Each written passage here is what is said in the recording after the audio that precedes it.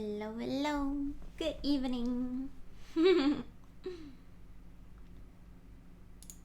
This goes to saying long time no see, but that would be a fucking lie. Because this is in fact, I think, one of the closest times we've like done a stream on Saturday and then immediately went again on Monday. Not sure if Abba actually streamed on a Monday before all this. Also, this is sadly one of those games that stops its music when you tap out.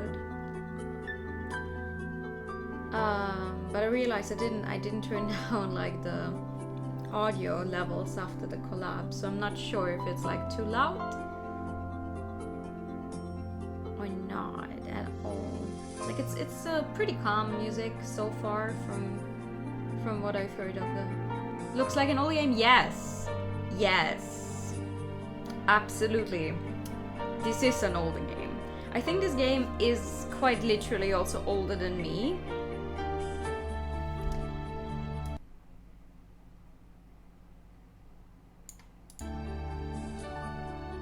Better. I think this game is quite literally older than me.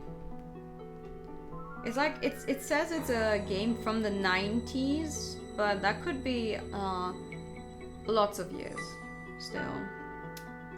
1 second. I'm actually gonna look up what exact year it came out. It came out in.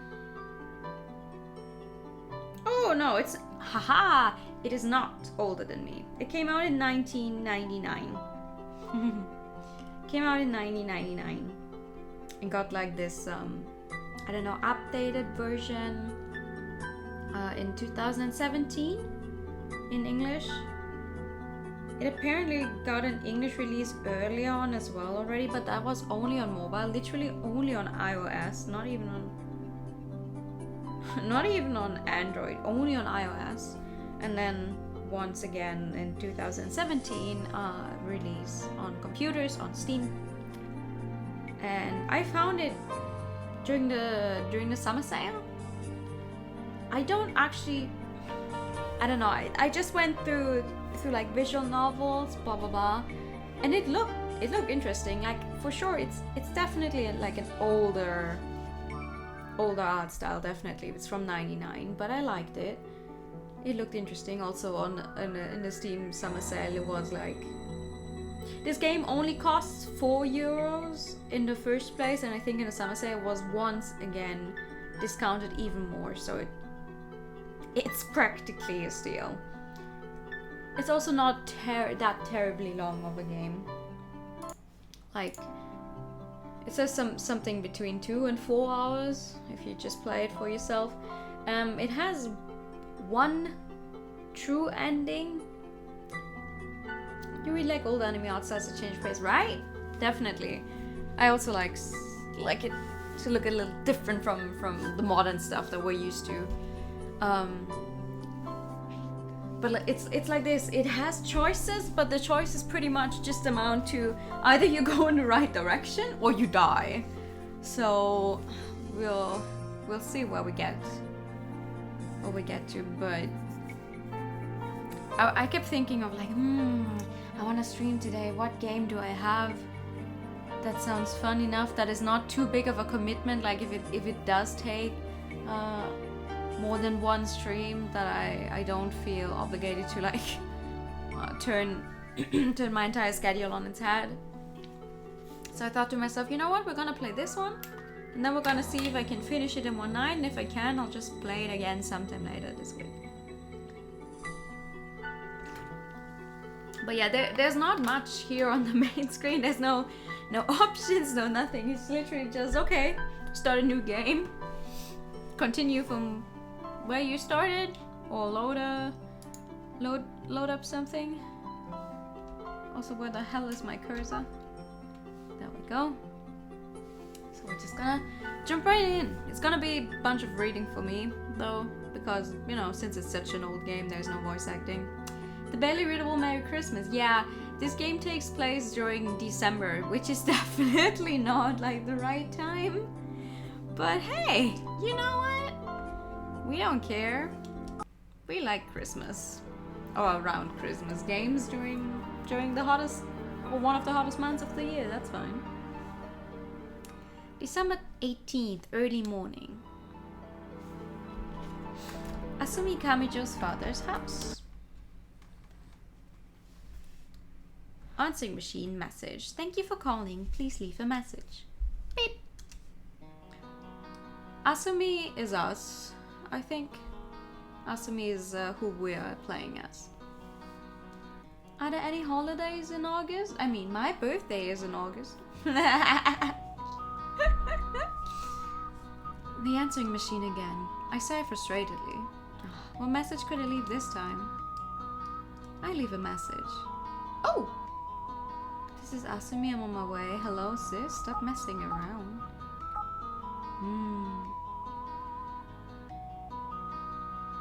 Merry New Year, yeah! Next week it's gonna be my birthday. I guess, let's say who we are. This is Asumi, I'm on my way. Are you still not there, sis? I hope you're having fun somewhere in Tokyo, is that what's happening? Anyway, your little sister is worried about you. I'm coming to Tokyo soon. When I do, please take care of me. Come on, sis, you have no idea just how worried I am. I try to be my usual self and leave a message, but I can't disguise my worry. I can't express how concerned I really feel.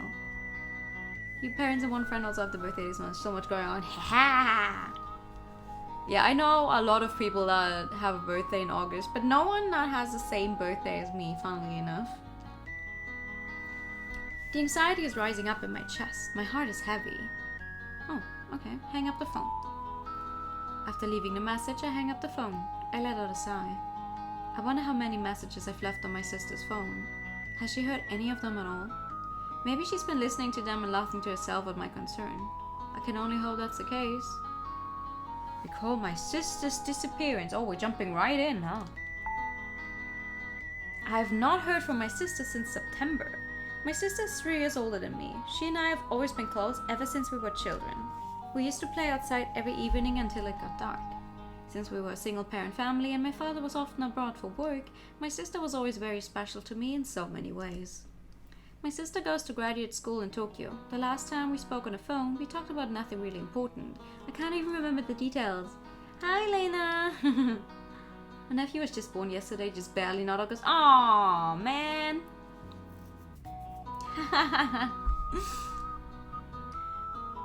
Ever since I called, though, I haven't been able to reach my sister by any means. My sister has disappeared. Facing this reality, I've decided that I have to go to Tokyo to find out what happened to my sister. Today's the day. I'm ready to leave. Alright, prepare to leave.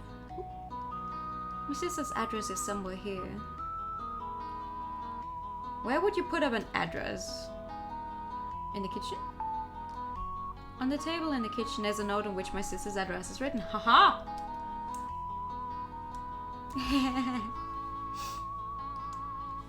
I should just check my sister's school address and her apartment address. She researches at Mikazuka Lab, affiliated to the Taito Institute of Technology.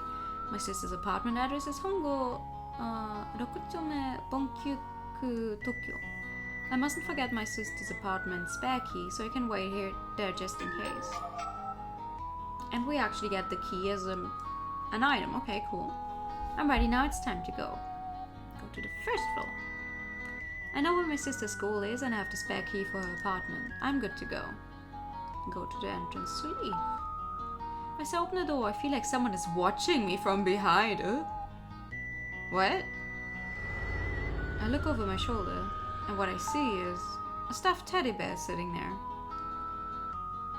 Our name is on the teddy. It says Asumi on there.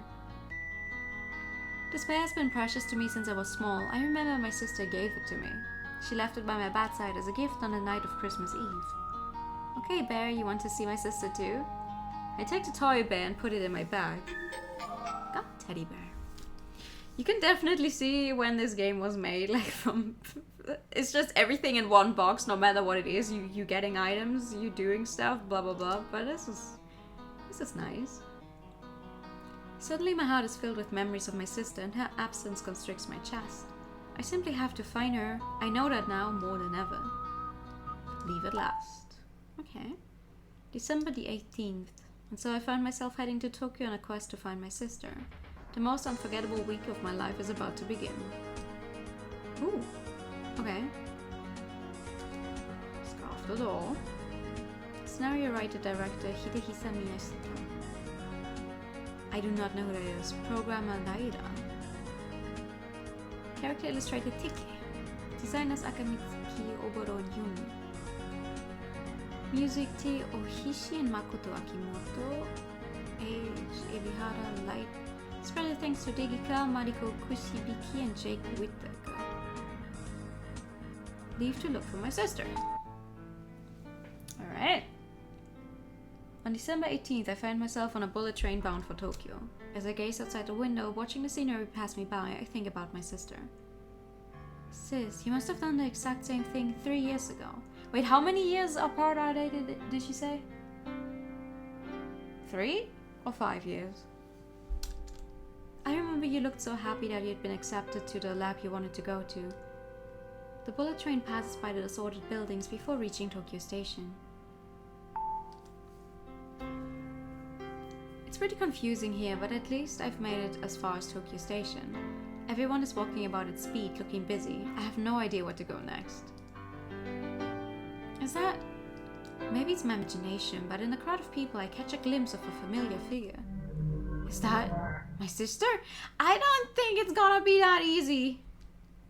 The woman is going to be swallowed up by the crowds. I have to hurry to catch her.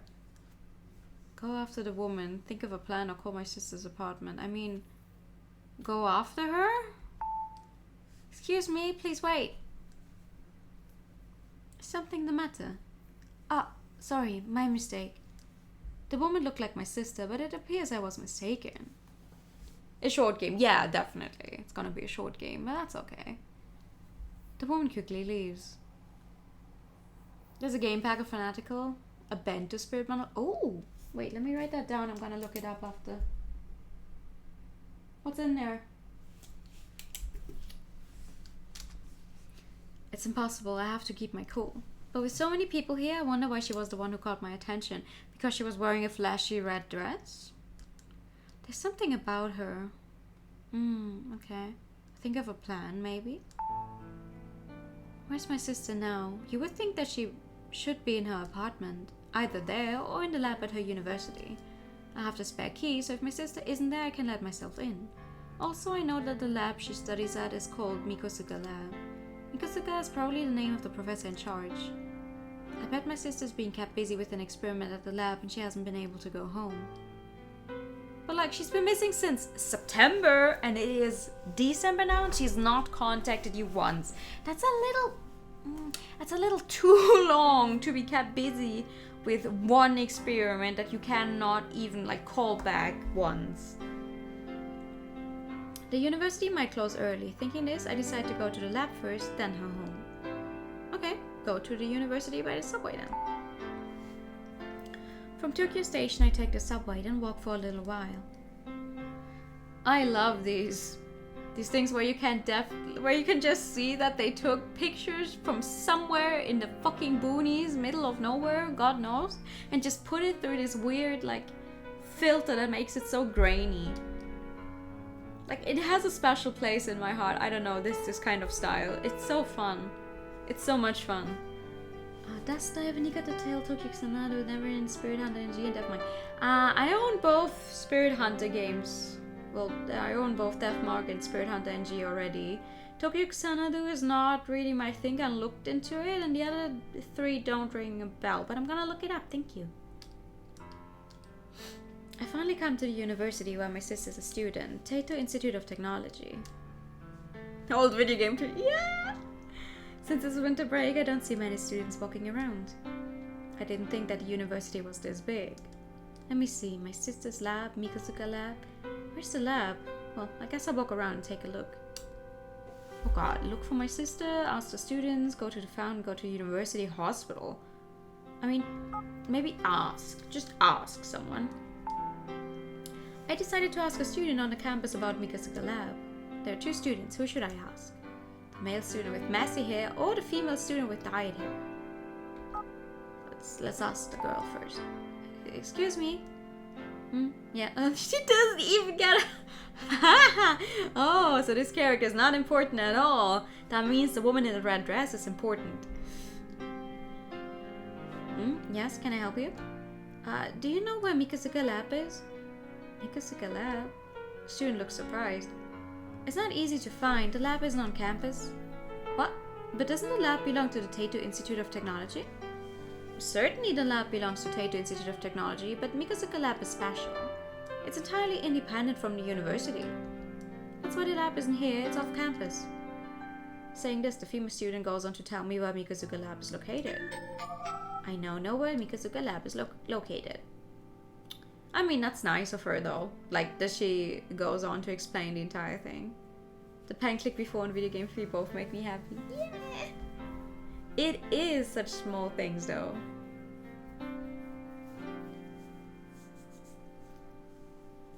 Finally, I can go see my sister. I want to ask more though. Ask about the lab? Excuse me, do you know anything about Mikazuka Lab? Yeah, I know about it. It's famous, you know. The lab is not on campus and the students can only be accepted by professor's recommendation. So I've heard that the students in our lab are all the best of the best. Oh! So our sister's smart. Oh, I see. Are you trying to get in the postgraduate program here? No, it's my sister. She's in Mikazuka Lab. Really? That's incredible. Your sister must be some sort of genius. Oh, not really. She's normal, totally normal. Seeing how impressed the student is, I can only imagine how hard my sister must have studied. I feel so... What the fuck did I just roll over? Oopsie. I feel so proud of my sister, but I also feel very distant from her at the same time. I want to see her again. I want to talk some more though. It's not like... Continue talking. It looks like there are far more male students than female here. Isn't that odd? Well, it's a technology university. I wouldn't be surprised. Oh, I wouldn't be surprised that it's more male students. But thank you for the braids and the first January. Thank you. Since this is an Institute of Technology, I guess it's normal for most students to be guys. Engineering is not at all that popular among girls. If you ask me, though, what engineering really needs right now is a woman's sensitivity. This game was made in 1999. I see. I feel in this instant that my sister would agree completely. I could totally imagine her studying her hardest, determined not to be outdone by the boys. Think about my sister. I wouldn't think about her if I were you unless you want to die. Excuse me? Huh? What? I'm glad I could help. See you around. What? Thank you very much. The student leaves. What's happening to me? For some reason I feel really ill. What? What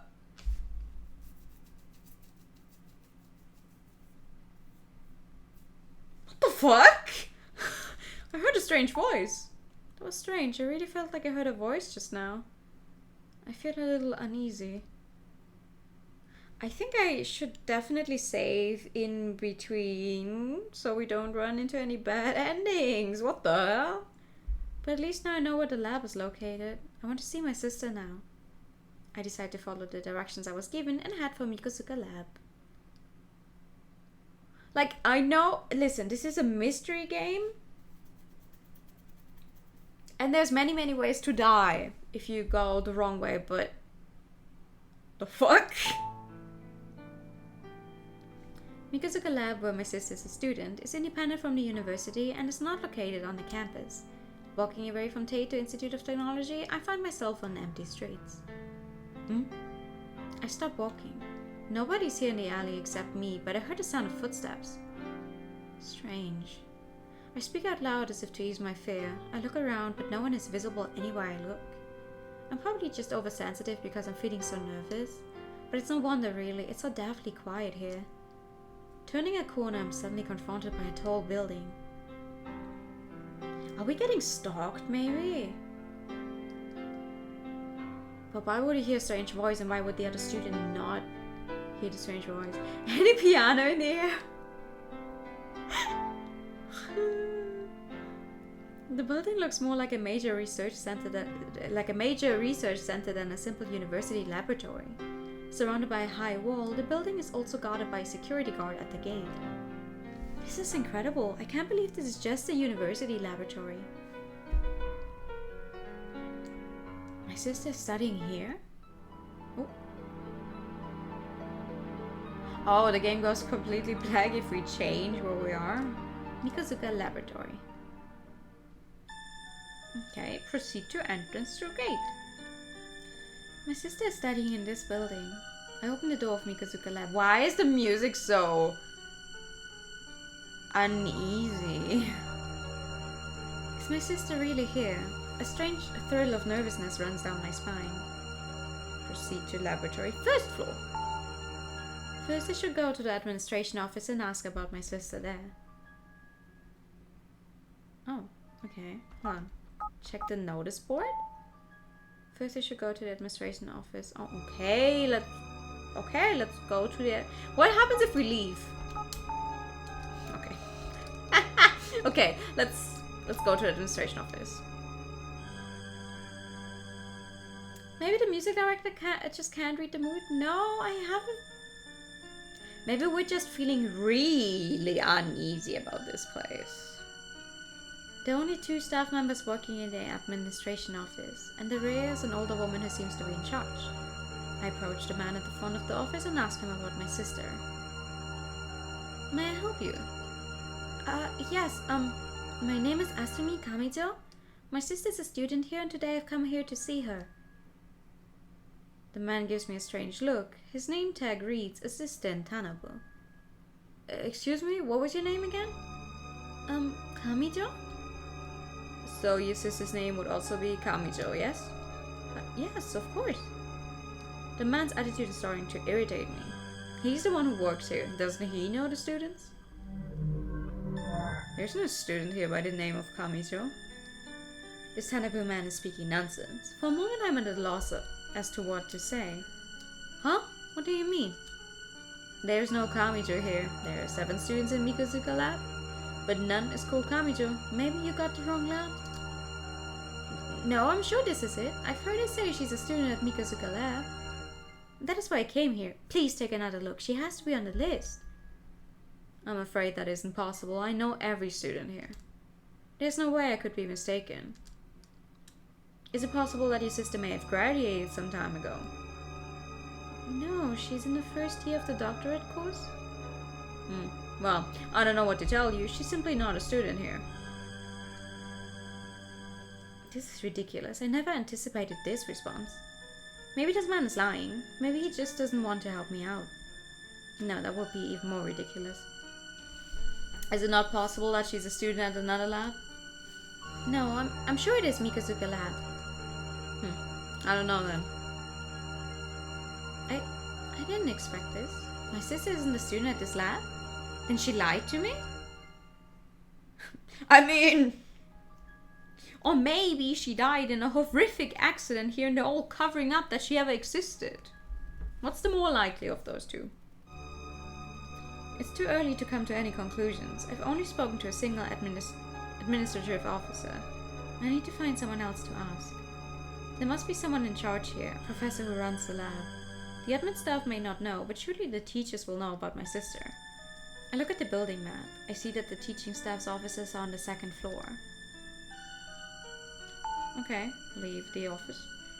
The offices of the professor and the assistant professor are on the 2nd floor, and the students' rooms are on the 3rd. Check the notice board.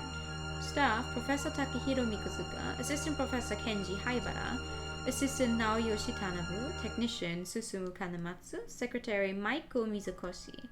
Doctoral Program Students, Nobuaki Shina, Fukutaro Kakizaki, Akira Ichinose. Master's Program Students, Kaori Hayashitani, Yasuhiko Funabashi, and Seiichi Yumino. The U stands for Doctorate, students who are studying to earn a PhD. And M stands for Masters, the number after D and M indicates the year of the student. My sister's in the 1st year of the doctoral program, so she would be D1, but her name is not on the list.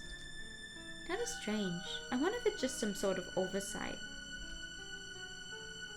The offices of the professor and the assistant professor are on the 2nd floor.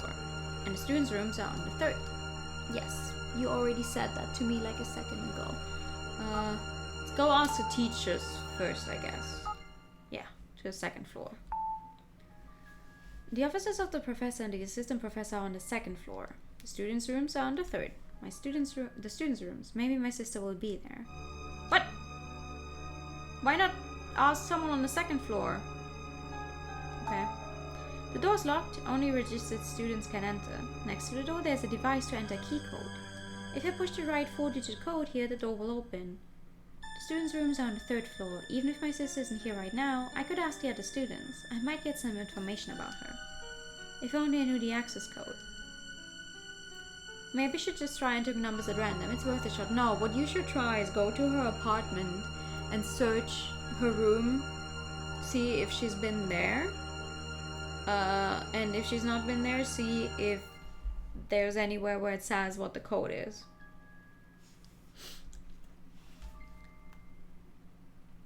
Just as I'm about to start pushing numbers at random, I hear a voice from behind. Hey, excuse me? Look back. Looking behind me, I see a woman who looks like she works here. Excuse me, but the third floor is for the students' labs. Unauthorized entry is prohibited. It seems odd that I can't go to the students' rooms. Somehow I feel like something's wrong, but I have no choice. I abandon the idea for now. The woman disappears into Professor Mikazuka's office on the second floor. She might be his secretary. It seems the best thing to do will be to follow my original plan and see the professor. That is what I would have started with, but okay.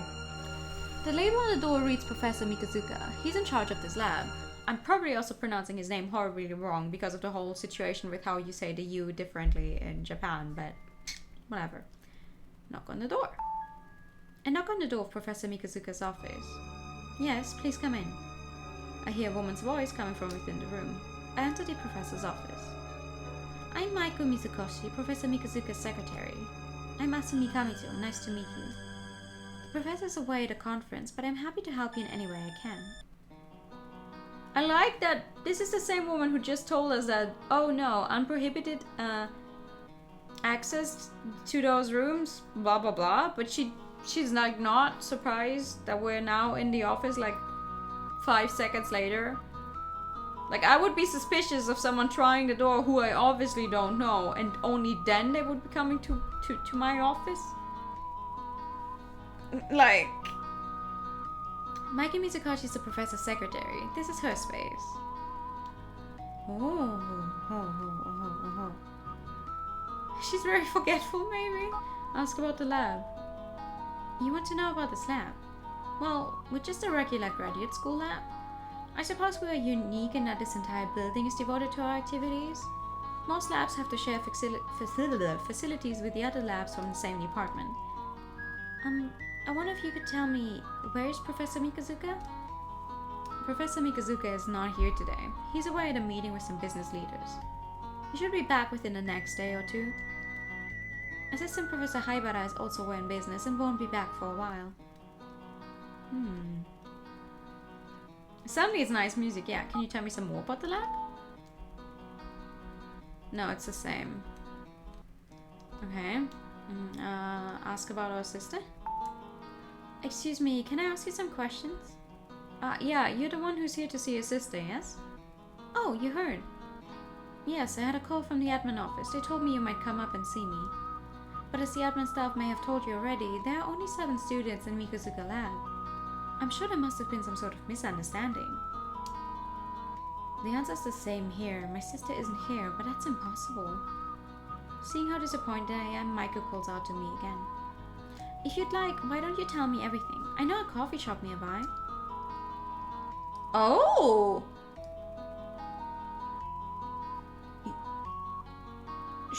Sure! I tell Maiko all about my sister. That is strange. But I can certainly tell that you are sincere in what you say. I've been working here for 5 years, ever since I graduated from high school. You went from high school to directly working at some kind of secretary for, okay. If your sister had been here, I would have known her. But I've never heard of anyone by that name. Really? I don't know what to think. This is all so confusing. Maiko sits silently, thinking for a while. Maybe she just attended a few classes in our lab? Is that possible? No, she definitely said that she was a student registered at Mikosuka Lab. She's supposed to be in the first year of the doctorate course. Have you taken a look at the student list on the first floor? Yes. If you've seen that, you'd know that there's only one D1 student in Mikosuka Lab right now. D1? Oh, sorry, D1 means the first year of the doctorate course. When we checked it out, we also read that it means that. It literally was explained to. Why is she confused by the phrasing now? His name is Ichinose. He was the only new doctorate student who entered this year. That's why I know you must have your wires crossed. I have to see this Ichinose since he's in the same year as my sister. Maybe tomorrow. Feeling quite ill all of a sudden, I dropped my hat onto the table. Everyone is very forgetful. Maiko looks at me anxiously, but it seems she doesn't know what to say. Well, what could she say? Even I don't understand the situation. It's so confusing. I may have misunderstood. Even though I say that, I know that I haven't. Think calmly about this. It's the only thing we can do. My sister said she's a student at Mikosuka Lab. I know this lab exists, therefore she must be there. It is so simple. But my sister isn't there. What does this mean? Maiko's lying, my sister's lying. I've made a mistake. Stop thinking about it. I mean, maybe your sister was lying to you.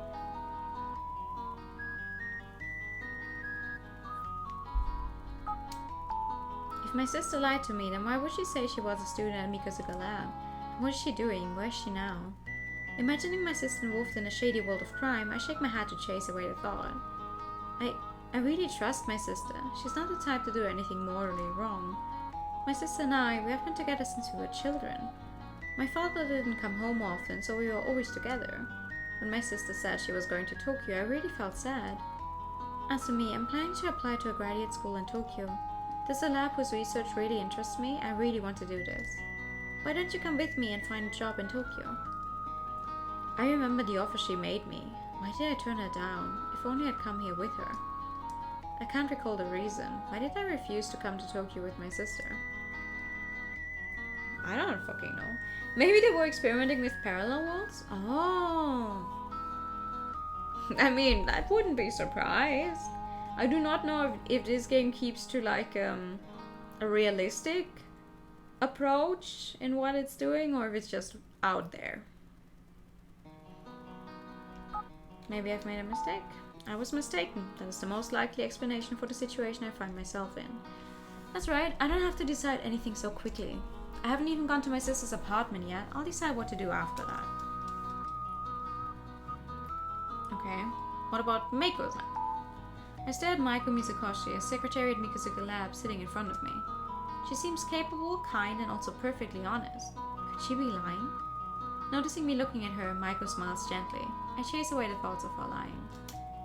Alright. Stop thinking about it. I made a conscious effort to stop thinking about it. I nod my head, trying to stay positive. After watching me for a while, Maiko opens her mouth to speak. Shall we go? I finally pull myself together. Thank you for your time. No problem at all. We leave the cafe and return to the main entrance of Mikosuka Lab. I have to get back to work. Please feel free to come back if you get any new information. Yes, thank you very much. Leave the coffee shop. We leave the cafe, Maiko and I part ways in front of Mikosuka Lab. If she's not at the lab, then there's only one place I can go, my sister's apartment. Okay. I really hadn't expected this. I thought she'd be here at the lab and that I could meet her. My sister must be in her apartment. I must head there. What's the address again? Hongo to leave the lab's premises. Listen, if the apartment is not there or if someone else owns the apartment, that's gonna be fucked up. As I'm about to leave the building, I notice a student doing the same. Okay. The student is a large man. He has not noticed me. The student might know my sister. He's just some random guy. Just literally some random guy. Maybe he knows my sister. Okay. Call out to the student. Excuse me, do you have a moment? When I call out, the man looks back at me, surprised.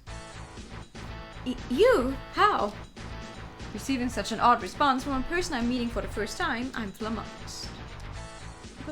But how? How can you be here? Stay back. Keep away from me.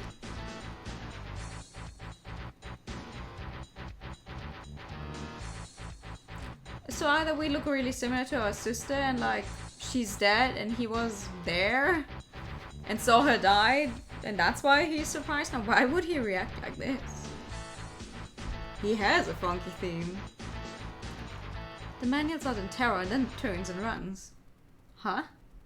What on earth was that all about? How incredibly rude. I shouldn't have bothered calling out to him.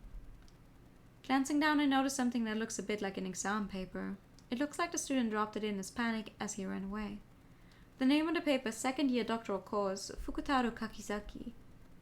He's a doctorate student in second year, so 1 year ahead of my sister. But why on earth did he panic so much when he saw me? Who does he think I am? Gathering myself together, I head for my sister's apartment. To the north, there's a narrow alley leading to Mikazuka Lab. This narrow, deserted alley, for some reason, makes me feel nervous. I need to get out of here and back to somewhere more densely populated and open. To the Ginkgo Line Street. Head north towards the lab, head east towards home. Convenience store? Oh, I can go to the convenience store. What should I buy? Ooh, get some tea. I'll buy some oolong tea. Can I buy everything? Can I just buy everything? Nice! Cool. Now head to her apartment. This is it. This is my sister's apartment. Leaving the main street and heading south will lead to my sister's apartment. Searching for her address, I walk on, growing more nervous with each step I take. Will my sister be there in her apartment? I doubt it. This is it. Finally, I found the apartment. Oh, it's one of those, okay. My sister's apartment in Tokyo is in a new prefab building. This is my sister's apartment, room number 202, isn't it? Since she wasn't at Mikazuka Lab, she must be here. Trying to keep calm, I climb the stairs. I'm standing in front of the apartment where my sister lives. The nameplate on the door says Kamijo. This is most definitely her apartment. After what happened at the lab, a part of me doubted I would find this apartment here. But just as my sister told me, the apartment exists. A sixth sense the sister was dead before she ever went there. After this reaction's probably not that. Yeah. For a little bit I also thought like maybe the sister has died and she's only imagining all of this.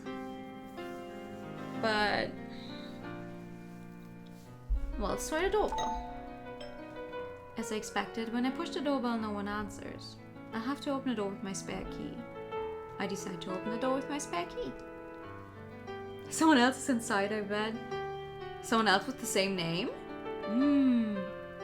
The spare key fits the keyhole, and when I turn it, I can hear the lock disengage. The key my sister left me is for this apartment then. There's no doubt my sister was living in this apartment.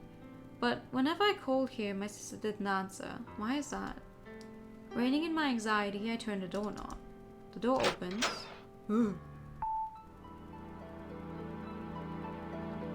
the apartment. With expectation and anxiousness, I look around my sister's apartment. It's an ordinary apartment, kitchen, prefab bathroom, and a simple bedroom. And of course, no one is here. So she's not here either. Why? What's happened to her? Where is she now? Ooh, okay. Check the phone. Start with the phone. Oh, that was too... Fuck. The only messages recorded are the ones left by me. You have 8 new messages. Hello, this is Asumi. I've arrived at Tokyo Station now. Well, I'm heading to your lab. Then, after that, I will go to your apartment. I hope you let me stay here tonight. If you're not there, I'll let myself in with the spare key. If you're listening to this now, please pick up the phone. You're already dead, aren't you? I look back, startled. What did the machine just say?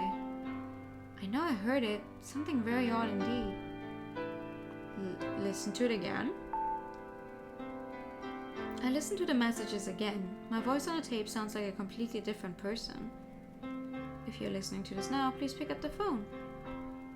The final message, which I thought I just heard, doesn't play. Maybe I was just hearing things. Exhaustion can lead to all sorts of hallucinations. The done was good. It's like they were limited in what they could do, but you can do a lot of things with good sounds. Suddenly scared, I decided to delete all the messages. The sound of the tape rewinding is all that can be heard in a deafening silence. Was that my imagination? I really thought I heard something. After listening to the messages on the answering machine, I pushed the delete button and erased all the messages. Standing there all alone, I think about the reasons for my sister's disappearance. Today, December 18th, I left my parents' house, and I went to the lab where my sister's a student and to my sister's apartment. The name of the lab is Mikosuka Lab, Taito Institute of Technology. Mikosuka Lab is in a building a short way from the Taito campus. That's an indisputable fact. Mikosuka Lab exists. My sister told me that she was a student at Mikosuka Lab and that lab certainly exists. My sister did not lie. My sister... She must have been kidnapped. She must be in hiding. Why would she be in hiding though? My sister must have gone into hiding, but what possible reason could she have for doing that? Maybe she's eloping with a boyfriend? That's ridiculous. First of all, why would she hide something like that from me and our father?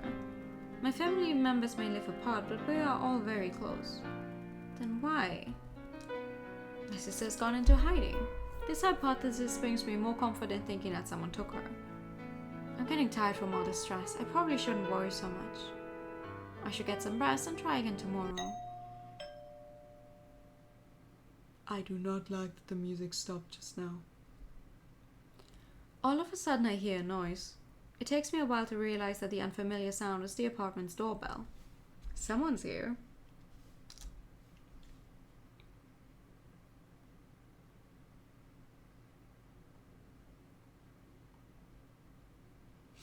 My sister, she's back. Why would she ring her own doorbell if she's back? That's my immediate thought. But if it's my sister, then why would she ring the doorbell to her own home? Unsure what to do, I stand still, waiting for the person at the door to make the next move. But the doorbell does not ring again. That's even weirder. To be fair, I'm also, when I ring a doorbell, I'm always like not sure when to ring it again. Like, how long do you have to wait? Until it's an acceptable time to ring it again, but is the person still there? In the silent room, the only noise is the low hum of the refrigerator. I have to do something, but what? Go to the door and wait. I quietly approach the front door and listen carefully. I can sense someone standing on the other side of the door. Unfortunately, there's no peephole on the door, so I can't see the visitor. Nu is outside the door stressing about when I can press the bell again. The person outside makes no move. I have to decide what I should do next. I don't want to open it.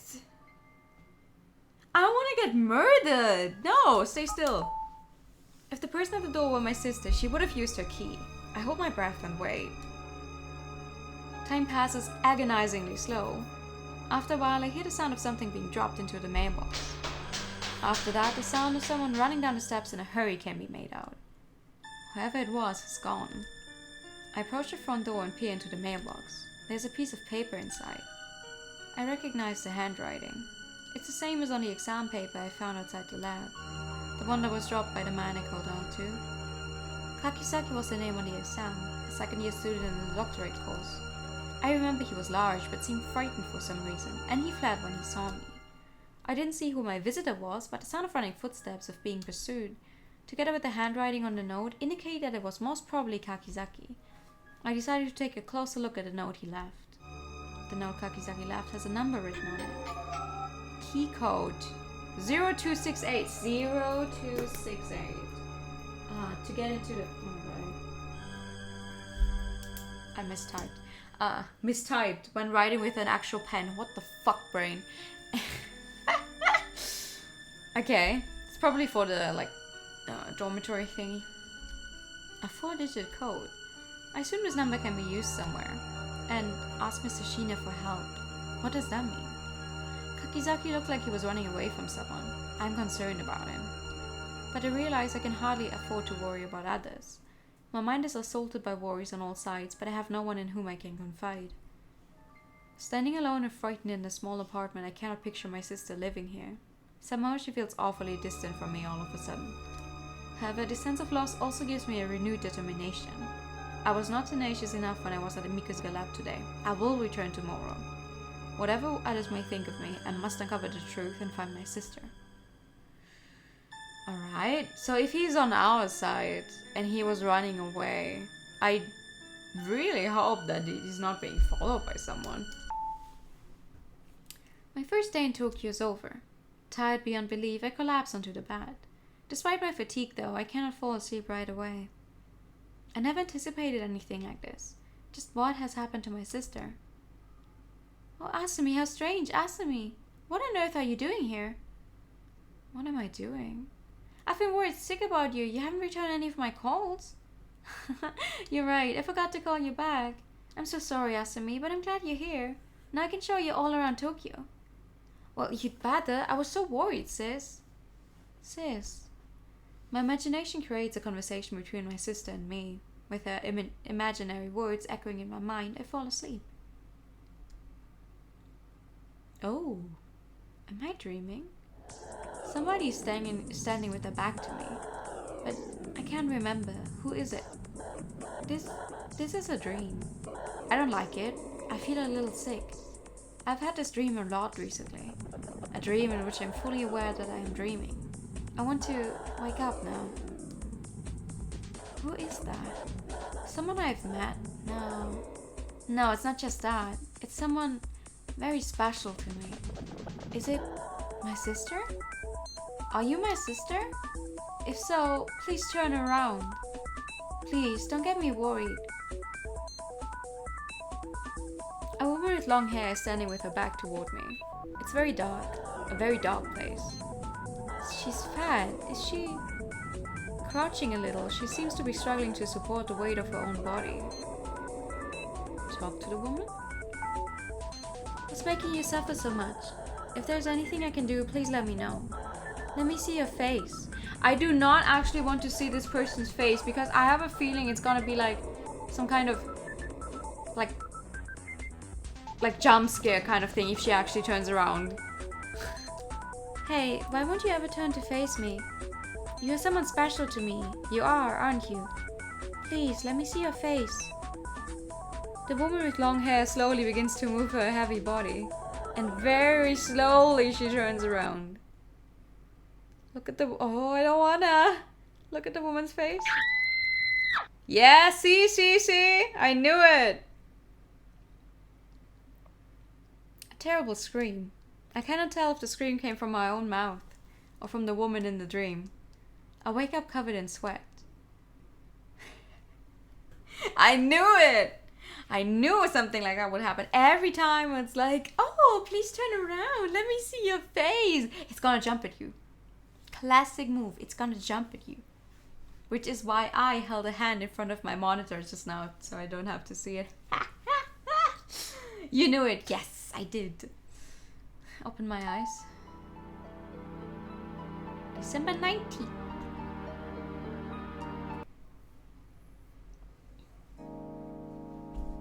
Okay, can I save? As soon as I wake up, I head for Mikusuga lab.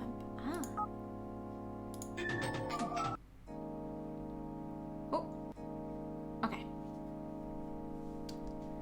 It's the only place I can think of that might hold the secret of my sister's disappearance. Last night, a student named Kakizaki gave me a note with a key code written on it. That should allow me to go to the 3rd floor of the lab. Maybe some of the students there can tell me something that will help me out. Maybe the one called Sheena might hold the key. In the main street, there seems to be some sort of commotion. Also, just so you guys are aware, this game, or this port of the game, was made in Unity, in the personal edition of Unity. Like when you open it up, you get a whole like Unity personal edition thing. So it's not running perfectly, but hey, it is running. What's going on? Something happened? People are pointing and looking in the direction of the subway. Hey, what's going on? I don't know. Someone said something about an accident in the subway. Really? What happened to the person? Who knows? Feeling strangely ill at ease, I pick my way through the crowd to the subway station. A fatal accident? Hey, did you hear? Someone tried to commit suicide by jumping in front of a train. Yeah, I was just heading to the ticket gate when it happened. So, did the person who jumped survive? Are you crazy? Of course not. The driver must have hit the brakes, but there was no way to stop the train.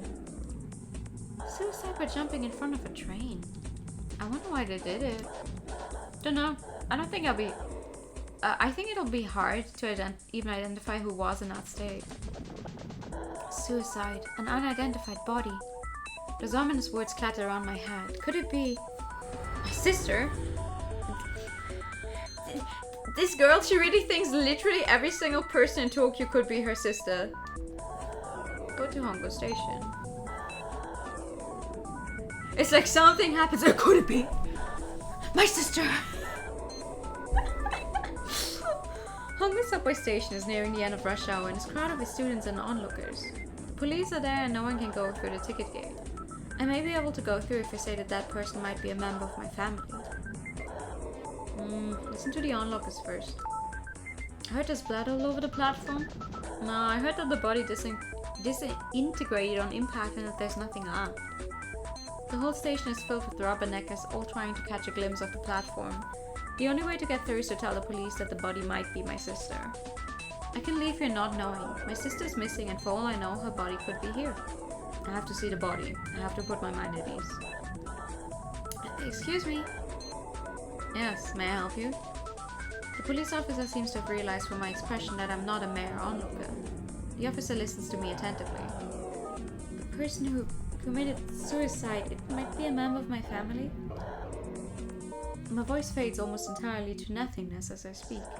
If it turns out that what I'm saying is true, then my heart feels constricted. I feel an odd pressure on my chest. Please come this way. As I go through the ticket gate, crowds of people gaze at me. A murmur of excitement can be heard coming from the throng. Yes. The police officer returns, apparently with permission from the officer in charge. Could you wait here for just a while? I'm led into what appears to be some sort of staff room. After waiting a while, I see two people emerge after answering some questions. I still can't believe it. I'm never taking the front carriage ever again. I just know I'm going to see this in my dreams tonight. Me too. I wish I hadn't seen anything. Please come this way. Brace yourself. And then I see the body. Oh god, are we actually gonna see it?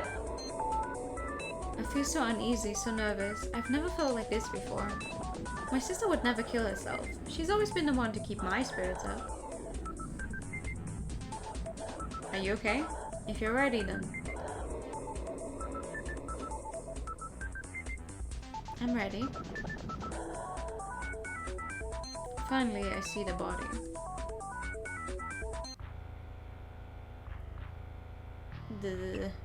The body is so badly damaged by the impact that it maintains no semblance of its former shape.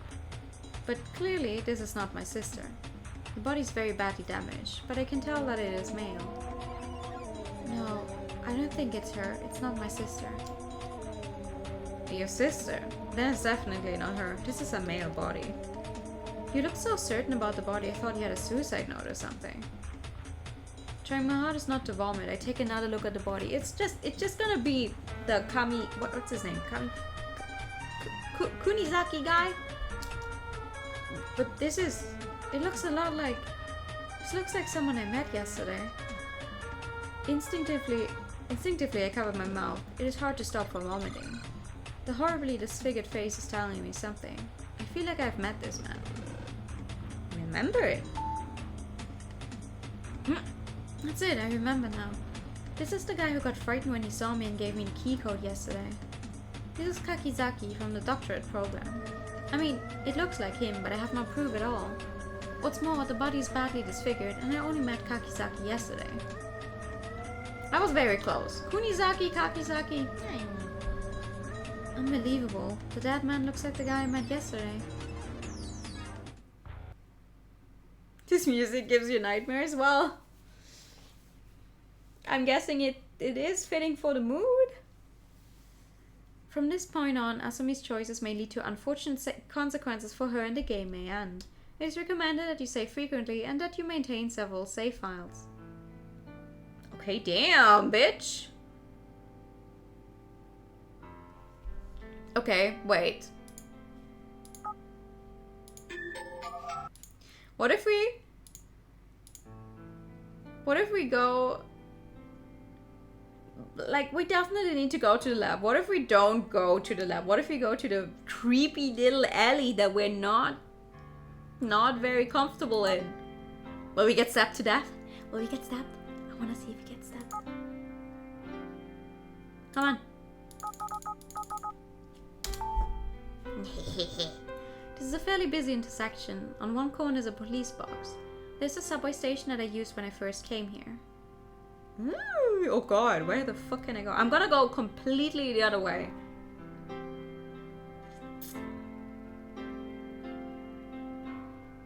Not seen too many games that actively warn you about the bad ends. Yeah, for sure. It's like, okay, no, we're no longer gonna hold your hand. If you go somewhere you're not, that doesn't sound like you're supposed to go there, well, it's your own fault. Head west along the main street. Alongside the campus of Taito Institute of Technology, there's a street lined with ginkgo trees. The subway station's to the east, the park and the ward office both lie to the south. Oh my god, where the hell am I going? West along Main Street to lab, east along Main Street to station, toward my sister's apartment. No. Go here again, head north towards the lab, head east towards... Convenience store! What should I buy? We have all of these things already though. Oh, okay. Oh, that's weird. Okay, head east. East. Okay, what's a ward office? Okay, I don't fucking know where we are anymore. Police box? This is a police box. I don't think I need to file a missing persons report. But it's the only option I have. There's no one manning the box. The officers are all busy dealing with the accident in the subway. Okay. Let's go to the lab then. Yeah. Lab. To the north there's a narrow alley leading to Mikazuka Lab. This narrow deserted alley for some reason makes me feel nervous. I need to get out of here and back to somewhere more densely populated and open. But we want to go to the lab. You need to get over yourself.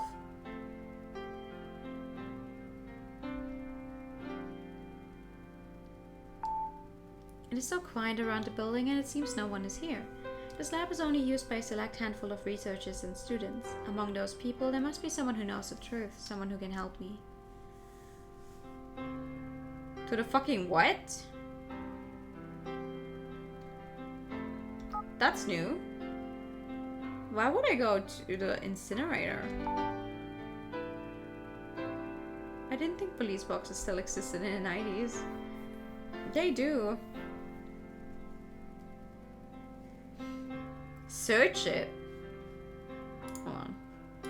That feels weird. What do you mean search it?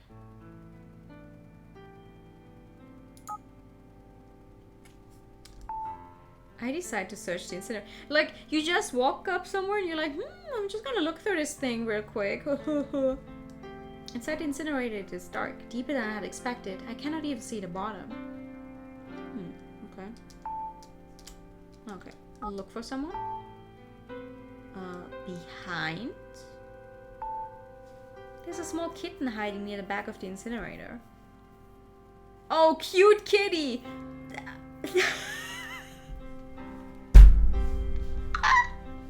They just put a fucking picture of a cat in there. They didn't even take out the background. I would not call a picture of a cat like that cute, not gonna lie, because those eyes, they look very menacing. The Kitten looks hungry. Somebody must be feeding it, but maybe they're not around. I wish I had something to give it. I look for something to give to the kitten. Oh, that's right. I bought some milk at the convenience store. Give the milk to the kitten. I'm going to need a plate. This has some 90s C movie vibes. Yeah. I look around for a plate, as I hope there's a plate near the tap. Wait a bit, little kitty. I pour the milk I bought at the convenience store into the plate. There you go. The kitten walks up and starts to drink the milk happily. Good, good.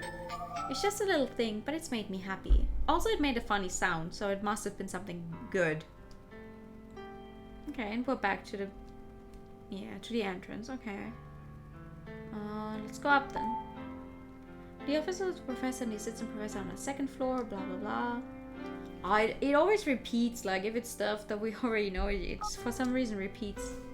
Whose job was it to remove the background on a cat PNG? Right? Second floor. Oh, Professor Hyber's office is new, but we've not met anyone yet, so let's see if it stays that way if we try to get up there. There's a device to enter key code. Yep. Yep, this is the number that Mr. Kakizaki told me last night. It's 0268. Yes. This is the only security measure. As soon as I enter the right code, the door swings open. Now I can head up to the 3rd and 4th floors of the lab. The students' rooms are on the 3rd floor.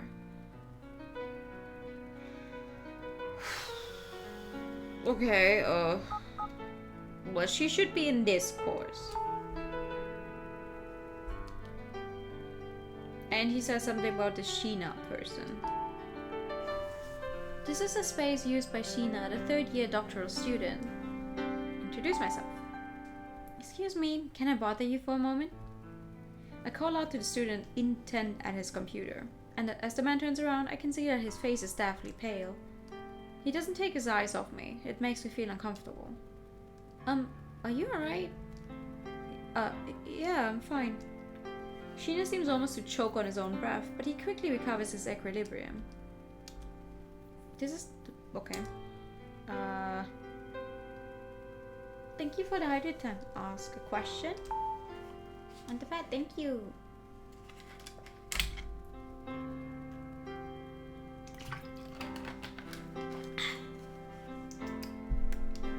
Ask about my sister. I wonder if you can help me. My sister's supposed to be a D1 student at this lab. Do you know anything about her? Maybe you should actually tell him who your sister is. I see confusion in Sheena's eyes. I wait for his answer, silently praying he can help me. I don't know your sister. He turns back to his computer. I don't think I'm going to get any information from him. He's hiding something. What the fuck are you saying? You didn't even tell him your name? How is he supposed to know? Hey, does my sister go here? Like, he doesn't even know who you are. He's hiding something. Does he know something about my sister's disappearance? Ask a question. Ask about the lab. Can you tell me a little bit about this lab? Sheena glances at me with a look of vexation on his face. A very strange response. I can't help you. Ask someone else. Turning away from me, Sheena returns to his work. I don't fucking care. I'm gonna ask you until you tell me something, bro. Sheena lies face down on his desk. He refuses to answer. This person is so rude. He won't say anything to me. Wait and see what happens. Sheena is a student of Mikazuka Lab in the 3rd year of the doctorate course. He has been here the longest of all the students here. There are papers and diagrams everywhere. Okay. What if I show you... I have nothing to show him. I don't? Okay. Leave then. Alright, what's even further up? As I climbed the stairs to the 4th floor, I noticed something shiny. Take a closer look. Something just shine. Why is there a change in the music? Was the sunlight reflecting off of something? For just a moment, I thought I saw something flash down the end of the hallway. I'll search the area. After carefully searching around the garbage tin. I find what it was that was glinting in the sun. It looks like an old locket made of silver. Maybe somebody dropped it. Okay, 1 second. We're not... Why does it always reset me a little bit if I save here? What the fuck? We're not supposed to look at it, but I want to know what happens if we look at it. The locket is old and has been dulled by time, but it still has an elegant patina of quality. I'm sure this was precious to someone. Did someone drop it? Ah. Yeah. Open it. With the application of a little strength, the locket opens. Inside of the locket, there's a picture of a young woman. Oh, that's her? That's not a sister? They do look similar. Wait, it's us? This is me. When was my picture taken? What? Wait, what? Yesterday while I was here, who took my picture? I closed the locket for now. I opened it because I was curious, but I feel a bit guilty now. You can now show the item to the members of the lab. Oh, this is not good. Because we're not supposed to open it.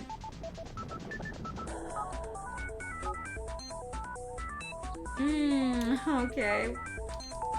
There are a great many difficult looking books. I searched the bookshelf, but there doesn't seem to be anything that can help me. Okay. Computer room?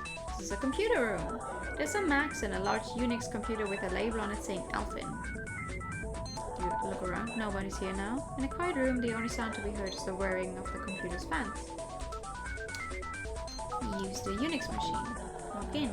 It seems you need to log in to use the computer. I need a password issued by the administrator to use it.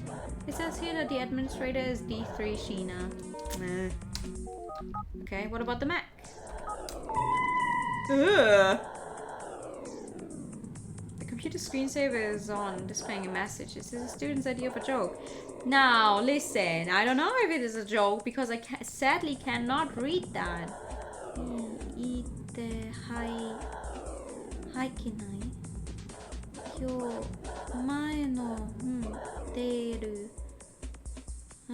My katakana knowledge is bad.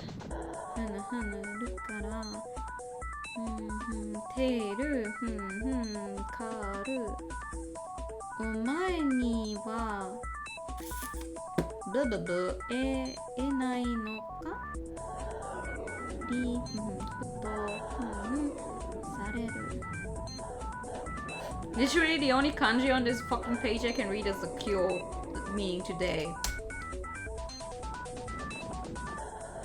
I do not get a translation for it. Okay, that's fair. But it looked very intimidating. There must be sad scenes that restarts you at rather than the flag-based system. Yeah. I'm guessing it's like that. Speak to Kanematsu, the technician. Lab technician. Kanematsu is not here. Where did he go?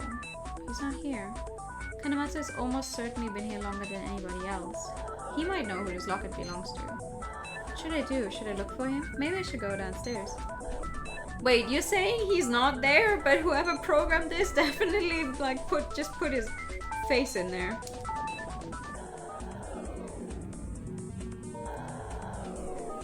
Oh, whatever. What was that? I thought no one was on the second floor, but I just caught a glimpse of someone in the hall. Right down the end of the hallway, but who would be in a place like that? Search. The lab technician, Kanematsu, has appeared. Oh. Show him the silver locket. Excuse me, I just found this locket. I think somebody dropped it. Do you know whose it might be? Kanematsu stares intently, almost too intently at the locket. After a while I can see the manic fixation drain from within his eyes. Then slowly he opens his mouth. This is Mr. Sheena's. Why would he have a locket with our face in it? Where would he even have our picture from? Mr. Sheena's? Yes, the D3 student, Mr. Sheena. Mr. Sheena has been working in the lab all day today. I will go and tell him you are looking for him. You can give it to him in his room. Kanematsu hurries away. I think about what he said. This locket belongs to Mr. Sheena. Mr. Kanematsu told me to give the locket to Mr. Sheena. What did he mean? Once Mr. Kanematsu talks to Mr. Sheena will go to his room. Oh, so back to the 3rd floor. Doctoral course student? But he's been in there the entire time, no? I'm uncomfortable because, like, we were not supposed to look into the locket, but it's still going, so we're gonna get hit with a weird death out of nowhere sometime soon, probably. As I approach Sheena, he stops typing and slowly turns around. Kanematsu must have talked to him. Oh, should I just talk, like, show it to you? Show the silver locket? Pulling the locket out of my pocket, I make a move to show it to Mr. Sheena. I've already opened the locket and I know what's inside. Ah! I only hope the owner would not be too offended by my rudeness. But maybe I'm the one who should be offended. My picture was taken without permission. Mr. Sheena, is this yours? I found it in the 4th floor hallway.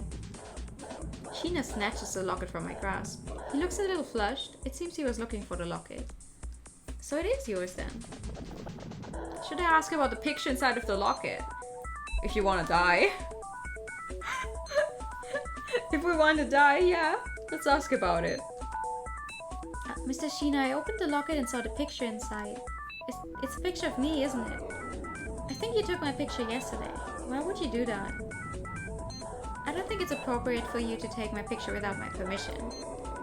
Sheena looks like he wants to say something, but he keeps silent. He looks embarrassed, perhaps because I saw the picture. Sheena looks a little angry. I feel like there's something of a gulf opening between us. It was a mistake to open up the locket and look inside. I knew the locket had to be precious to its owner. Return the silver locket to its owner. Time to go back to the apartment. There's nothing more to be learned here. Really? I don't think I can learn anything else here today. Okay. Leave the building. Entrance gate. If I'm done here for the day, then I should leave the premises. Yeah. This is the 2nd day I've come here looking for my sister. Although I've come to the lab again, I have no new information about my sister. But it's odd how every student is so cold and uncaring. No one listens to me. I feel like there's some reason behind this odd behavior. What a desolate street, especially in the evening. Nobody uses this road except people coming and going from the lab. Perfect place for us to get stabbed in. Was it just my imagination? I felt as if someone was behind me just now. Somehow I feel very uneasy. Yeah, it is weird that she is disappointed in herself for looking inside. When, you know, now she knows at least that someone put her picture in there. And she doesn't know them. That's more weird. It's strange. I can help but feel as if someone's watching me.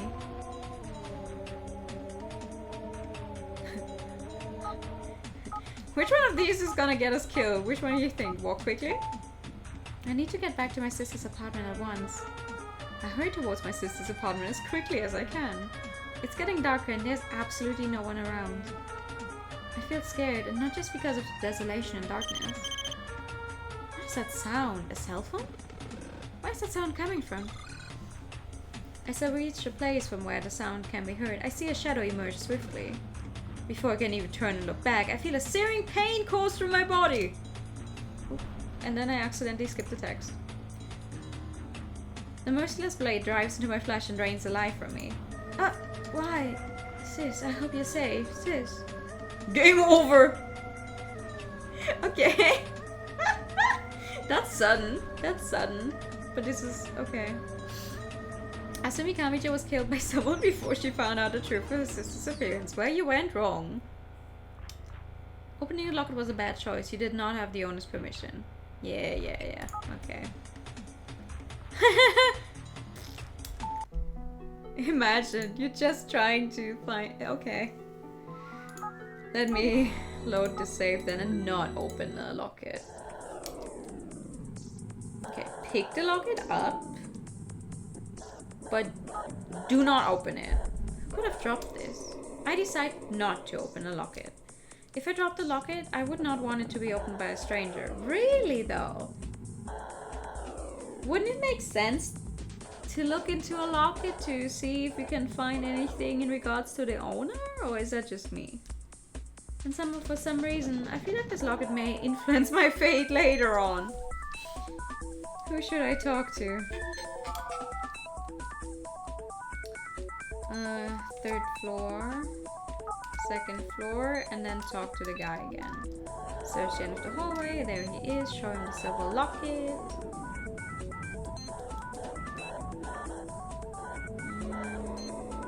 Mr. Sheena's, blah blah blah. Yep. What did he mean? And now we go back up and meet him and see what's different if you give it to him without having looked at it. Show an item. Pulling the locket out of my pocket, I make a move to show it to Mr. Sheena. I wanted to see the inside of the locket, but I did not want to invade the owner's privacy. Now that I'm about to give it back, I'm glad I didn't open it. Is this yours, Mr. Sheena? I found it in the 4th floor hallway. Sheena snatches the locket from my grasp. He looks a little flushed. It seems he was looking for the locket. So it is yours then. I'm glad I was able to give it back. Well, I thought I'd be going. As I make to leave, a voice calls out to stop me. Thank you very much. So the locket was his. Until now I felt like he had been avoiding me, but now he's speaking with real emotion. You guys talked... Listen, you didn't even properly talk so far. It's like you said one thing and he said something back once and that was it. But okay. You're welcome. I'm glad I could help. I wait for him to say something else, but it doesn't seem like he's going to, so I leave. As I go to leave, he fixes me with an odd stare. He's staring at me almost as if trying to tell me something. Silently, I wait for his words. In this oddly tense situation, I feel that I shouldn't speak before him. But why is he staring at me like that? Finally, in an almost inaudible whisper, he speaks. You should go to the library on the 4th floor. Saying nothing, I turn and leave, but his words and the expression on his face are burned in my mind. It's kind of an odd thing to say. I was just returning the locket. While his words were odd, there was a look of urgency on his face and a look of caring. You're seeing a great many things in people's faces, my girl. You're seeing a great many things in people's faces. I thought he was a cold man, but I may have been wrong. He may actually be quite kind. Really? There are a great many difficult looking books. You should go to the library, that's what Sheena said. Search the bookshelf. Sheena Ampun! She is! It's like, ooh! I feel like she's sensing that he might be kind. Like, what? Okay, search the bookshelf. There's something glinting at the corner of a bookshelf. I've seen it before. What? How can this be? What? Pick it up and take a look. Another one? I open the locket and look inside. There's a small piece of paper folded neatly inside. This paper has text typed on it. Sorry, hiccups. If you're a doll, you can enter. What? What does that mean? I feel like Sheena is somehow trying to send me a message. If you're a doll, you can enter. Memorizing the words, I then crumple the paper into a ball. What? Feel a rift between them, even though they only said one sentence. She's like, yes. Yeah, she's like, Asumi, sensing he doesn't like her. Ooh. Okay, if you're a doll, you can enter. Computer room? Or maybe that's a password for the computers? Message, enter username. My own name? Doll? We did not have that option before. I managed to log in. Mr. Shino was trying to tell me that I should use my name to log in and use doll as a password. Yeah, definitely. That makes perfect sense. That's definitely what I would have come up with on my own as well. Mr. Shino... So Mr. Shino must have set up a computer account for me. One new mail for Asumi. Huh? I have an email. An email addressed to me? The email sent as Shino. The timestamp shows that it was sent right after I returned the locket. He could have spoken to me directly, but instead he chose to send me an email.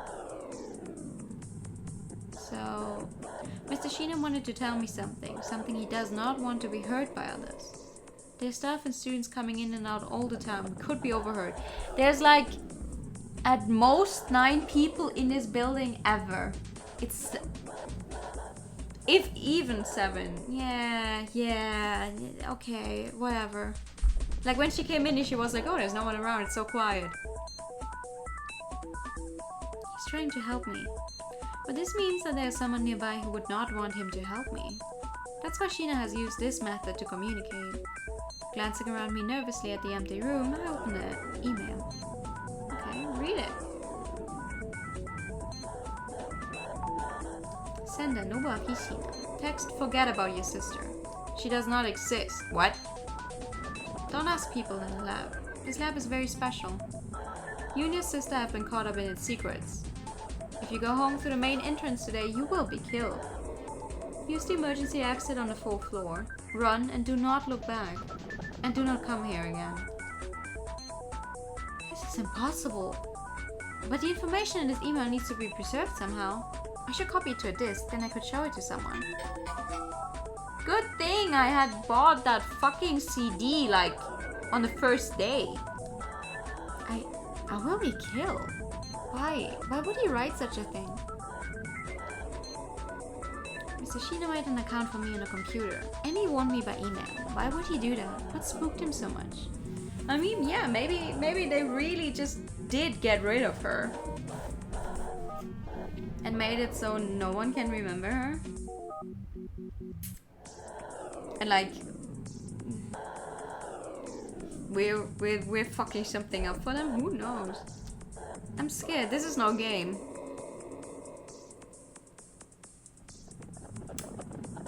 Do I have news for you? Do I have news for you? I feel a horrible sense of fate, like I've lost control of what happens around me. My sister's disappearance, the suicide, now the email. Too many strange things. I should go back to the apartment for today. Just as Mr. Shino suggested, I leave via the emergency exit. Quietly and quickly, I clamber down the emergency stairway. But as I reach the final step, my foot accidentally kicks a small pebble lying there. Clang! It makes an unexpectedly loud clanging sound. The back door of the lab opens, and I can tell someone is coming. This is why feeding the cat is important. If you don't feed the cat, you're gonna get caught here. Oh, that's so stupid. Suddenly a cat meows. The person stops and seems to have decided that the cat made the sound. The person turns around and re-enters the lab, closing the door.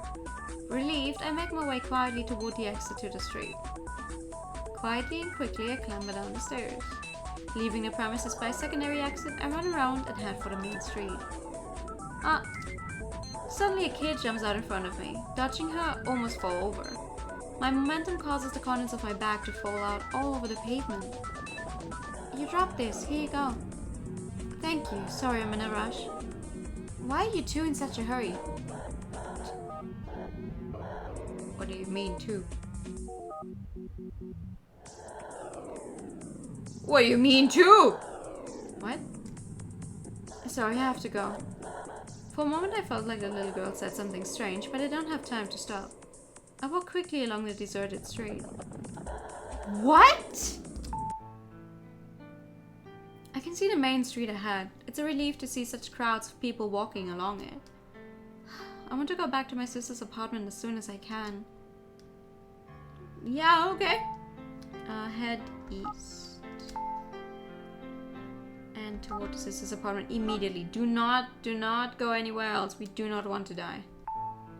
My sister's apartment in Tokyo is in a new prefab building. The fuck? What the hell? It's a relief to make it safely back here. December 19th evening. So much happened today. I feel so tired. In the morning, someone committed suicide on the subway. In the Mikazuka lab, I found a locket. It must be precious to him. I'm glad I was able to return it to its owner. I recall how I found a locket in the library as well. I have to return it again. The locket is open and I can see inside. I can see a photo inside. I recognize the face. This photo... It's the same photo again! Why? This photo's of me. How did he get this? This should feel unpleasant, but for some reason it doesn't make me feel bad at all. Why does Mr. Sheena have my picture? Did he take a picture while we were talking? I don't think so, but when... Think about Sheena. I can't seem to make any sense of Mr. Sheena's actions. He left a piece of paper inside the locket in the library. It was like a riddle that led to an account that he had made for me. And he warned me with an email. Why? Why did he choose this way to tell me? The answer is almost obvious, but it scares me to think about it. There's someone in the lab that he does not want to know that he's helping me. That means that he sent me that email even though he knew it would put him in danger. I should go and see Mr. Sheena again tomorrow. Too many strange things are happening. I should get some sleep. It's like, I like that she was scared out of her wits when running home. But like now she's like, well, I'm definitely safe in this building where the door only has like one lock. And I might have been followed and they could be just standing right outside my window the entire time or right in front of the door. Like, if you've been followed home, I wouldn't say you're safe here, but yeah, just sleep. Just sleep. Oh. Why do I feel that my sister is here? We used to fight as children. We fought over the TV. I wanted to watch cartoons, and you wanted to watch some difficult science program. In the end, I'd always burst into tears, and you'd always let me watch what I wanted. My father was busy, so it was always just us in the house. Always just the two of us. We used to go to the festival every summer, always together, you smiling beside me, wearing the same yukata. But one year we stopped going. Instead, a boy came to pick you up. I knew you liked that boy. I used to stand by the door watching you. You and I, we always had the most fun on special occasions. This memory always makes me laugh. One Christmas Eve, because father wasn't home, you tried to be Santa Claus. You put a gift beside my pillow after I fell asleep. But as you were creeping away, you stepped on my body. It was so funny. I remember afterwards you said you thought I still believed in Santa, so you had to do it. Even I knew Santa wasn't real. Santa isn't real? The teddy bear you gave me that day. I've been taking good care of it. Sis. The darkness of the night is scary. It makes me more aware of just how lonely I am. Lonely. I'm so lonely. For some reason I never realized that before. I can't sleep like this. I know I'll have a nightmare. I want the morning to come. I can't wait to see the sunlight. Mr. Sheena, are you looking at me? Are you thinking about me? Why didn't you say something? What? You don't know? Please, talk to me. I can't understand if you don't tell me. Please tell me. I can't understand if you don't tell me. Are you always shut up here in the lab? Yes, I am. Isn't it hard? Yes, but this is what I chose to do. Is that right? Your research is that interesting? Yes, it is. That night I dream about Mr. Sheena. The conversation I have with him is all in my mind. After all, he won't tell me anything at all. But I feel certain that he knows my sister. I'm sure of it. Why did you help me? Secretly you helped me. You made sure no one found out. But if someone does find out, then what will happen to you? What? Ah! You know my sister, don't you? Yes, I know her. I have to tell you the truth. Your sister, she...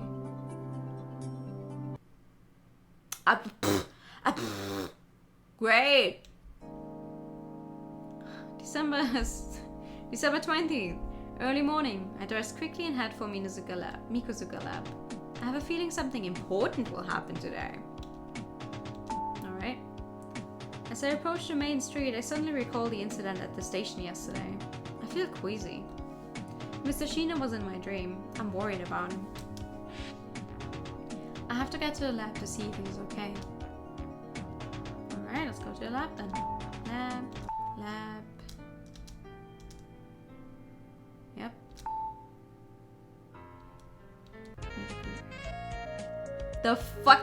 The music change is killing me. Above the building flies a crows. The loud cawing of the crows as they circle overhead gives the lab an eerie, creepy quality.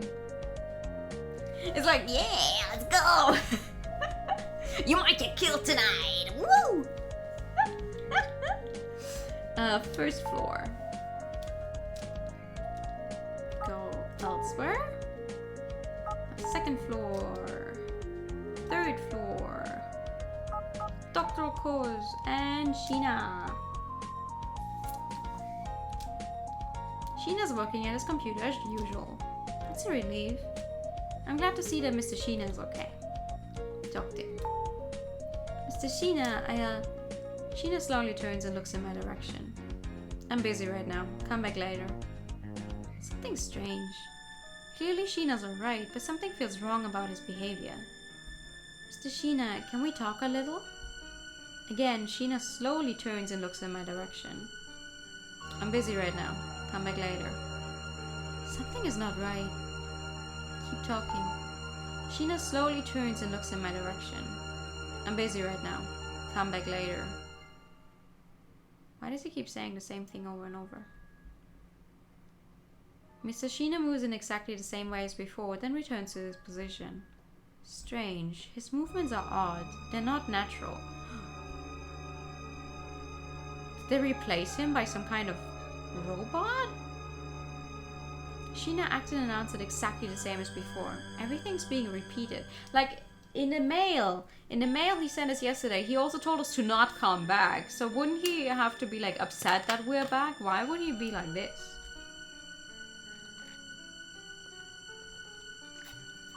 Mr. Sheena, what's wrong? Sheena's repeating the same answer like a machine. What is happening? Touch his shoulder. I move closer to Sheena and reach out and touch him on the shoulder. My hand goes through his body? What? What's this? My hand went through Mr. Sheena's body? Sheena slowly turns with my hand still penetrating his body. I'm busy right now. Come back later. Summoned by my scream, several other students gather.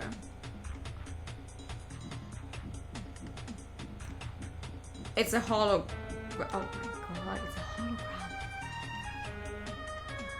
It's a hologram! Are you fucking kidding me? Also Twitch, please get over yourself.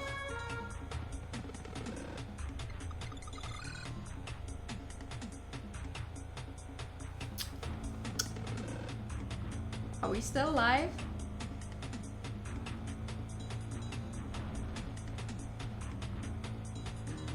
Busy being immaterial. Seems like it. Oh my god. This is what Mr. Sheen is working on. 3D holography. Just as she knows he finishes explaining. Explaining, there's a sound of something falling fast. A large object suddenly lands on the second floor landing, visible through the window. Thank you for the pass. It lands with an oddly soft sound before splashing what looks like blood all over the window. Oh, he jumped. He jumped. This time the fallen object is the indisputably corporeal Sheena. And they only made like one singular CG for anyone being dead. Okay. Mr. Sheena? No, Sheena! Sheena jumped from the roof and landed head first on the second floor landing. It is clear to everyone that he's dead. Why? He jumped from the roof. I can't believe it. The other students gathered. Didn't they already gather? What are you talking about? We have to call the police. The police will be here soon. No one touches his body until the police come. The administrative... I hate this word. The administrative assistant, Mr. Tanabu, looks extremely pale. He's always struck me as a timid man. He may be also worried about who will be blamed. I'm busy right now. Come back later. For a moment, everyone is stunned, as it sounds like Sheena is speaking to us. But the voice is coming from the computer on his desk. That was a shock. This hologram, it's really very well made. Hey! That's the lady we met in the middle of the city. So she was important. That's why she got a special sprite. Mr. Sheena, he had made some real progress. This is programmed to react to sound. I think Mr. Sheena was trying to make it look like he was here. I'm busy right now, come back later. Yumino, standing next to me, shudders involuntarily. I do not know who any of these people are because I haven't actually gone to like meet all of the other students, but okay. Let's turn off the program. With the hologram gone, Sheena's dead body somehow comes into clearer focus. 3D holography. And on top of that, it looks like he rigged the sensor to react when somebody talked. Funabashi looks calm. Doesn't he feel shocked about Sheena's death? Sheena's death? Hi, Weird! Good evening! Other than Funabashi, Kaori Hayashitani, M2, also looks composed. Ichinose D1 is doing his best to hide his panic, and is trying to appear as calm as he can. Yumino, M1, and the admin assistant Tanabu look extremely upset. The lab technician Kanematsu does not show up. And Kakizaki, D2, 1 year behind Sheena, must have known him for the longest of anyone. But Kakizaki doesn't seem to be at the lab today. Is that significant somehow? You literally identified his corpse yesterday. Oh, he doesn't seem to be at the lab today. What are you talking about? How are you today? I'm good. I'm good, thank you. What? I'm just losing my mind at this funny game. Like, okay, sure, she cannot tell for like 100% that it was him yesterday, like his corpse. She only met him like for not even a full 2 minutes in the middle of the street, but oh, he's not here today. Is that significant? What is this game about? So, we play as a girl who's been worried because she has not been able to contact her sister since September. Is currently almost Christmas, so she set out to find the sister in Tokyo at the university where she studies at, but everyone she meets and asks about her is like, no, I don't know anyone with that name. Who's that supposed to be? And now people are dying. It's definitely not flag based, otherwise stuff like that wouldn't happen. No, it's so... I don't get it though.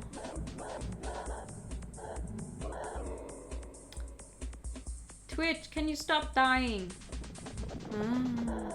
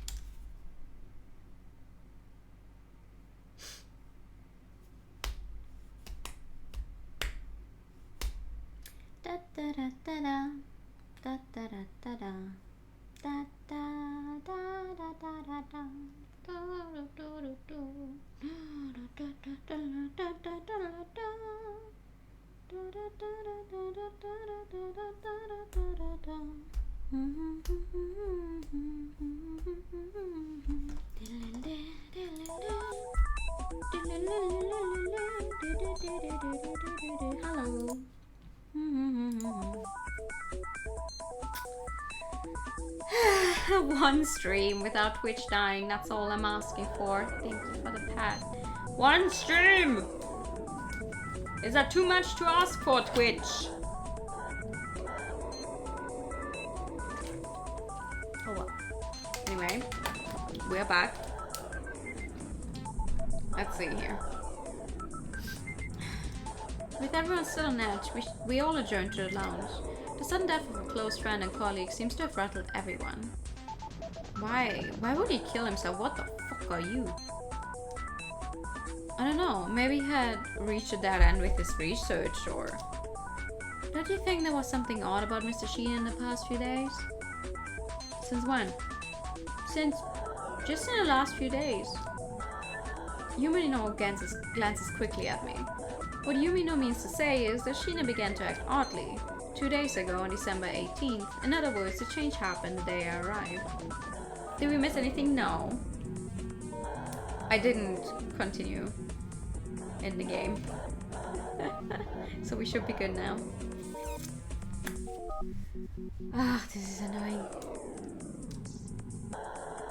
Are we totally sure that Sheena's death was a suicide? What? What are you saying? If this isn't suicide, then what? Nothing. I didn't mean anything by it. Are we sure that he jumped from the roof? Well... yes? Isn't that obvious? And why did he leave behind a hologram like that? I'm sure he created a program as part of his research, but why would he set it up like that before committing suicide? Did anybody call Mr. Sheena's family? He didn't have one. Huh? I don't understand what Tanabu means, but everyone else seems to know. He had neither parents nor siblings. Of course, he wasn't married. Even if he wanted to, there's no one we can call. He's not the only one like that in this lab. Everybody looks at Corey in an accusatory way. It seems like what she said was somehow taboo. What did she mean? Does everyone in this lab have no family? He's dead, and yet there's no one we can even contact? Very strange. With the arrival of the police, everyone disperses. By the way, who are you, really? You say you're looking for your sister, and you're here sniffing around every day. But what are you really after? Indeed, Miss Kamijo, I haven't indulged your stubborn fantasies so far, but... we cannot continue to allow you to search for someone who quite simply isn't here. That's unfair! Do you have to be so cruel? My sister was here. What did you do to my sister? Everyone turns and looks at me, stunned by my words. You mean you think we know your sister and for some reason we're hiding her from you? Yes! Yes! Unable to take the stairs, I decide to leave the room. Why? Why did this happen? I still can't find my sister. The one person who helped me winds up dead. My sister's disappearance and Sheena's death are entirely unrelated. In my pocket there's a CDR with the text from the email that Sheena sent to me. He was trying to tell me something, but I can't ask him anymore. Who can help me now? Mr. Sheena's email, if someone else would understand. Wouldn't it have to be maybe the cleaning guy? The janitor dude we talked to and showed the locker to the first time? Mr. Sheena, why? Okay, well, we're supposed to leave, so let's get out of here. Leave the building.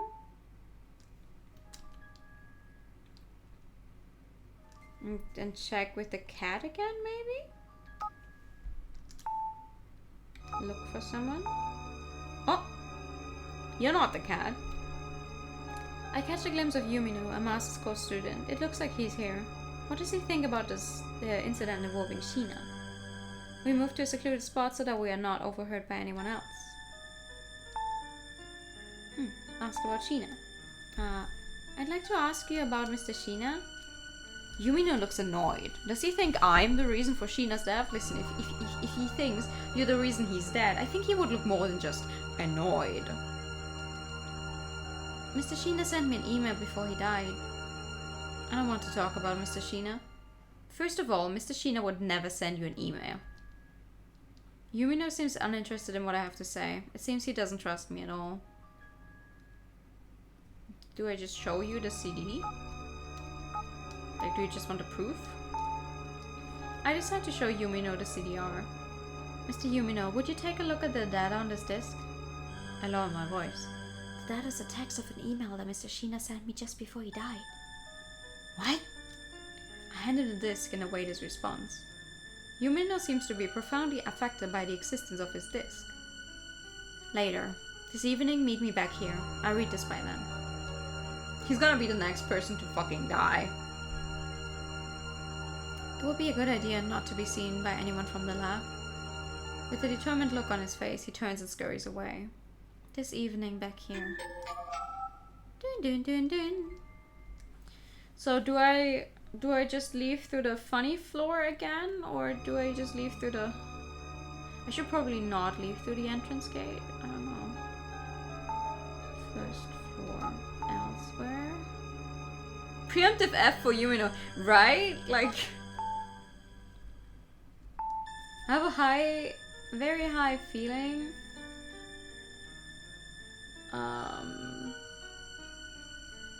that he might meet his demise. Who else could I talk to?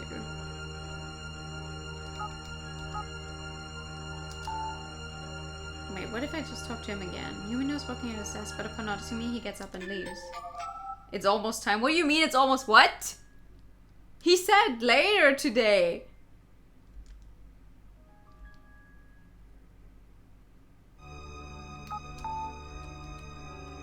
That was already enough of a trigger of like, later today, let's meet. What? I mean, I'll take it, but...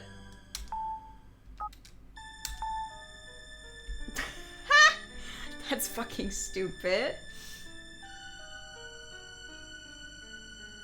As evening falls, Yumino appears. We go around the back of the incinerator to talk secretly. Okay. I'll give this game some slack. It's from 99. Who knows? Forget about your sister. She does not exist. Don't ask people in the lab. This lab is very special. You and your sister have been caught up in its secrets. It's a little unclear. Does forget about your sister mean your sister is in the lab? No, it could be taken almost any way at all. She does not exist. Does it mean she never existed, or that she doesn't exist here? You said your sister doesn't exist. On the other hand, don't ask people in the lab. It seems almost as if Mr. Sheena knew something about your sister. If your sister was registered here in this lab, then there has to be some sort of proof, some documentation. But you already asked at the admin office, right? Of course. Everyone told me they'd never heard of such a person now or in the past. This may be hard for you to hear, but after reading Mr. Sheena's email, I'm convinced they're lying. But you knew that I wasn't lying, right?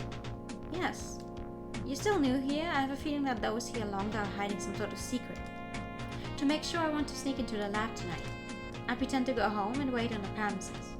At night, after everybody's gone, I will search the admin office and the professor's office. To get into the lab at night, I'll need a student ID, right? The admin office and the professor's rooms are locked, and today, especially. After today's incident, some people will probably be around until late. Right. In practical terms, it looks like it won't be possible to sneak in at night. I'm going to help you. Oh, he's gonna fucking die. If somebody's in the admin office, I'll call them away on some emergency errand. Then once it's empty, you can search the admin office. I think I can give you about an hour. I'll do what I can. Thank you. Is 1 hour enough? It has to be. Quietly hiding under the eaves of the building, Yumino and I wait for the sun to set. That email from Mr. Sheena... It said his lab is special. Didn't you think that was a bit of an odd thing to write? I mean... Yeah, it does sound a little strange, sure. I thought it was strange, but I thought I shouldn't ask you about it since you're a student here in the lab. This lab... Yumino's words are faint. It may look like an ordinary lab attached to the grad school, but actually the research carried out here has some ethical concerns. Of course the students are aware of this before they participate. This is why there are no exams to get into this lab. Students are only accepted by recommendation. As you may also have noticed, many of the people here have no family or close relatives. That's to ensure that no one leaks information to outsiders. Your research has ethical problems. What kind of research do you mean? All sorts of research. Everyone is different. I don't know a lot of what the others are doing, but I do believe that some research needs to be done, ethics notwithstanding. Even if ethically speaking it is questionable, if it can help the future of humanity, then we must do it. What are you people doing here? I was identified as talented from my days in the orphanage and educated accordingly. And last year I was assigned to Mikozuka Lab officially as a graduate student. At first I thought you were some sort of agent investigating the lab. I thought you were lying about your sister and your real goal was to expose this lab. But I know now I was wrong. You trust me? Yeah, I don't know why, I feel I can trust you. And the disc with the email. Since you came here, something changed in Mr. Sheena. He had the longest tenure of any student in the lab. I think he knew your sister. That's why I decided to help you find out the truth behind your sister's disappearance. Finishing his speech, Yumino grins broadly. I like your name, Asumi. Thank you. By the way, what's your sister's name? I bet she has a pretty name as well. Asumi, what's wrong? Yumino's casual question echoes around my head. By the way, what's your sister's name? That's a good question, I forgot. What is our sister's name? We said it in the beginning, like something Kamijo, of course, but... What is our sister's name? What's happened to me? My sister's name? Right, my sister. I've been looking for my sister. Of course, my sister's name. Her name... Something is wrong. What's wrong with me? I can't remember. I can't remember my own sister's name. Calm down, I told someone her name. I'm sure I did. My sister's name is... I must have said it before. I said it, right? I can't remember my sister. It's like I'm losing my mind. Perhaps it's because everyone keeps saying she doesn't exist. Recalling my sister makes me feel sick. It's not good. I can't think about her at all. Asumi, are you okay? It's late enough now. We have to get going. That is super weird. What the fuck? But also, like, I also forgot what her name was. That's unfortunate. Yumino has checked out the lab. He says the admin office and the professor's office seem occupied. Yumino guesses the chief administrator is probably the administration office. Maiko Mitsukoshi, the secretary, is probably who is in the professor's office.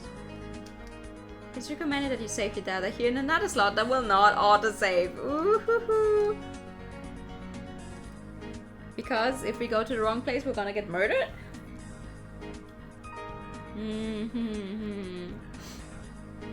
There's probably some plot. Let's go to the admin office first. I want to search the admin office first. Like, the game even recommends we should save. We're gonna die. Okay. I'll call the chief administrator away on some errand then. I'll make something up about the police investigation and keep her busy. Anyway, after you see the chief administrator leaving, go in using my ID card. Okay, I'll make sure to search the office as quickly as I can. And then die. After a while, the chief administrator emerges to the lab entrance. Going down the stairs, she disappears outside. It looks like Yumino did a good job with his phone call. I open the lab entrance with Yumino's ID card. For security reasons, no one can enter without an ID card in the evening. Once inside, I make for the admin office. As expected, the door is unlocked.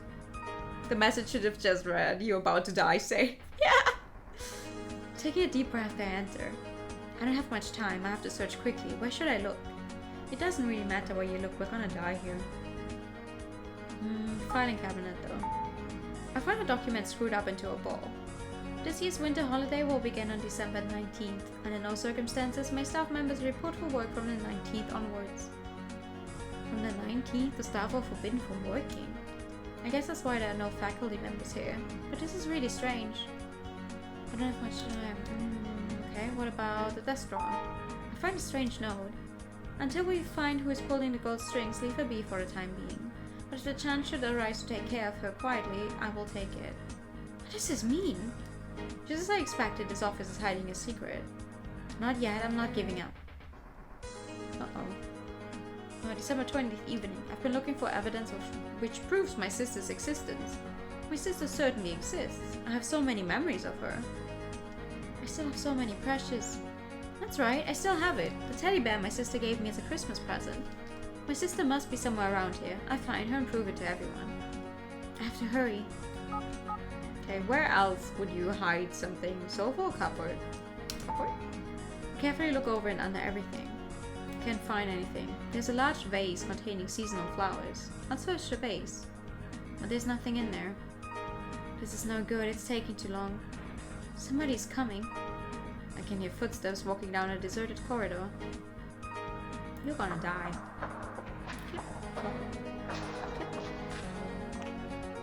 What kind of steps are those? The sound gets louder and louder. Somebody's coming.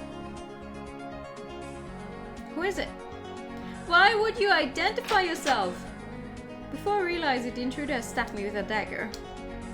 I can only call out to my sister, so blood puddle around me grows.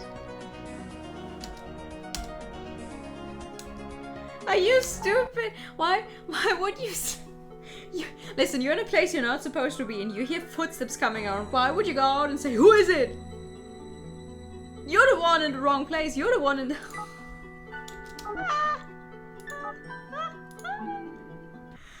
Oh my god. Okay.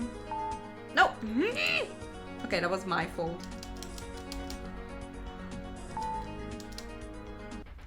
Can I please get the menu? No?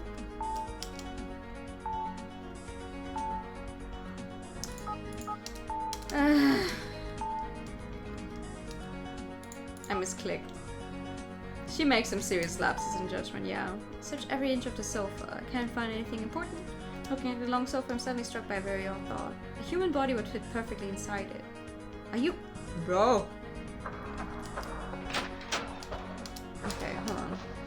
Let's try this again. Okay. Professor's office is where we want to go. After a while, Michael Mizukoshi, the secretary, emerges through the lab entrance. It looks like Yumino did a good job with his phone call. I open the lab entrance with Yumino's ID card. For security reasons, blah blah blah. For the professor's room is expected, the door's unlocked. Taking a deep breath, I enter. I don't have much time, I have to search quickly. Where should I look? Bookshelf. Oh my god. Third row of the bookshelf.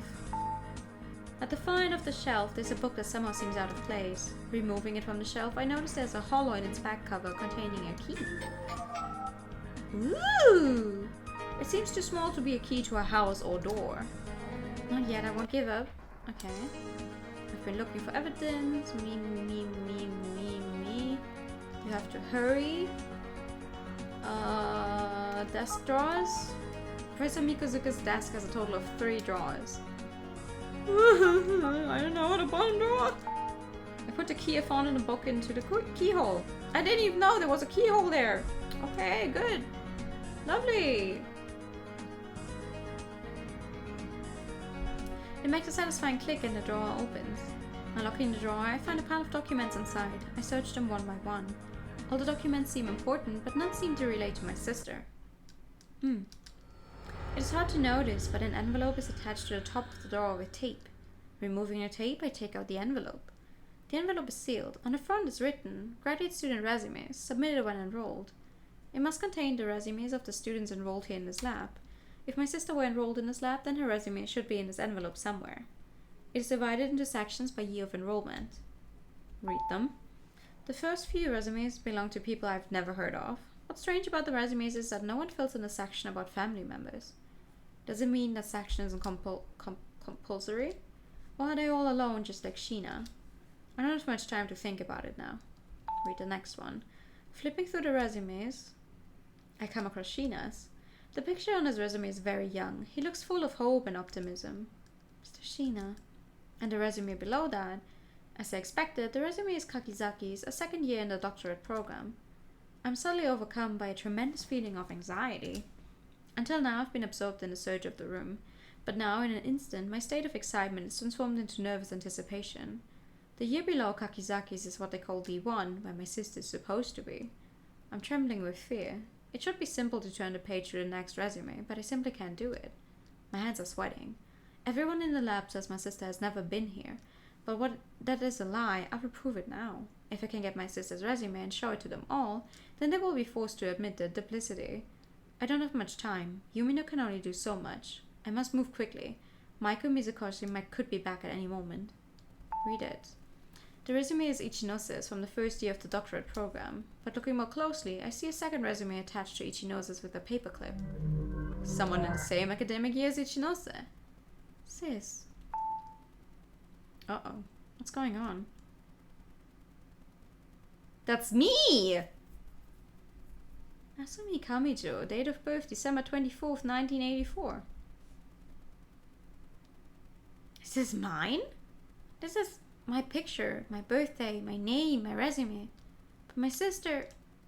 The sister I've been looking for, the sister who's supposed to be here in this lab. Everybody says she doesn't exist, but I found the resume of another D1 student after all. And the resume is mine. My sister is... me. My sister who's supposed to be in the first year of the doctorate program in this lab is me? It says Azumi Kamijo. Is this someone's idea of a joke? I feel sick. What is going on? Somebody help me. Yumino. Yumino, come back. It's all over. Please tell me. Maiko, you've been hiding something. Somebody's coming. Yeah, you need to get out of there. I can hear footsteps walking down the deserted corridor.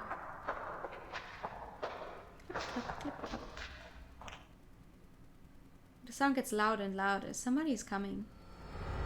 The footsteps stop. Suddenly the door opens, and through the door emerges... The blade in Maiko's hand is about to enter my body, and as I lose consciousness, I feel like I can hear a gunshot. What? I watch as Maiko falls to the ground beside me. I feel as I've been saved.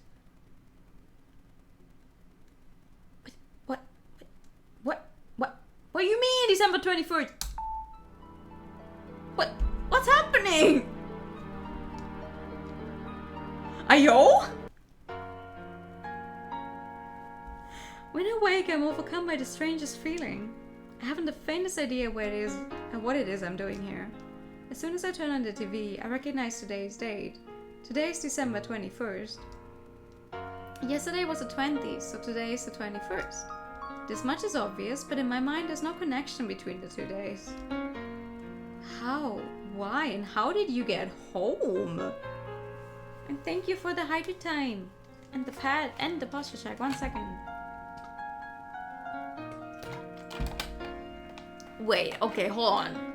This one girl is about to fucking stab us with a knife? And then she gets shot, but like... This is Japan in 1999. Where the fuck did I get a gun from? Whoever it was that shot Michael. What the fuck is happening in this game, dude? I try hard to recall yesterday. The effort makes me feel sick. Somehow I sense that my body's rejecting my mind's efforts at remembering yesterday.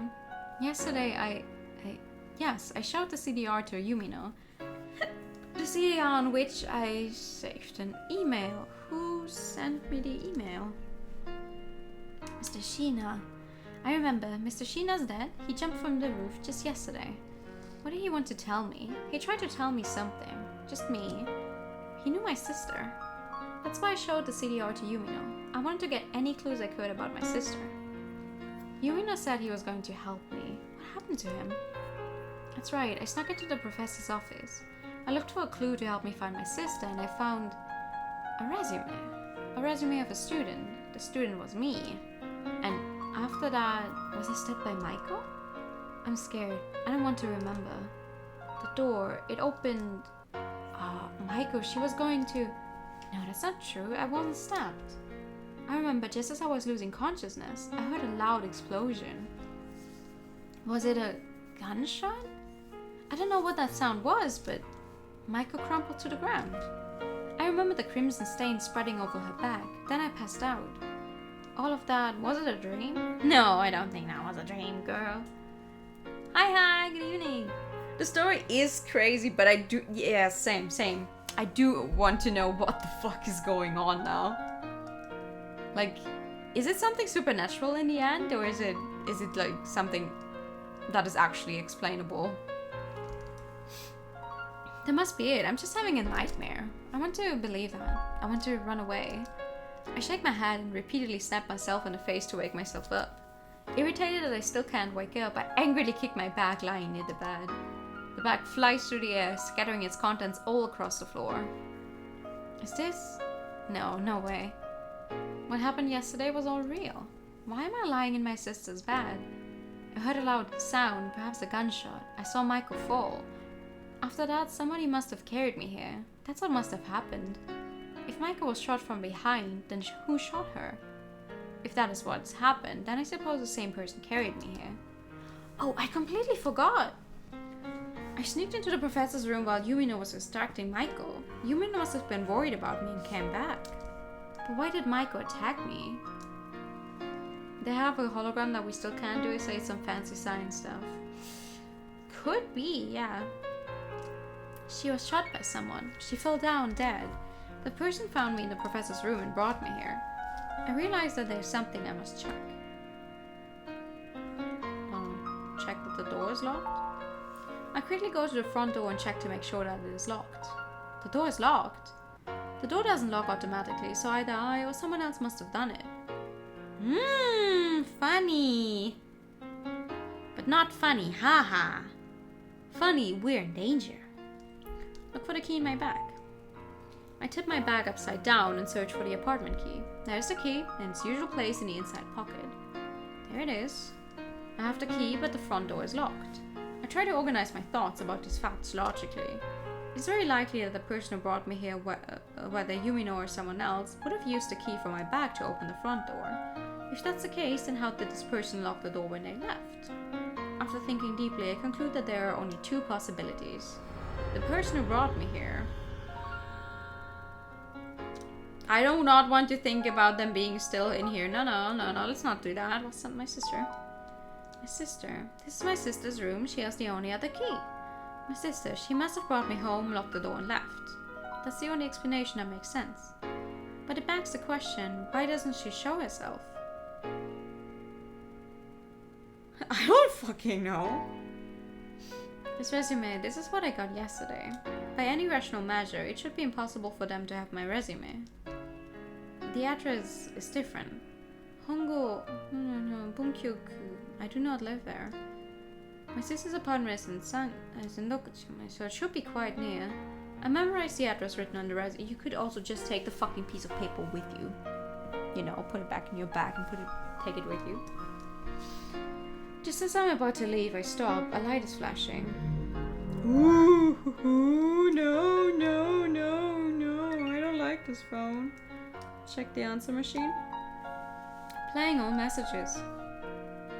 As soon as I hear the voice on the answering machine, I'm frozen to the spot. Asumi, it's me. Long time no see. I'm sorry I've worried you. Find the fifth report. That is the only way that you can... Find the fifth report. That is the only way that you can survive. Message complete. What?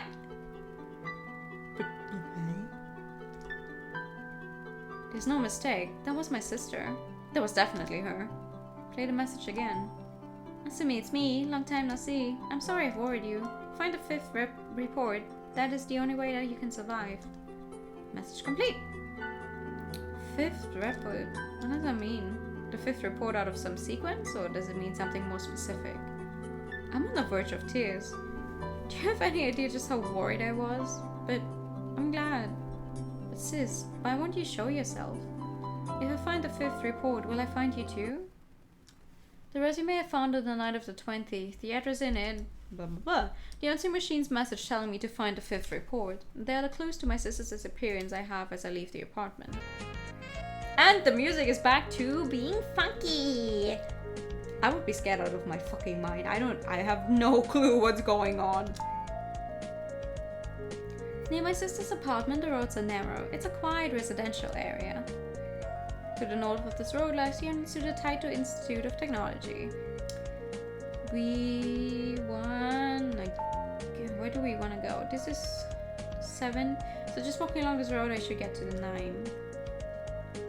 Okay. Then west again. Yeah, it's further out on the street. The address on the resume. What on earth could be there?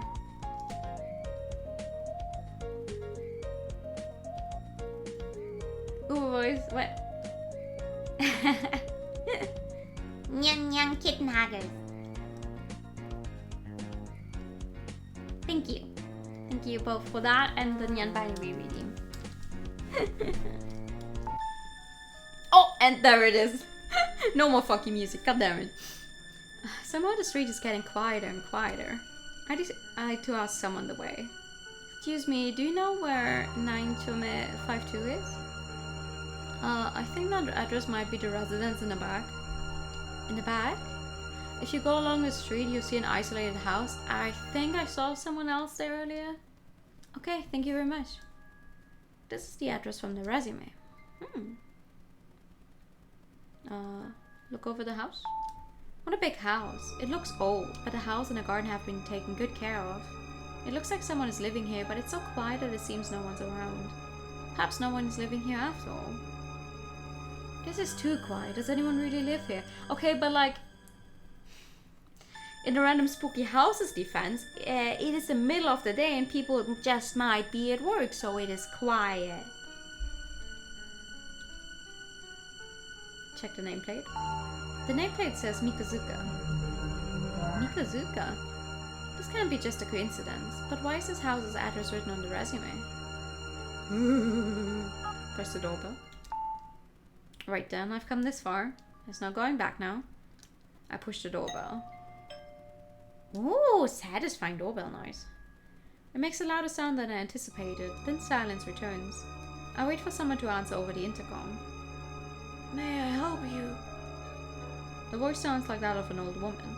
I take a deep breath and answer. I'm lost. I'm Asumi Kamicho? Asumi. Did you say Asumi? Miss Asumi, my lady, have you come back? What? I will open the front door right now, my lady. Please come in.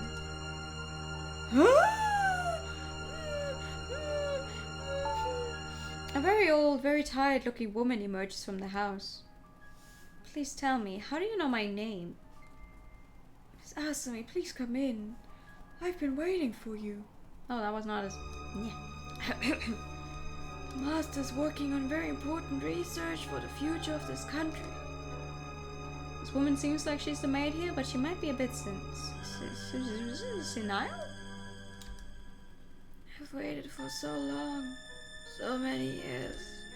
But my lady Asumi did not come home, nor did my master. My lady Asumi, you were working on an important thesis. I heard you shut yourself in the underground lab every day and studied so very hard. My lady Asumi, I know that your thesis will be excellent. Thesis? Writing a thesis? I've heard my lady is writing her thesis day and night in the underground lab. Oh, my lady Asumi, I'm glad to see you. At last you have come back. Ma'am, I don't know who you're talking about, but it's not me. My lady Asumi, the master loved you so much. She doesn't seem to even register my confusion. She's making less and less sense. Suddenly something happens to the old woman. If only that hadn't happened. Miss Asumi, my master is in mourning again today. Poor master. The old woman suddenly seems to be recalling some distant past. She's breaking down in tears. Oh god. I'll come back later. I'll leave you to your emotional outburst. The woman, she was acting very strange. I hope she's okay. She must have mistaken me for someone else. Anyway, I'm sure we'll be back here again soon. What is up with her? What is up with her? Writing a thesis in the underground lab. The message on the answering machine told me to find a 5th report. I swear to God. It could be a thesis. My mind considers the possibilities, but there isn't much I can do for now. The only people I can ask about the resume are at the lab. Okay. Head north. The alley is absolutely deserted. I feel strangely uneasy, as always. To Mikazuka Lab.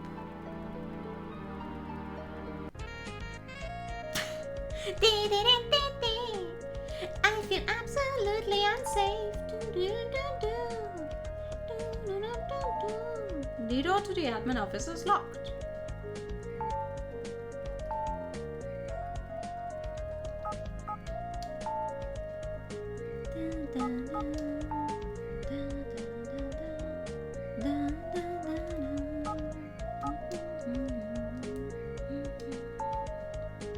I showed a resume to Ichinose. Excuse me, but Mr. Ichinose, would you look at this? Ichinose stares intently at the resume, deep in thought. His eyes look filled with surprise and curiosity rather than suspicion. If you didn't make this up and this was really in the professor's desk, then this is truly fascinating. I heard there was a student in my year who left before I arrived. Since the resumes were arranged in chronological order and that resume was right next to mine, it must belong to that student. I don't know why that student's name has been changed to yours, but maybe the student was the one who was writing the 5th report. Oh! 5th report? Do you know something about the 5th report? Yeah, seeing that resume reminds me of a story. Tell me! Certainly, there seems to be a connection between the student in this resume and the 5th report. I wasn't told directly, but why are we changing music again? I wasn't told directly, but I heard the professor and the chief administrator talking. They look serious. Ichinose stops talking. It seems he doesn't want to talk right now in this place. Keep your voice down. I'll tell you what I know. Glancing around nervously, he begins to talk. I overheard this as I was walking by the main office by the admin office one day. There's a thesis written by a student who was here before I came, and it's kept in the basement. Is that the 5th report? I don't know, but I'm sure I heard the words 5th report in the conversation. How can I get to the basement? You know there's a steel door on the 1st floor? I've heard it leads to the basement. But only Professor Mikazuka and Assistant Professor Haibara have ID cards that can open the door. If I can get an ID card, would you come to the basement with me? Okay, you have my word. If I can get an ID card, Mr. Ichinose will come to the basement with me. The 5th report is there. Professor Mikazuka and Assistant Professor Haibara have ID cards that can access the basement. I need to talk to someone who knows a lot about the lab. Who knows a lot about the lab? The funny guy, right? Staff room? Yeah, the lab technician. He would know, right? Hi! Ask about the 5th report. Mr. Kanematsu, have you heard of the 5th report? I have. I know what it is. But it doesn't concern you. You should forget about it. Bruh. I wish it didn't exist, then nobody would have died. Please tell me what you know. I have to know, please. I know I'm in danger. Somebody's after me. I know that, but I have no intention of running away. Today, I got a call from my sister. It was only a message she left on the answering machine, but it was definitely my sister's voice. I've been feeling uneasy since I got here. I even doubted my sister's very existence, but now I know. The message I got today has clarified everything. My sister's in trouble. She needs my help. You will suffer. Miss Asumi, you will suffer. Mr. Kanematsu, you know something. Please, you have to tell me. Even if you know what those words mean, you won't be able to do anything. The 5th report is a thesis written by a student who was here at this lab 4 years ago. The student was a genius. Perhaps the greatest researcher we had here, performing the greatest research. That's right. In a perverse way, perhaps that might become your very lifeline. But what? Where's the thesis now? The basement. She wrote her thesis down in the basement for a long time. What was the thesis about? That? I don't know. Even I don't know that. But whatever it was, it cost her her life. Is the fifth report still in the basement? I heard from Mr. Ichinose that a professor's ID card is needed to access the basement. Do you know where a professor's ID card might be? Probably on the professor in question. Only Professor Mikozuka and Assistant Professor Haibara have them. But it's impossible. You will be killed. Don't do it, Miss Asumi. You end up like Mr. Shina. Don't do it, Miss Asumi. Kanematsu begins to cry. His sobs echo through the corridor. He might know where the professor's ID cards are, but he's in no state to tell me now. I give up and turn to leave. Wait! Professor Mikozuka's ID card must be in his house. A senile old woman is the only one there right now. But she's devoted to the professor and will do anything to protect the lab from outsiders. The ID card is important, so I think she will be keeping it close to her. You can just come out and ask her to give you the card, okay? Tell her you wish to write your thesis. If you say that, I think the old woman might give you the card. His voice is mysterious. I know he's still hiding something from me. Good luck, Miss Asumi. Found out where the professor's ID card is. It's very surprising to me that, I don't know, the person who owns the ID card would not just have it on their body, but I'll take it. Nobody's here. Okay, third floor, second floor, first floor, leave the building, back to the entrance gate, outside. I know where I must go one more time. Yeah, to Ginkgo Street, then it was west. If that house of Professor Mikozuka's, then it's likely his ID card is kept there. Exactly. To the Mikozuka residence. Again, I go to the house whose address is written on the resume. The house is old, with a stately atmosphere. The nameplate says Mikozuka. Press the doorbell. Miss Asumi, do you need... Oh. Miss Asumi, do you need something? I know everything, Miss Asumi. If you need anything, ask me. Now's the time to make a decision. I need the professor's ID card. I want to write my thesis. Well, I'd like to keep writing my thesis. To do that, I'll need access to the underground lab. The old woman's expression softens. You are Miss Asumi. Miss Asumi, you wish to continue writing your thesis. I'm so glad. Please wait a moment. I'll bring the card right away. I cannot. Why can I not get down again? This was the idea card that my master used. My master said he would never come back here. Please keep it, Miss Asumi. The music drives you crazy. I think it's good at doing what it should be doing, which is making you go, hoo. Miss Asumi, I'm so looking forward to the day you finish your thesis. Okay, same. And which way did I have to go? North. Yep, and to the lab, and to the first floor, second floor, third floor, and tell him I have the thing now, right?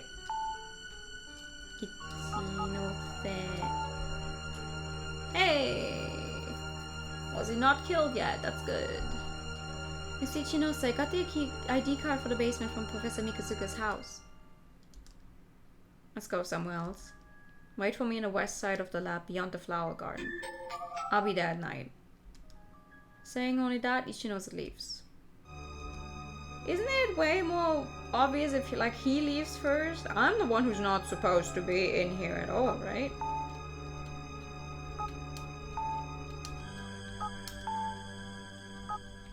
but sure. Beyond the flower garden. This is the place I agreed to meet with Ichinose. Wait for him. I feel somebody's watching me. Do you? A little after 7 p.m., just as the darkness becomes total, Ichinose arrives. Last night I waited for night to fall like this with Yumino. Then Yumino called Maiko on the phone, and I snuck into the professor's office. That was where I found my resume. The more I hear of your story, the more confused I get. I don't understand at all. Neither do I. Did you ask Maiko about the resume? She tried to kill me! Isn't she dead? Have none of you wondered where she is? Maiko, she came back to the room right after I found the resume. And? She had a knife. She tried to stab me. No way! It's true. It's hard to believe, but I know it's true. I can't believe that. What will happen after that? Did Maiko stab you? Yes, obviously. She stabbed me to death. That's why I'm standing right in front of you. No, when she was about to stab me, she was shot from behind. That's... I can only assume that you're insane. You have to be lying. I can't believe a word of it. I'm sure that everything is just as it always was. You may be right. I may be insane, but I'm also 100% serious about what I'm saying. That's a great fucking screenshot there. I don't ask you to believe me, but I do want you to admit that I'm not telling lies. And if you will, I'd like you to help me. I know you believe what you're saying. The resume, at least, isn't a lie. I did hear a few rumors about a person who was in my year before I came here, and I've always been curious about what is kept in the basement. All students are explicitly forbidden from going down there. Anyone caught trying to go down there will be expelled. Of course, the door is always locked. Back to what you were saying earlier. You say Maiko tried to kill you, then she got shot from behind, right? Then who shot her? The guy behind you! I don't know. And more to the point, how is she here working today as if nothing at all happened? Wait, she's working? Have you seen her working? I think the one who shot her might be Yumino. Yumino didn't show up today, but I don't think he has a gun. I don't know anything for sure. I wish this were all some dream. After that I lost consciousness, and when I woke up I was on a bed in my sister's apartment. Somebody carried me there. I see. That's why you think it might have been Yumino. We stop talking and quietly wait for the dead of the night. I feel like everything will become clear if we can find a 5th report in the basement. With this ID card, we can access the underground lab. Head to the basement after midnight. Sure. December 22nd. That's a very inviting basement. It's almost 3 in the morning. Every light in the place has been turned off. Swipe your ID card there. Student ID cards we have don't work on this door. Insert it. I insert the ID card in the slot of the security device. The door unlocks. Okay, here we go. As we open the door, I get the sense that it has not been opened for a very long time. What is this place? There are stairs leading down, but it is too dark to see anything. I will walk ahead. Okay, if you run into something that will immediately kill us, you go first. I've got a flashlight. Ooh. By the faint light of Ichino's flashlight, we walk cautiously down the stairs. It's cold. This is like the cold of night. It's 3 in the morning! Genius! Steeper down we go, the colder it gets. I can't see well. I should have brought a better flashlight. As Ichinosa says, the flashlight only illuminates a few steps ahead in the pitch darkness. Ichinosa stops. What's wrong? It's a dead end. No, it isn't. Shine your flashlight there. Is this a doorknob? Another door? Do you think you can open it? I don't know. I'll give it a try. I think it'll open. Ready? I'm gonna open it. I love how Dumbledore's gifted Ichino. Right? Ichinosa seems to be drumming up the courage to open the door. The side of his face, faintly illuminated, seems to be shaking. Like myself, I'm sure he senses something terrifying lurking behind the door. Ichinosu turns the doorknob. Ooh. Open the door. It's so dusty. Quiet.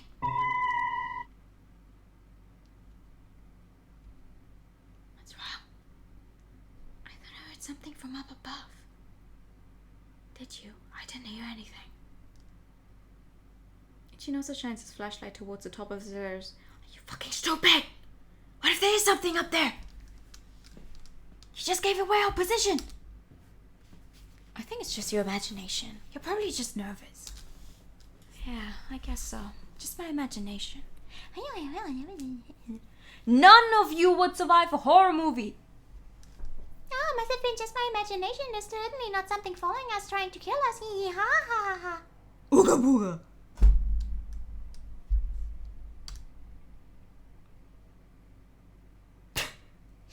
I'm going inside.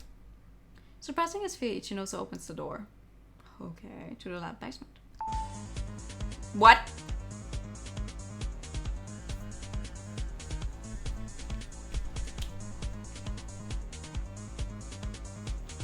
That's not what I expected. The door opens onto a wide hallway. There are doors to the left and right. Ahead is dark. Open the right door. It looks empty. I don't think there's anything there. I think someone has already cleaned this place up. Look, there's a library. By the dim light of Ichinosu's flashlight, we can just make out several bookshelves. It's so dusty. This is an old library. How old? I don't know. At least 10 or 20 years. Ichinosu lights up the bookshelf and checks each book one by one. Everything of interest to us must have already been removed. Once this lab was sealed up, someone must have taken everything with them. Someone in the lab? Ichinosu is silent. He seems to be considering the matter. Why is this area no longer in use? There's nothing left here. Let's go back to the hallway. Okay. It looks like a dungeon crawler. It does. Okay, let's go forward. A strange, unfamiliar odor can be detected. The flashlight is providing the only light. This one? Is this a lab for experiments? I guess so. This place is closed up too, though. What is that smell? It's giving me a headache. It's formalin. You often see it in high school science rooms. Some sort of dead creature preserved in liquid. The liquid which prevents the animals from rotting is formalin. That's what smells. But the smell is not coming from this room. Ichinosu is looking around with the flashlight. After a while he stops. Over there. This door is the same security system as the door to the basement. I think with your ID card you can open it. Do you think the 5th report will be in there? Why can I not say report the same way every single time I try to pronounce the fucking word, I swear to God. I don't know, maybe. Either way it seems odd. What do you want to do? He used the ID card, obviously. Where else would he use it? I insert Professor Mikazuka's ID card into the slot adjacent to the door. As we expected, it works. The door unlocks. Okay, let's go. What is that smell? Something is here. Ichinosu lights the way with his flashlight. This is terrible. Are they all dead? Of course. Why? Who would do that? What is that? What is that supposed to be? Are those supposed to be like fetuses or something? Is this what they tell you at the is this what the anti-abortion people tell you? Like this is what happens? What the fuck is going on here? Ichinosu doesn't speak. I can see his face in the dark, but it is easy to infer that he's in a state of shock. What are you doing down here? Ethical problems! It's just so awful. Were these babies all born in the process of some sort of experiment? Mr. Ichinosu, you know about this? Yes. You do? Okay, no. I mean, they said like everyone who works here has to agree to the ethical problematic, blah blah blah blah. But Why would he know about this and then not know what is down here? That is suspicion. You're all not allowed in the basement.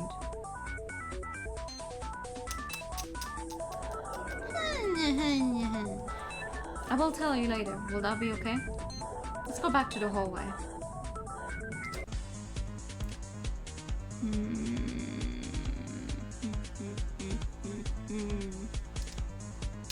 Open the left door. This door hasn't been sealed shut somehow. I don't know. It's odd. Not so much. What? I don't know. It's odd. Not so much sealed shut. It's more like someone's tried to cleanse it of evil spirits. What's that supposed to mean? Something's odd about this room. I don't think we're the only people in this room. It's strange, but I sense it. I can sense that somebody's here. Don't say that. Who could be here in a place like this? Don't you feel it? Someone is here in this room. Okay, then why don't you stay at the door? I'll search the room myself. He's gonna fucking die. No, I'll go with you. We're gonna fucking die. Don't leave me. Alright. Huh? Hey, who's there? You see, I told you somebody's here. Damn it, where you go? Show yourself. Oh no, this is... What the hell is this? It can't be. This is crazy. This body should be rotting away. Why does it look like it's been mummified? Who is this person? The abdomen seems distended. I remember. This is the woman from my dream. Is it? She was holding her stomach and looked in pain. I thought she was just fat. I get it. She was pregnant. Now we know exactly what she was doing. Pregnant? What do you mean? What was she doing? I'm sure she gave birth to them. Them? The fucking bodies you literally just saw in the tubes over there. How stupid is this lady? How stupid is this lady? Chinosa falls silent. He knows something, but he doesn't want to talk about it. The pieces of the puzzle have all come together for him, but I'm still in the dark. I've seen them just once. It was for an experiment for my research.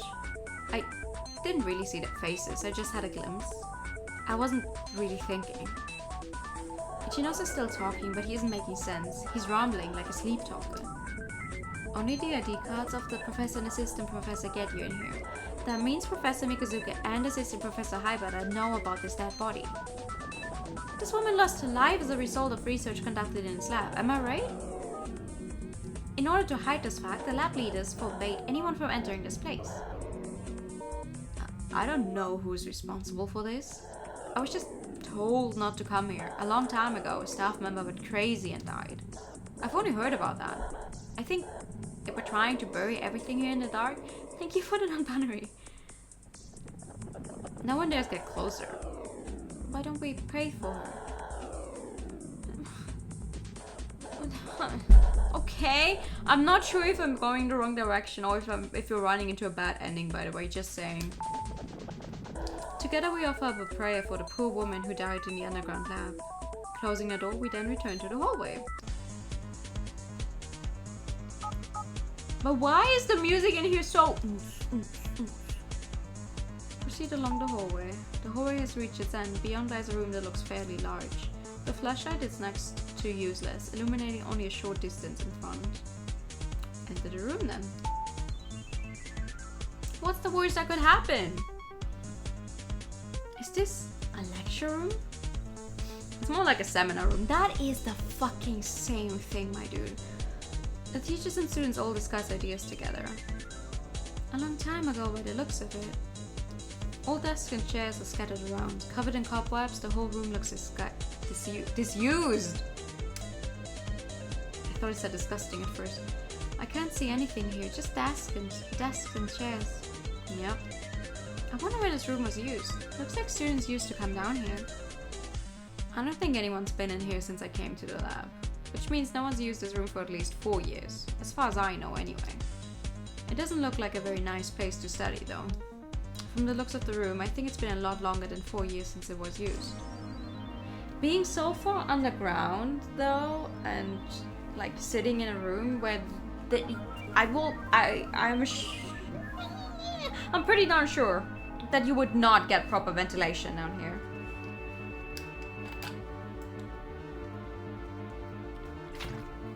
Like when I was in London, we also had to go like to an underground area in the college we were at that was underground, which was so weird because you could hear the street like right above you. The ventilation in that room was awful, and that was only like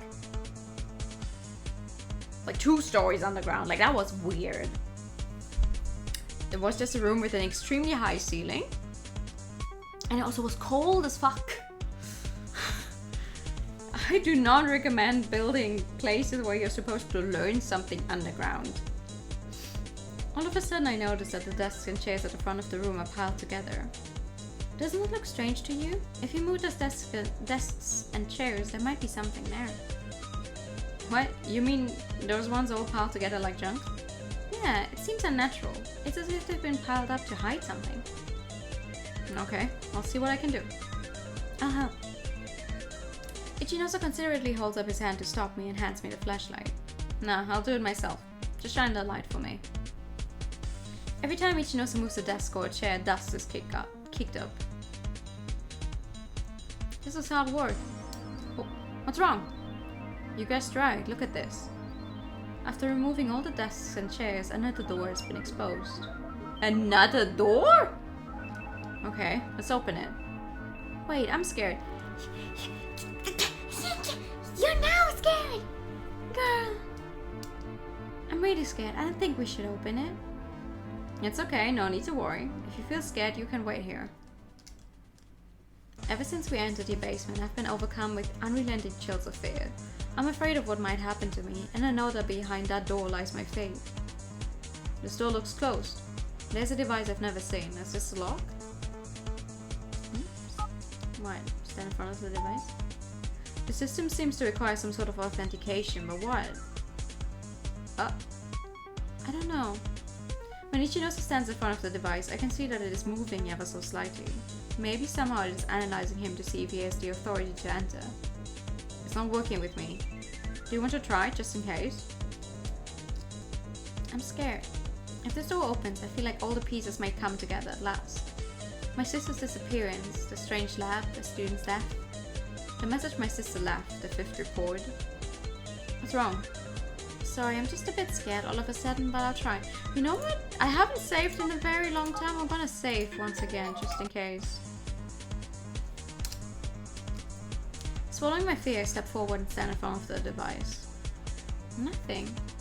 No, it's authenticating. I think this is a voice recognition system. It analyzes your voice.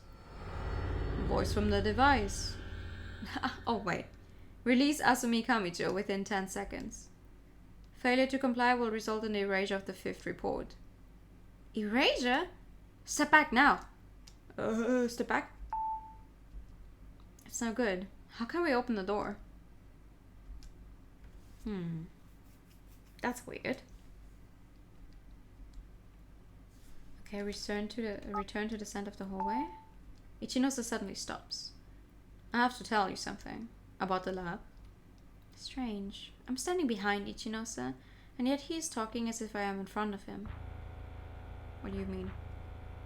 Hey, wait a minute. I'm here behind you. Who are you talking to? And what was that weird clicking noise? What? There's a scuffling sound, and suddenly the flashlight falls from Ichinosa's hand. Somebody must have been waiting for us in the dark. Ah, shit. Yeah, I did something wrong earlier. I think this is just a very late bad ending. Who are you? Damn it. Run. Ichinosa pushes me hard.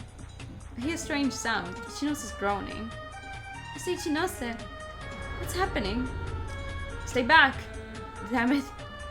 I can see Ichinosa swing his arm widely. Then I hear the sound of a punch landing on human flesh. It seems Ichinosa must have hit the person. Asumi, over here, come quickly. Ichinose sounds in pain. While his assailant is still winded, we desperately open the opposite door. With all the strength we have left, we slam the door and lock it behind us. Who was that? Mr. Ichinose? Mr. Ichinose! Mr. Ichinose, you're... I can hear the sound of something dripping, and I can smell blood. Ichinose's racked breathing echoes through the darkness.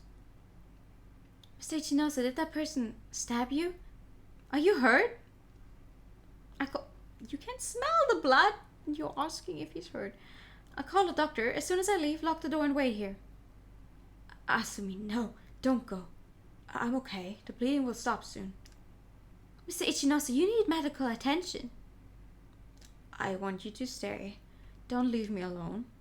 I don't want to die alone in a place like this. Stay with me, please. At that moment, I hear a blood-curdling cry from outside the door. What is that? Whose voice is that? Outside the door, that psychopath is still there. Asumi will be okay, just stay still. If he breaks the lock and comes in here, I will stop him. But who was screaming? You mean there must be someone else down here besides us and the one who stabbed me? The fifth report, what is it all about? It's all gone so wrong. Back at the stairs before, I was trying to tell you about the lab. I think you already know, but this lab isn't normal. I cannot tell if we're still on like a good way or if we're gonna die. Ichinose starts to talk in a weak but composed voice. I think it's time to listen to him. I heard a sound, then I knew. That sound like a cell phone's ring. It has a particular wavelength. When they hear that sound, it's like a switch goes off in their brains. Mind control. My research, it was a continuation of that project. When they're very young, they're trained under certain special conditions. It allows them to be controlled subconsciously. Like religious mania, it's the same thing, subconscious conditioning. Then a particular sound can be used as a trigger that puts them under the power of hypnotic suggestion.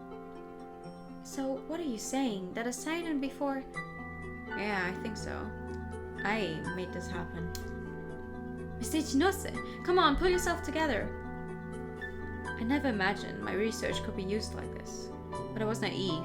I was stupid. I was too dense to realize what was going on. It's all my fault.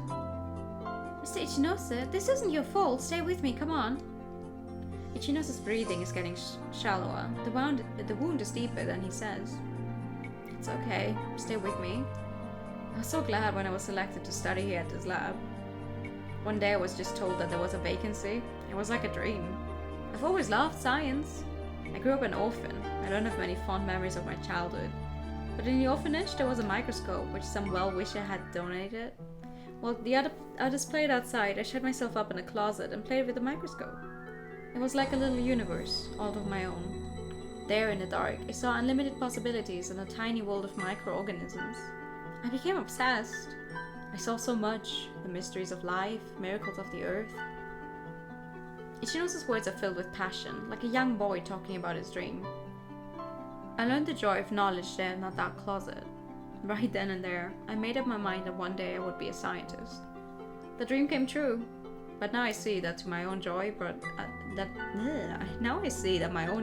ruin to others. I'm glad that at least I was able to help you. I'm sorry, Mr. Ichinose. If I hadn't asked you for help, none of this would have ever happened. You would still have been carrying on your research perfectly happy. Ichinose seems to summon all of his remaining strength before shaking his head.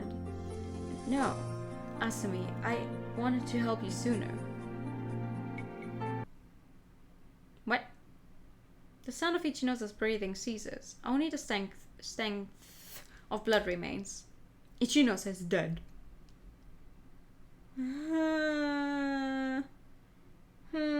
Go out into the hallway. No, I don't think we're doing this correctly. That's right. As I open the door, my face is illuminated by what seems like an impossibly bright light. A man with a flashlight is standing quietly and looking at me. Yeah, this is not. In his other hand, he holds a blood-stained knife. He must have been the one who stabbed Ichinose. Mr. Funabashi, you stabbed Mr. Ichinose? Looking more closely, I notice that the flashlight is not in his hand, but balanced on his shoulder. Funabashi is standing with his back to the door. In fact, it looks like he's slumped against it. Something is dripping. The flashlight slips from his shoulder and he pitches forward, slumping to the ground. Wait, he was also stabbed? What? Picking up the flashlight, I turn it on him. He appears to have been struck from behind by a blunt instrument. I can see a lot of blood coming from his head. He was probably killed instantly. The scream I heard before, it was Funabashi's. That means there's still someone running around! I can't stand it anymore. Someone help me. I look at Funabashi's face. It seems full of regret and angst. Mr. Funabashi, why? Why do you look so sad? In the basement lie the dead bodies of Ichinose and Funabashi. But who killed Funabashi? There is Funabashi's dead body.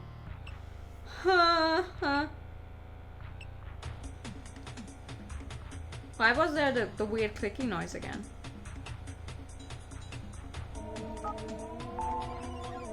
An unfamiliar smell strikes my nostrils. Or maybe this is the correct way.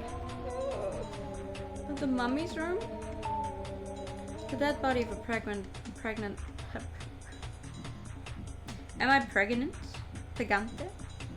I don't know what's going on. The dead body of a pregnant woman lies before me. It doesn't look like anyone has been able to move it for a long time. Search the...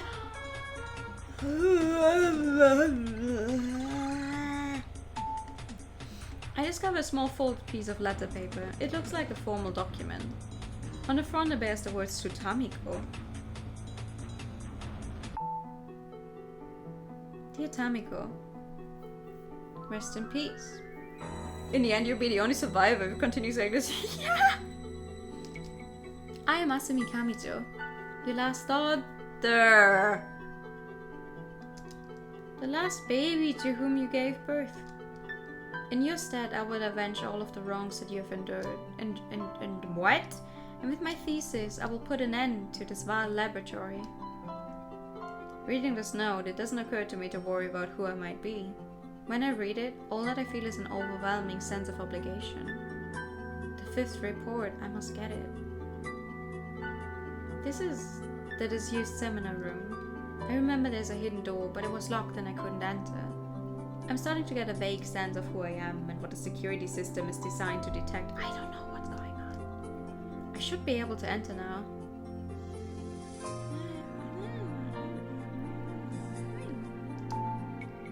Identity confirmed, Asumi Kamijo. Door unlocked. I understand now how to open the door.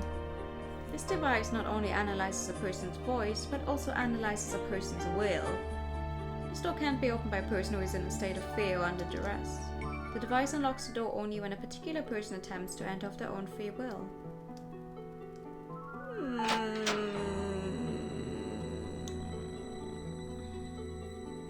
Are you sure? It doesn't look like anyone is here. It's a small room, perhaps some sort of anti-room for the experiment lab. Is anybody here? Please show yourself.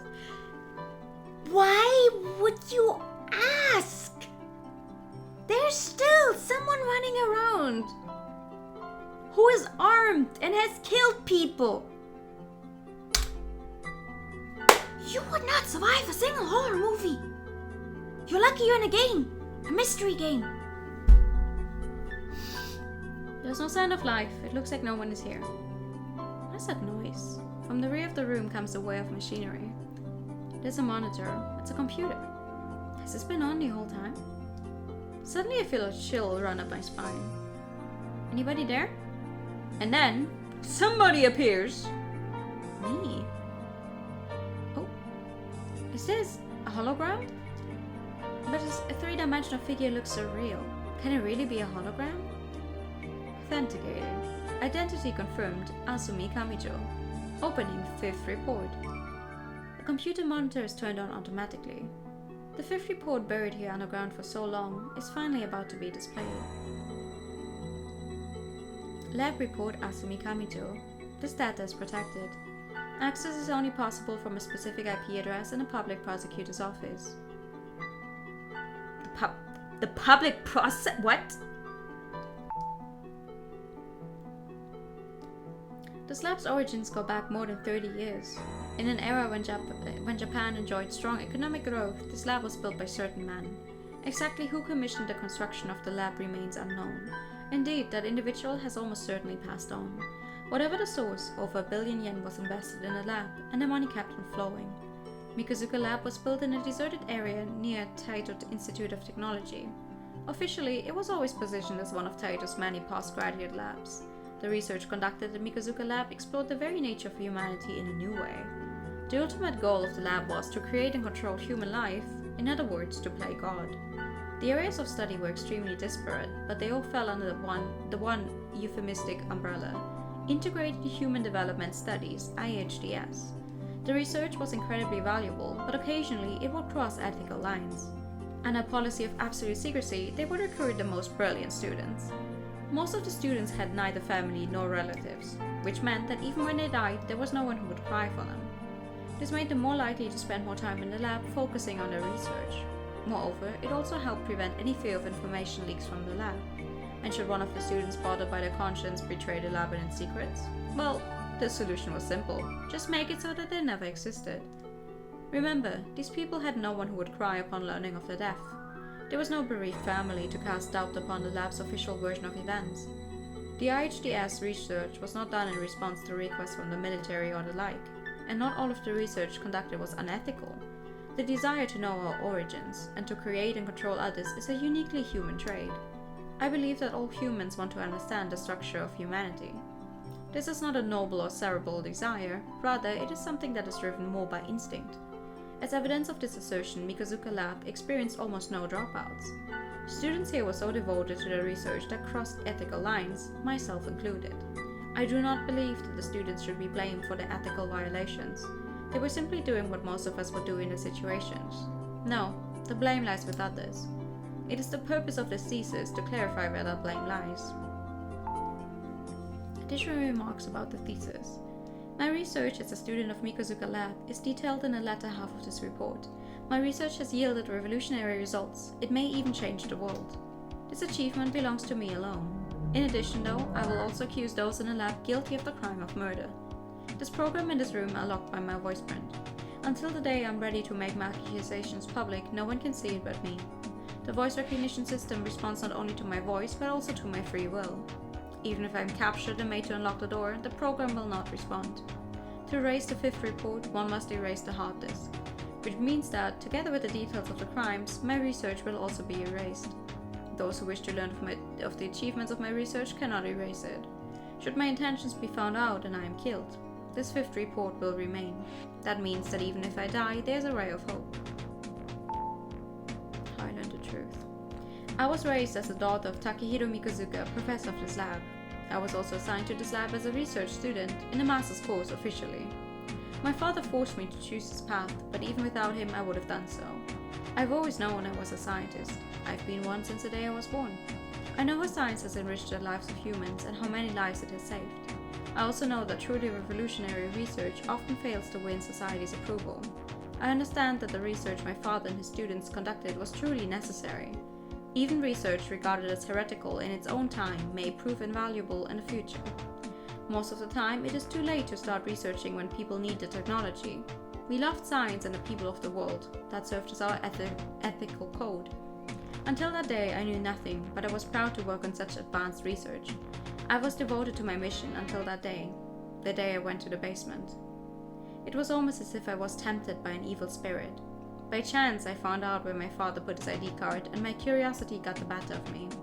I opened the door to the basement, into which students were prohibited from adventuring. There were layers of sealed doors. The whole thing was unlike anything else in the lab. In the back of the basement, I found a dead woman, her body dried up and sealed away. When I saw the body and the queer side of the room, I intuitively knew what was happening here. Then I felt somebody standing behind me. Trembling with fear, my father, Takehiro Mikazuka. He looked like he didn't know what to do with me. I think the choice I made that day was the right one. I accepted all I saw there. Then I asked my father if I could conduct research in the underground lab myself. Thereafter, it became usual for me to go down to the basement and work there. I will write about my research and why I received the lab's approval later on. While I carried out my research in the underground lab, I also investigated the lab's past. I found out how many children born to Tamiko, a surrogate mother, had died while still very young. I discovered that clones had been born as a result of certain experiments in his lab. One such clone still lived. Born from a specially manipulated zygote, he had Werner syndrome. He was named Shinichi. Shinichi! I couldn't find any information about Tamiko, but I know she gave birth to many children. After she gave birth to the last child, she was worn out and died, filled with resentment. I did some research into the last child she gave birth to. The child's genes were identical to those of a genius scientist long dead. In other words, this child was born as a clone of that extraordinary scientist. Tamiko's last child, the clone of the scientist, her name is Asumi Kamijo. I am the last child. For my mother Tamiko, who gave birth to me and died unhappily, I decided to write this 5th report. Now that I know the secrets of this lab, Aso and the others regard me as dangerous. The only reason I'm still alive is because my research is valuable to them. But my betrayal of them may be discovered at any time and I could be killed. There might not be a chance to give this 5th report to the relevant parties. Past crimes and criminals. Yoso Aso, the former Minister of Education, was behind everything that happened. Takehiro Mikazuka was the one who accepted money and continued the research. This was before I was born, some 22 years ago. Recently, clone technology has earned more acceptance. At the time though, even animal cloning was abhorred, let alone the idea of cloning human beings. The principle of cloning technology wasn't difficult. The technology existed even back then. They implanted fertilized eggs, which had their genes manipulated, into a surrogate mother. Many clone children were born. Among them, only Shinichi and I still survive. However, records suggest that they made many more children from 2 sets of genes, one female and one male set. As for what happened to those other clones, I do not know. There was another person who was an assistant 22 years ago. He knew all the facts and was heavily involved in all the experiments. Tamiko's surrogate mother, so many children were born to satisfy intellectual curiosity and died so very young. Some of the researchers never knew the truth and yet were killed to keep the lab's secrets. Unless the hammer of justice is brought down upon Yoso Aso, there will still be more victims. What Aso is currently getting the lab to do and what Assistant Professor Haibara is up to now, the lab's secretiveness has meant that I do not know the answers to those mysteries. But if I don't let the world know about this lab, it will continue to be a danger to the innocent. What to do with this report? Even if this 5th report is made known, Aso may suppress the truth with his great power. He might even pressure the police department. The hope is that the media will expose the truth and the public will force an investigation. At that time, I may no longer be alive, but Shinichi will be available to testify. I hope Mikazuka Lab and Aso will be investigated and the world will learn the truth. While he has Werner syndrome, Shinichi is aware of the truth behind all of this. The first step is to secure Shinichi's safety and allow him to tell his story.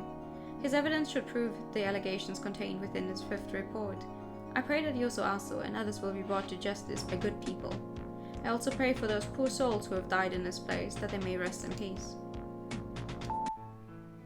As is customary at the end of a thesis, I would like to thank those who have helped me. All of the students in this lab were pure-hearted in their desire to help the world. Most of them were unaware of the possibility that their research could be misused. Among those students, Mr. Shina helped me a lot. In his own understated way, he was very kind. He took care of me on several occasions. I often felt him keeping a gentle eye on me. Maybe he had an inkling of what I was going to do. I remembered that Mr. Kakizaki almost found out about my mission. Had he known my secret, I know he would not have handled it. I'm glad that he never knew. They and younger students, who will come later, are all pure of heart. Their only fault is their naivety. All of them have ambition and wish to produce research that will help the human condition. If they are accused as a result of this document, I want it known that they are blameless. I want to mention Takehiro Mikazuka, my adopted father, who both created and raised me. He committed a serious crime, and he must pay for his actions. I know that he regrets his actions. A man of science, he lost sight of his own moral compass. My father is a pure scientist, but he is also a weak man. It is an indisputable fact that he did as Aso told him to do, and that is a terrible sin. But it is also a fact that he raised me well. It is the love of science he taught me that makes me unable to forgive what the lab has done. And now I'm writing this thesis. It's quite possible that I owe all I am to him. When he talked about science, about his research, he was so passionate and so gentle. When I found the dead body in the basement and I agreed to cover up his crime, The look I saw in his eyes was not relief, but despair. I couldn't look him in the eye. His love for science had driven him to cross a line, and I know he was ashamed. I felt like he did not want me, his daughter, to make the same mistake. But he's a weak man. He does not have the strength to repent for his sins and come clean. That is why I must do this instead of him. He must be judged. But I want him to know just how hard this is for me to do. When his 5th report is completed, I do not know whether he will seek to suppress it, or whether he will embrace me as my father. Thinking these thoughts here in this gloomy basement and typing this thesis, I feel like I am powerless to resist the binds of fate. I feel like my faith has been determined ever since the day I was born. Because I'm a believer in science, I believe all phenomena can be explained by scientific principles. Indeed, I believe all activity in the universe is explicable by science. However, I believe there's one exception: human fate. That is up to the individual and to God. I do not wish for there to be any more people like myself whose fate is determined at birth. I want, at least, the curious case of my life to have some meaning. I hope that the publication of this 5th report will make that happen. Azumi Kamito. Reread a chapter. No, I want to finish reading. After carefully putting the CD-ROM away, I shut down the computer. The figure of Asumi reappears. Its gaze lands upon another door with the same authentication system. Beyond the door is a staircase. The staircase seems to lead to the area outside the lab. Oh. Climb the stairs. Oh my god. But who are we?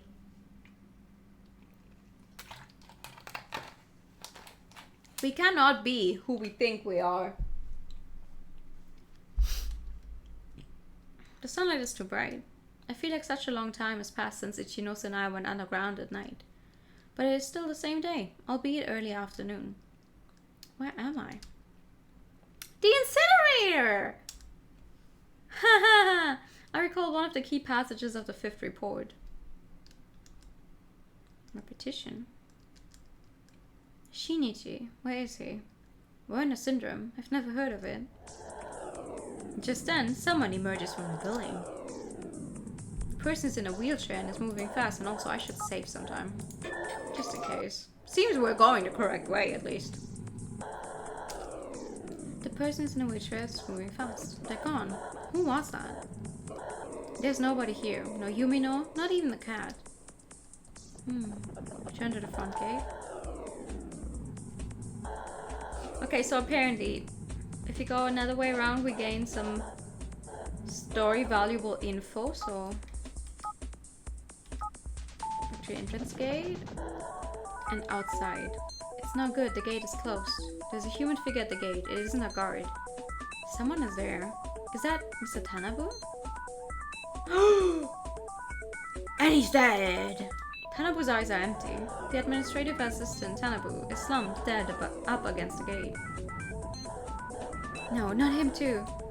The gate is firmly shut. The only thing to do is to go back inside the lab. First floor? Second floor? Third floor? Oh no. Are all of the people in here also dead?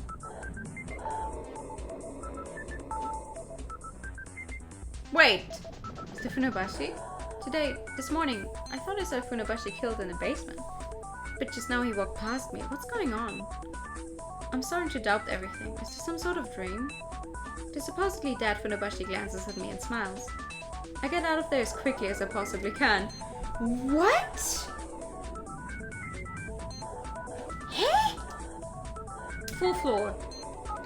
Computer room. Search the database? I might be able to get some information from this database. What the hell? About the Werner syndrome? What is that? Following matches found. Werner syndrome. A rare autosomal recessive syndrome characterized by the appearance of premature aging. External symptoms of aging begin to appear in the patient's teenage years. Genes controlling the aging process have been damaged through mutation. The result is that a 20-year-old may have the appearance of a 60-year-old. Ah, that one. This means Shinichi is... Staff. There's a message on the desk. Read the message. I'll be waiting near the flower bed, Shinichi. Nobody's here. To the third floor, second floor, first floor. Leave the building. Flower bed. Somebody is waiting for me at the corner of the garden. It is Shinichi, the only survivor of those born in the underground laboratory. Kanematsu is waiting there. Mr. Kanematsu, you're Shinichi, aren't you? Kanematsu is silent. Looking carefully at his eyes, I see that they have the youthful purity of a young boy. Maybe his occasional bouts of mania are a frustrated expression of that purity. As I wait for his words, I recall the time when he told me he owned the locket. At that time, he also had that purity in his eyes. That was the real him. When he finally speaks, he appears calm, but he talks as if in a dream. Well done. I was born here 20 years ago, the result of an experiment in genetic manipulation. I was born in Mikuzuka Lab. I grew up in Mikuzuka Lab. I tried to escape once, but when I was caught, I was badly beaten. I've been here ever since. Even if I did get out, I'd be treated as a lunatic. My disease is a very rare one. No matter where I go, I will never be treated as normal. But since I've always been here, I know all about this lab. But nobody listens to me. I don't have the energy left to resist against the lab. I just want to live out the rest of my life in peace. Mr. Kanematsu, Shinichi, I want to know. Please talk to me. I will tell the world all about this lab. I found the 5th report in the basement. Impossible. I will tell the world about the murders and unethical research that this lab has carried out. It's impossible. Whatever you may think you can do, you cannot. ASO can control the police. There will not be enough proof. The case will be dropped. That's why I need your help, for the sake of those people who gave their lives. Shinichi looks down, and he sadly shakes his head. I can't do it. Even if I help you, the end result will be the same. They think I'm a lunatic. Even if people understand my condition, no concrete proof exists that I was artificially created in this lab. Those liars can easily make up some fake documents. I have fictitious parents too. If we were to go public, everyone would think we were making everything up. Besides, it will not be easy to escape from here.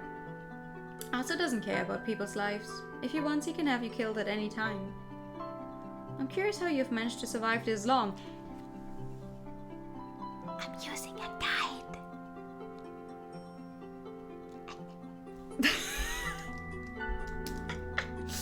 They all helped you. Mr. Shina was a good person. He wouldn't say this, of course, but he loved Asumi. Asumi from the past, I mean. But he loved you too. I knew Mr. Shina would be murdered. I prayed that he wouldn't help you. I thought it was fate when you showed me the locket, and I knew Mr. Shina would help you. Also, I knew as a result of that Mr. Shina would be killed. He spent so long blaming himself when Asumi was murdered 4 years ago. That's why Mr. Shina tried to help you. That's also why Aso's people had their eye on him as a dangerous element. Mr. Kakizaki was the same too. He was tormented by the incident of 4 years ago. There's a guide to life, oh I wish. You've done very well, but you must have been aware that you've had help. Right, on the night of the 20th, the person who shot Michael, and in the basement there was another person. More than that. Aso's movements have always been monitored to make sure no harm comes to you. You've read the 5th report, yet you still haven't asked the most important question. Are you so obsessed with looking outward? What about yourself? Can you look at yourself in the mirror? I've never been able to do that, but I think that you can. If you leave here now, you will be killed. Killed by an assassin created by Aso. You should go to Haibara's office. The assistant professor's office? Yes, if you go there, or I'm not sure, but you might. Will Assistant Professor Haibara help me? No, I can't tell you that. But I can tell you that Haibara hates Aso and Professor Mikozuka. He's looking forward to claiming his revenge against them. Will he back my story if I come forward using the 5th report? His plan for revenge has already begun. At the end of the 2nd floor hallway where I always stand. Take a closer look at the wall there. You should find a way to get into his office. But I don't know if that will be a good thing for you or not, Asumi. You called me by my name. Did you know me? The me of 4 years ago? Did you call me by name then? Yes, I did, Asumi. I remember. I was crying, but I couldn't stop you. Asumi, don't die. Asumi. What?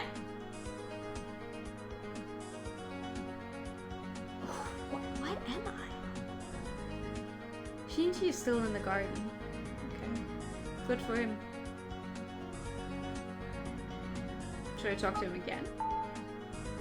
Asumi was always so strong. She faced her fate fearlessly. I couldn't do that. I turned my back on my fate and instead cursed my life. Your fate awaits you in Assistant Professor Haibata's office. Okay.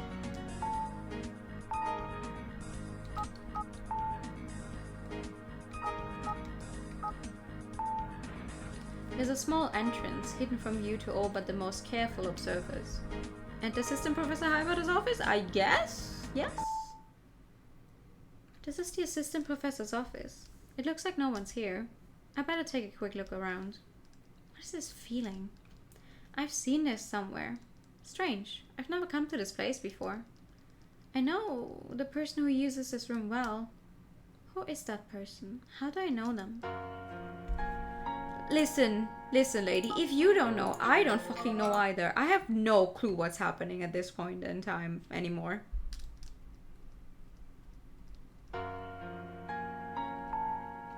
All of these books look far too difficult for me to understand. Wait.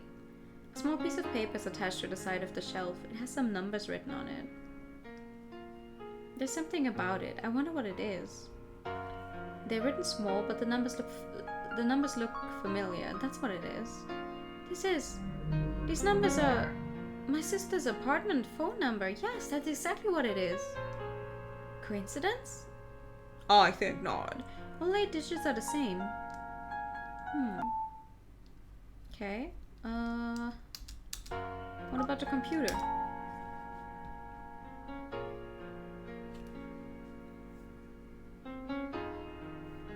What is this? The monitor is still turned on. A text format database is displayed. I stare at the data.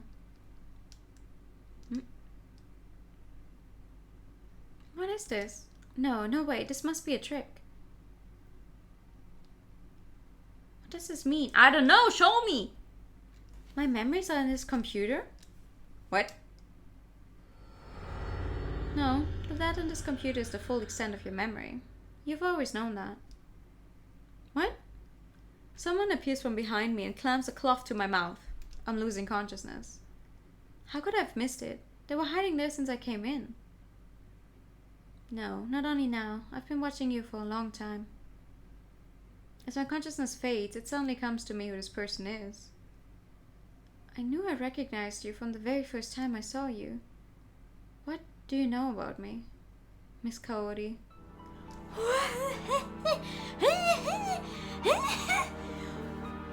I mean, okay, yes, Miss Cody, because she was the very first person we met and she got a full sprite and was like, you gotta be important, but what?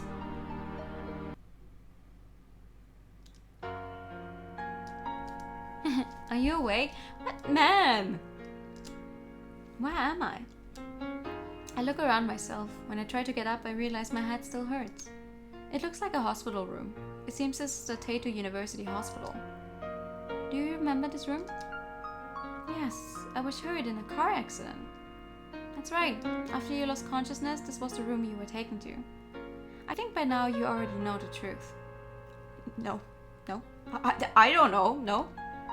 That you have no sister. And I think you also have a good idea how you were born. No, I don't. What are you talking about? What do you know about me? I don't really like to talk about the past, but it seems you need it spelled out for you. Just do your best to face reality, as unpleasant as it may seem to be. Her voice is clear and calm, and I find myself quietly listening to her tale. Like most of the students in the lab, I grew up with no parents in our family. The lab chooses those orphans who show a particular aptitude and molds them as it sees fit. That's how all of the students are recruited. I was discovered by Dr. Haibara. Dr. Haibara was planning to do some groundbreaking research, even by IHDS standards. He said he needed me for that research. 7 years ago, just after I was officially assigned to the lab, I met you for the first time. I was led by Dr. Haibara to a hospital room which was secretly controlled by him. When I saw the girl in that room, I let out a gasp. The girl was the spitting image of Asumi Kamijo. She was my fellow student and the daughter of Professor Mikazuka. What? Surprised? I made her from genetic material harvested from Mikazuka's daughter. Mikazuka was about to trap me and have me sent to prison when I did it. Oh my god. In other words, she's a clone of Asumi Kamijo. At that time, I didn't know Mikazuka Lab had the necessary technology to produce clones. Certainly I was shocked, but there was something else that shocked me even more. I stared at the girl, all curled up into a little ball. Or perhaps it would be more accurate to say that I couldn't take my eyes off her. I sensed no life, no will. Her eyes were like empty holes. She was just like a doll. I don't know how to put it, but I was overcome with sadness looking at her. That was the first time we met. I created her as a clone and have taken care of her ever since. She will be the perfect guinea pig to test a new chip I've been developing. If the chip works as it should, then I'll send her into Mikazuka Lab as Asumi Kamijo. All going well, she'll be able to secure information to take down Mikazuka and his dogs. And even if it doesn't work that well, she's bound to make them panic, that's for sure. A girl who was born as a clone and raised as a guinea pig. A doll with vacant eyes. A girl who didn't know love and who had no emotion. When I saw her, I was shocked, but I quickly came to terms with all that it meant. I told myself I was just dealing with a doll, and I started on my research. Under Dr. Haibara's guidance, I created data for a chip to be embedded into her head. The data is on the hard drive you found in Dr. Haibara's office. And a year ago, you had surgery to embed a cranial nerve connecting chip into your head. I made all of the data on your chip. It contains several memory programs as well as some simple logic programs. A sister who's supposed to be a doctoral student at Mikazuka Lab. For the people at the lab, your sister would mean Asumi Kamijo, who was silenced 4 years ago. She was your original form. Other than that, though, you shouldn't have been able to recall any memories. Trying to remember your sister made you feel ill, did it not? That is because the chip was programmed to emit an unpleasant signal. And this made you subconsciously avoid thinking of your sister. I mean, you've been looking for your missing sister, yet you don't even know her name.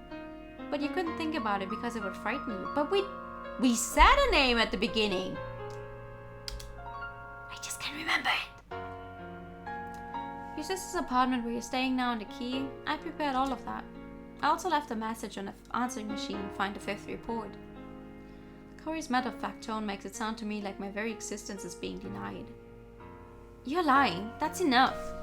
You're a horrible person. What you're saying is understandable, and maybe it is even true. But calm yourself for a moment and open your eyes to reality. You were a guinea pig, and of course you never had a sister. Wait, call my father will help me. Shaking her head sadly, Kaori sighs and adds a final comment. He will be here soon. After a while, the doors open again and a man walks in. Father, you came back for me. Dr. Haibara, I've secured Asumi Kamijo and recovered the 5th report. Keep everything quiet. After everything is over, I will kill her too. Bah! No, it can't be. The image you have in the back of your mind of your loving father, it is actually Dr. Haibara who created you as a clone and raised you himself. This image is too strong to be removed by the cranial nerve connecting chip, so instead I used your emotion and modulated your memory just a little bit. I changed your image of him from a scientist experimenting on guinea pigs to a loving father. Whenever you recall Dr. Haibara, my program ensures that you think only positive thoughts. Kaori, it's time to go. I will turn in the 5th report in front of the library. Oh, excuse me. I have hiccups again. Since the place is crowded, there's nothing that they can do to us there. Yes, sir. I took the 5th report a little while ago. Good work. I've got everything I wanted now, just as I planned. This is Asumi Kamijo's thesis, that even the mighty Aso has never been able to acquire. Fantastic. We must get to the meeting place at once. Make sure she can't get away. After we're done, I'll finish her off for good. Understood, sir. Let's go. She went through some shit and even read about cloning what the people do. He still doesn't want to believe her when she gives a reasonable explanation. Of course she doesn't. Of course she doesn't want to believe her. Would you? Like, it's one thing to read about it happening to other people, but trying to understand that it has happened to you yourself? Dr. Habara, it's almost time. Is your journalist friend not here yet? Is it possible that Asa knows about this? I don't think so. I think we're fine, but... Wait, my cell phone is ringing. Hello? What? What's going on? What's wrong? Give it to me. I don't like this, Professor. This is no place for a meeting. It's just too empty. What? Where are you now? Huh? Well, you just told me on the phone to come. By the pond, like you said. No, I never said that. I said in the quadrangle. Well, at first that's what you said, yeah. But then you called again and changed the meeting place to the pond. That's why I'm waiting here, but it's far too dangerous. I don't like it. You said there are people who want to crash this fifth report, right? Listen, I know about this sort of thing. I can smell danger all around here. Huh? I can hear a phone ringing. Is somebody there? You! What's going on? All of you, you're just He's dead. They beat us to the punch. It's too late to go to the pond. We have no choice, we have to retreat for now. As long as I'm safe and the fifth report is secure, we can leak it to the media anytime. For now, we need to get to a busier place. Make sure we're not being followed. Yes, sir. What? What? Okay, you know what?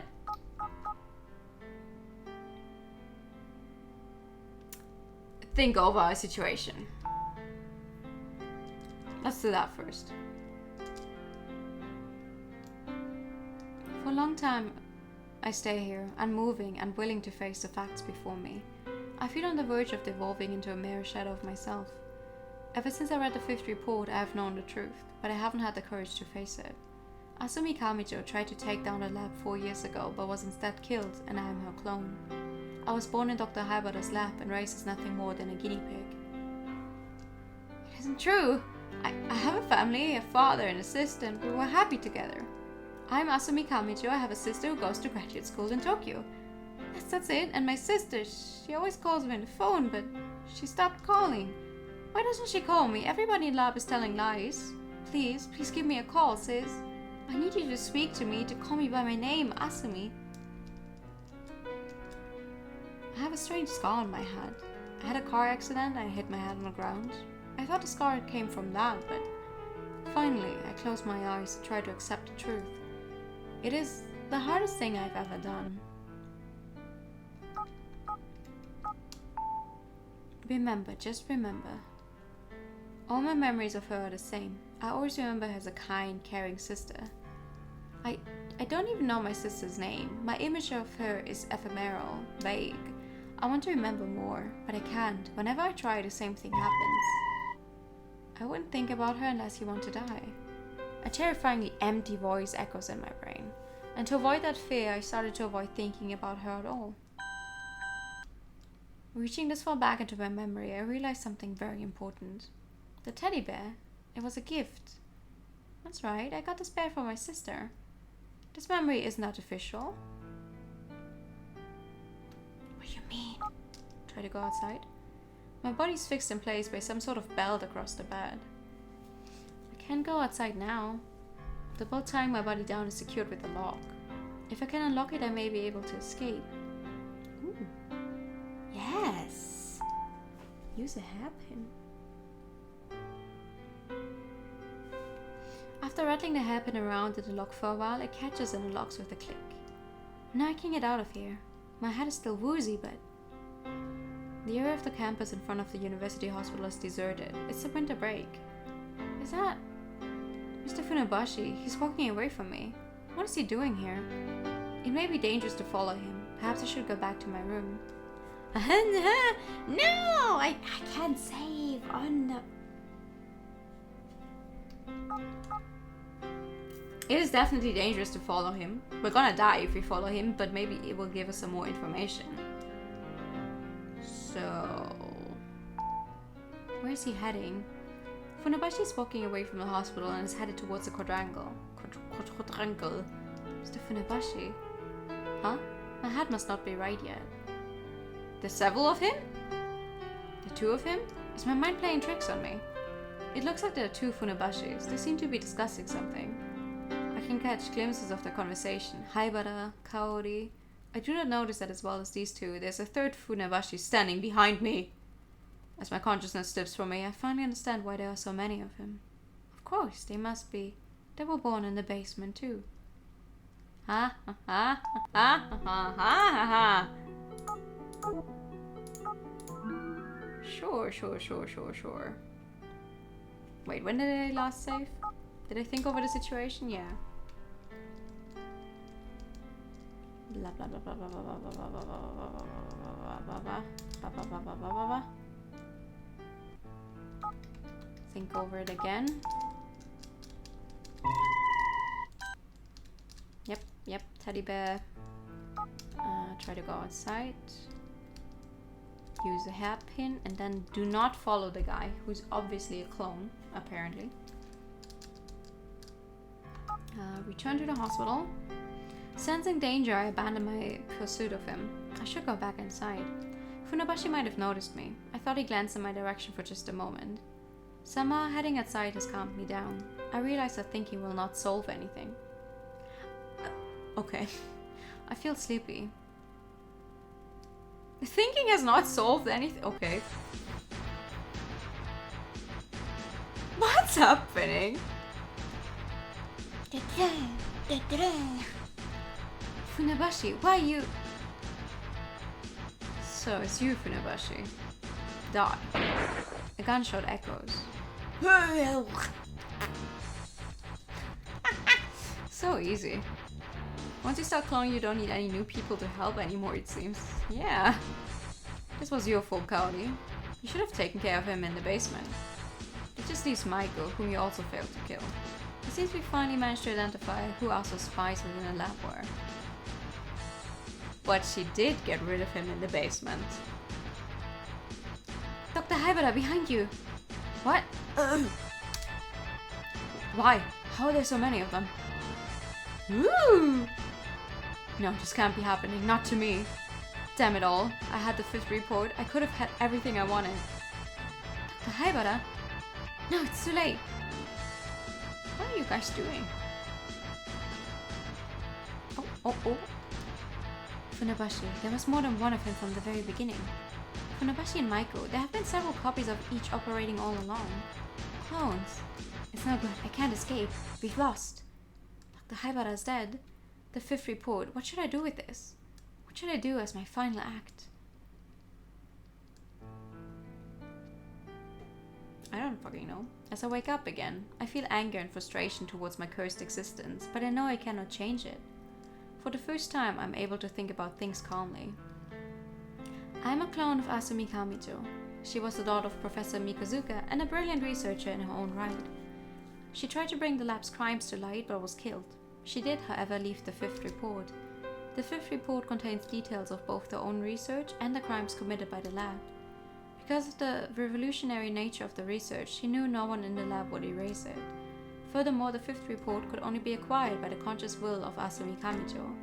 That's why I was the only one who could get my hands on it, because I am her. I can't believe Miss Kaori was behind this. My memories, every time I tried to recall, they were the same. Sis. My memories matched the text in Assistant Professor Haibara's file word for word. Nothing ever changes. These memories were always what gave me the strength to move forward, and now I learn that they aren't even real. They're just a data file. All just artificially created data. Data for an experiment of a cranial nerve connecting chip, all made to throw the lab into chaos. Still, why are all of my memories so sweet and heartwarming? They gave me strength. Through all my struggles, those memories helped me make it this far. They may have been fake, but the happiness they brought me was undeniably real. Never for a moment did I doubt the existence of my sister. That certainty, it wasn't because of the chip. That's right. What about this bear? These awkward stitches are proof that my sister made it for me. Strange. This toy bear? Why do I have it? With these thoughts humming around my head, I find myself dozing off one more time. I can feel the locked doors of my memory gradually starting to open. Isn't it just this Kaori lady who acted as your sister? Suddenly the doors flung open. Dr. Haibara has been killed. It's all over. We lost. Asa doesn't know about this place yet. You need to go now. Run as far away as you possibly can. Oh, and one more thing. I'm giving this back to you. I'm interested in what's inside of it, but since Dr. Haibara is dead, it can't be used anymore. I suppose you must be enjoying this. We created you for our own selfish purposes, and now we've been destroyed. I stare hard at Kaori's face. She holds my gaze, staring back at me unflinchingly. Miss Kaori, I have a question. If I didn't have a sister, then why do I have this teddy bear? This is a gift from my sister. This is a toy bear which my sister made for me. It is the only one of its kind. But I never had a sister. All of my memories are fake. Then how? Why do I have this teddy bear? I can't believe you still have this. It's silly, really. That bear, I made it. Does that explanation satisfy you? I mean, listen, at this point, that was obvious. Probably because you felt sorry for her very existence. I needed to create something that would serve as a more convincing memory, that's all. I thought as much. I'm glad to hear it. I remember the day you gave me this toy bear. That's not possible. Your original memories should all have been erased. Wait, what do you mean original memories? When my sister gave this to me, she was crying. I'm sorry, I know you must feel all alone. Soon you will have surgery. But don't worry, you will be happy soon. Wait just a little while longer. That was why I never doubted that I had a sister. The reason I never gave up, the reason I always believed my sister was out there. It was not because of the memories you implanted. It was because I had the memory of you, Miss Kaori. Not only that, I can't remember now, but I believe that I'm much happier than I used to be. The memory of being with my sister made me happy. I recall so many happy times. Even though those memories were made by you, they still gave me the greatest joy. I like to think that you meant that to happen all along. I believe that you wished for me to find happiness in my own way. I want to thank you.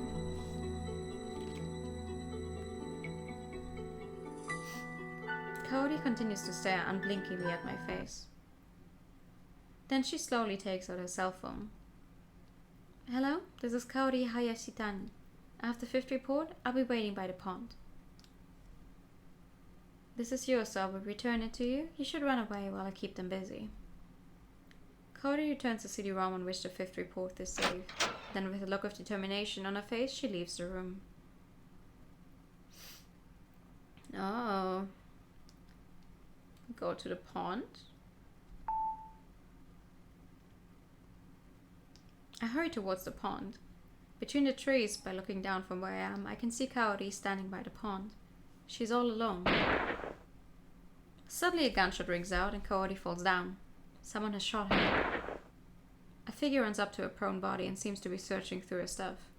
The figure plucks a disc from her bag and leaves. Miss Kaori, no! Well, that was obvious. Kaori went to the meeting knowing she would be killed armed with a fake disc. She tried to save me in the fifth report. The dead body of Kaori Hayashitani lies on the deserted edge of the university campus. Search her clothes. The fake CD-ROM which she put in her pocket in the hospital isn't on her anymore. The people who killed her must have taken it with them. There's something else. There's an envelope sealed with a cute little bear sticker. Dear Asumi, it is very hard for me to talk directly to you. It's too painful. Instead I wrote a letter. Asumi, it is true that you were born as a clone, a copy of another person. But despite that, it is you who have lived your life and formed your character. You are your own person. You should not worry about how you were born. Your body and your right to live are the same as any other person. Your right to life. You have your life and you should try to find happiness for yourself.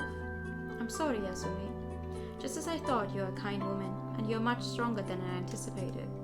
I believe you have the strength to overcome your fate. Asumi, my precious sister, please be happy. Kaori Hayashitani. The last sentence of the letter is scribbled as if in a hurry. The words are also blurred with moisture and quite hard to read. Miss Kaori, Asumi, my precious sister, please be happy. Totally safe to read the letter right there. It's also very safe for her to just run up to the dead body immediately after, because there was definitely only one guy there who could have shot her.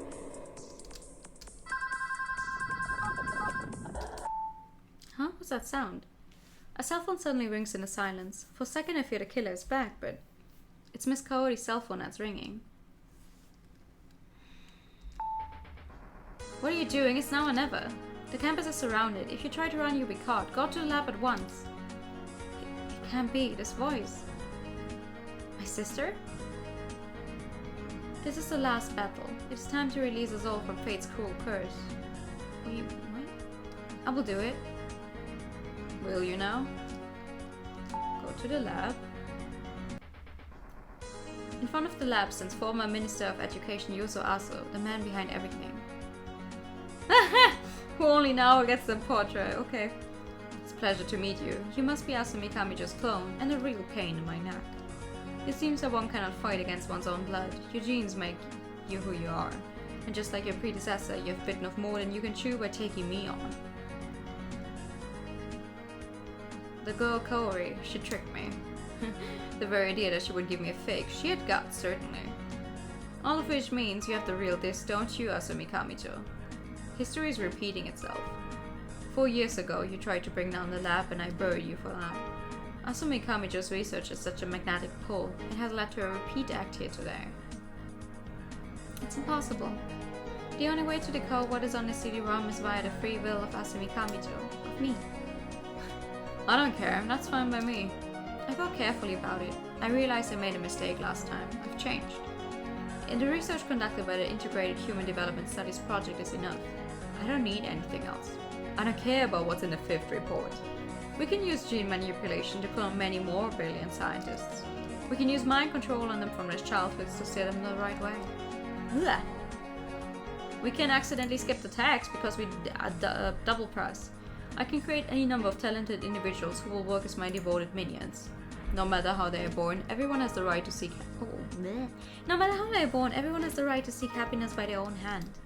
What you have done, what you're doing, it cannot ever be forgiven. Forgiven? I don't care about that. I do what I want because I have the power to do it. Asa suddenly takes at something that looks like a cell phone. Kill her. The first and most important achievement of the IHDS research program. They were developed to protect the program by eliminating all obstacles in its path. In response to the tone emitted from Asa's device, they begin to emerge. A lot of men and women. But they look exactly the same as the people I know as Funabashi and Michael. Born in the underground lab, they must have been raised to be obedient slaves. Their eyes are hollow, and they appear to have no will of their own at all.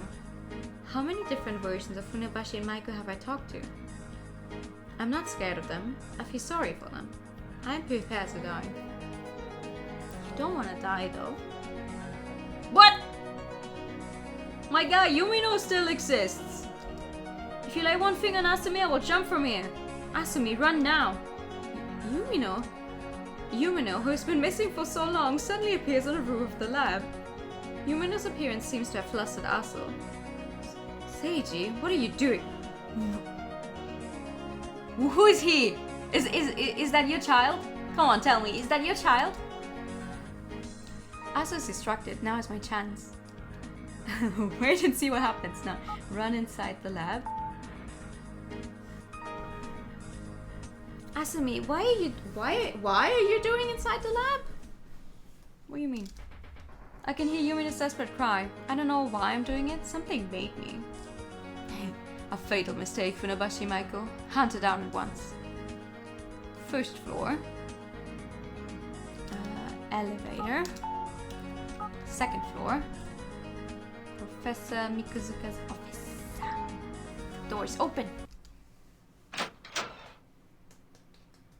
I sense there's someone inside, but the secretary Maiko Mizukoshi isn't there. A man sits in a wheelchair at the back of the room. He seems very weak and very small. Noticing that the door is open, he wheels himself towards me. You're Professor Mikazuka? That's right. Professor Mikazuka, you're the one who oversaw all the research in his lab? The one who took orders from Aso? That's right. Because of you, countless people have died. The lives of countless others have been ruined forever. Do you understand that? I believe they were all necessary sacrifices. I lost my wife and my daughter, and yet I still continued my research. Your wife? Yes, Tamiko. Tamiko Kamito. My beloved wife. Even though I loved her, I performed unspeakable experiment on her.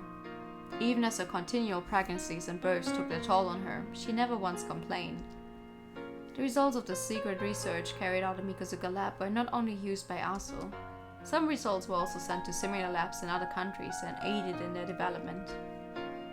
I truly believed our research would benefit the future of human existence. But Tamiko disagreed, as did you, Asami. At that time, I could not understand what my wife and daughter were saying. Mikazuka's eyes seemed to be looking at some lost object far off in the distance. Maybe he's addressing someone who now only exists in his heart. Asami, when I found out about the accursed fifth report that you were writing, I was confused. Since then I lost my way. I didn't know what to do. My research, in which I had the ultimate faith, was about to be rejected by you. Asumi, you're so pure of heart, and you're right. Many years ago I abandoned you and sided with the lab. I couldn't turn on Aso. And then you were killed by one of Aso's people. It's ironic. Since I lost you, I've learned how valuable human life is. I realized that humanity is something to be respected.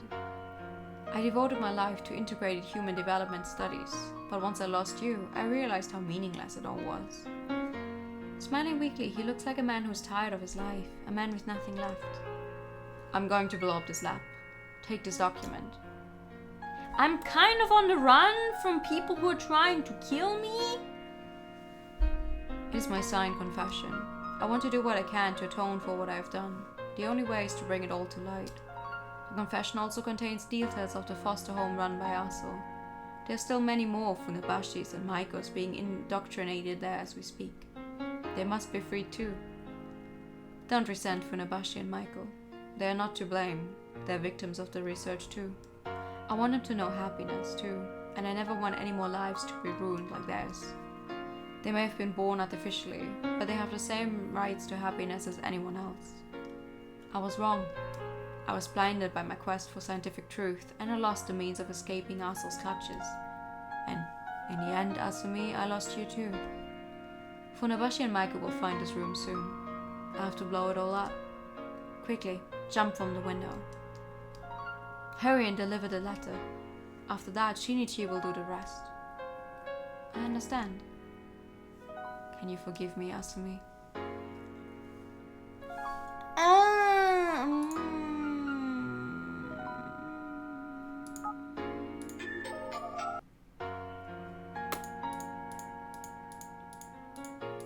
Well, can we? I don't want to say yes. Because I'm not the same Asumi that he knows. I'm not Asumi, his daughter. I'm a clone and my own person. So it is not my place to forgive him it's not my place to forgive him.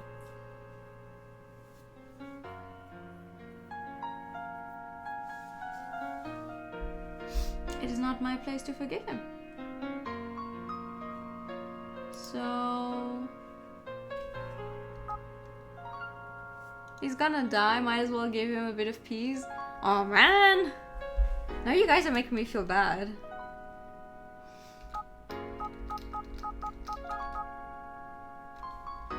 No, not who are you?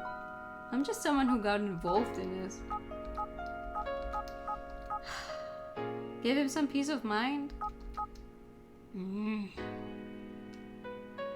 Okay, but only because you're saying so. Thank you, Asumi, my beloved daughter. Forgive me for making your life so miserable. Hurry, get out of here. Don't worry about the rest. After you go down, get away from here as fast as possible. I will. Goodbye. Climbing through the window and onto the landing, I clamber down using the drain pipe. I sprint away from the lab as fast as my legs will take me. As I glance back at the lab, the terrible events of the last week flash through my mind. Strangely, the memories of this time have become precious to me now. Goodbye. But how is all of her memories and stuff is on that one computer in here? If he blows everything up, won't we die? The imposing of Mikozuka lab is suddenly smashed to pieces by a massive explosion. Hitting the deck at once, I protect myself, Mikozuka's confession and the fifth report. I can feel my consciousness fading once again. No one who was in that building could possibly have survived, I think. As the shockwave and the debris from the explosion rain down on me, I sense someone standing by me. Somehow I feel like everyone is beside me.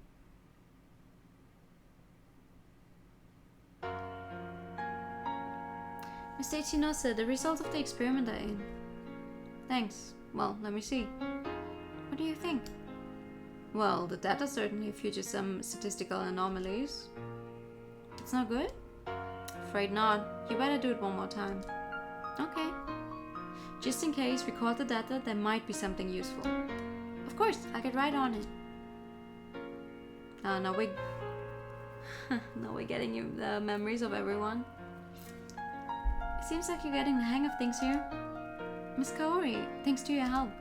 I have to do every experiment over and over again, though. Hardly any experiments go perfectly the first time, even for me. Edifice just means a big building. Oh, okay. The stories my sister told me, they always sounded so wonderful. I wanted so badly to be a researcher in a university lab just like her. Mr. Sheena, I need you to redo this experiment. Would you be able to analyze this data for me? No problem. But soon you need to be able to make an analytic program by yourself. I'll teach you after the experiment. Really? Thank you so much.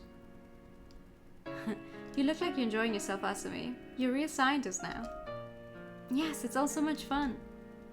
But it's harder than I thought. I feel like a laborer sometimes. The achievements of your research will be used to better the lives of people in the very near future. Yes. Researchers the world over have worked hard like this since time immemorial. They have enriched human existence and saved countless people from death and disease. I'll do my best to join the number.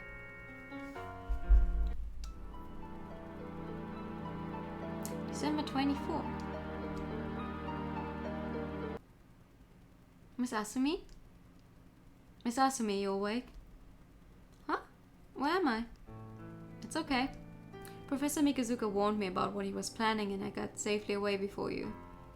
After the explosion, I found you and dragged you out of there. Dr. Mikazuka's document and the fifth report have been submitted to the police via reliable intermediaries. See?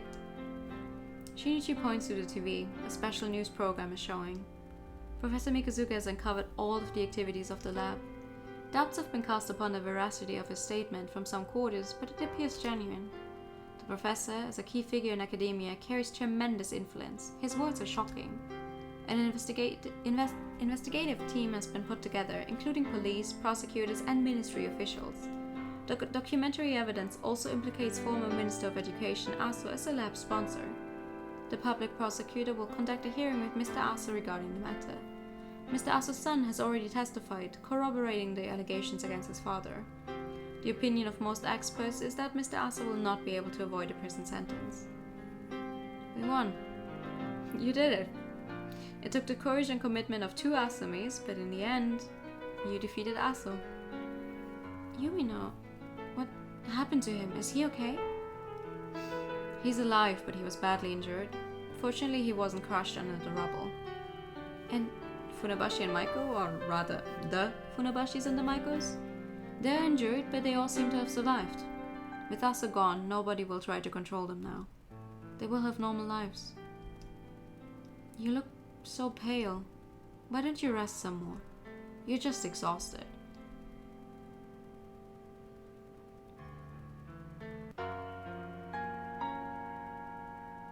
You won't reconsider? Mr. Sheena, you knew? I can't go back now. If I don't do this, who will? I can't allow these facts to just be buried in the dark. You and the others should continue your research. There's so many people who need you in the world. You must be the bearers of science. If you help me, it will only cause trouble for you later. You must ignore me. Asumi, I... Thank you for your concern, Mr. Sheena. I'm glad you care. Asumi, I couldn't save you. I know you can never forgive my cowardice. Miss Asumi, I'm sorry. I knew, but I couldn't help you. No, I was too afraid of the lab. I left you to die. I know you must resent me so much. Waking up, I find myself on the bed in the same hospital room as a while ago. Shinichi is sitting beside me, watching anxiously. I instinctively understand that the danger is gone at last. My heart is filled with relief. Are you alright? Yeah, I was just dozing a little. By the way, did you ever find out what else was included in the 5th report? That's the funny thing. I analyzed the CD-ROM, but there was nothing. What? The report only contained a statement exposing the lab's litany of past crimes. But then what happened to the ultimate IHDS research that Asa wanted so badly? Either it was destroyed by Asumi Kamijo herself, or it never existed in the first place. This is simply my own supposition on the matter, but just maybe, Miss Asumi's message is that there is no such thing as an ultimate truth for IHDS.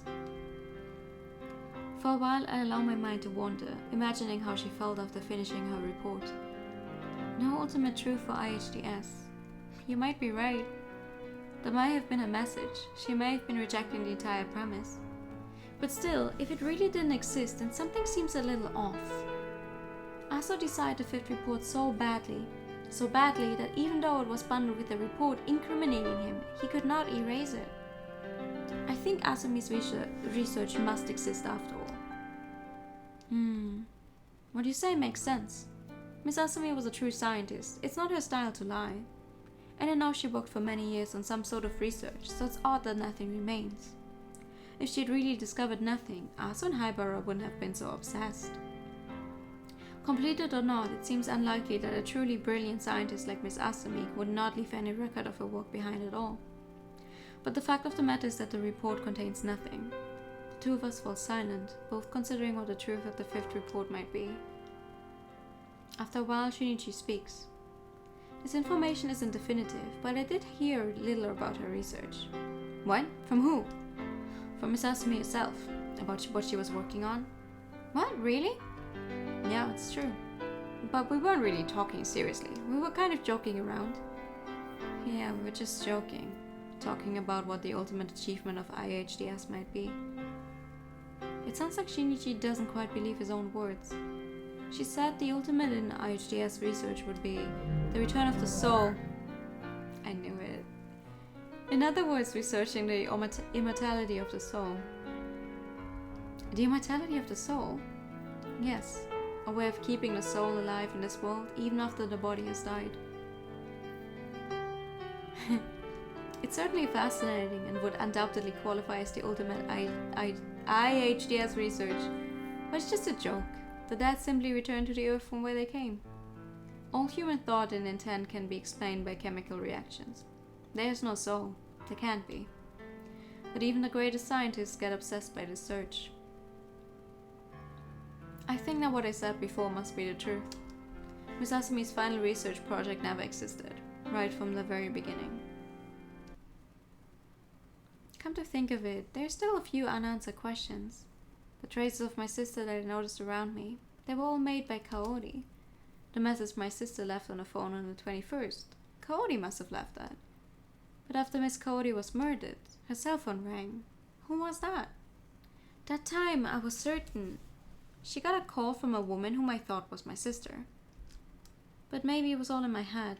I was confused, injured, and psychologically unstable. I don't know why, but many great scientists become obsessed with the divine late in life. I can't understand why scientists would waste their time like that. Maybe there are some things that can be understood only by the truly brilliant. At the end, Professor Mikuzuka spoke to me in a very odd way. Almost as if he was speaking to someone else, someone who was there alongside me. But maybe that was just my imagination. Research into the nature of the divine, even though the souls of the dead are gone, and there's still no way that they can still exert an influence on this world. Even though it is impossible, the finest scientists have still devoted their time to it. Miss Asumi, what's wrong? You seem miles away. Nothing. I'm okay. You're right. I agree with what you say. No matter what advances science may make, the divine and the soul will never be fully explained.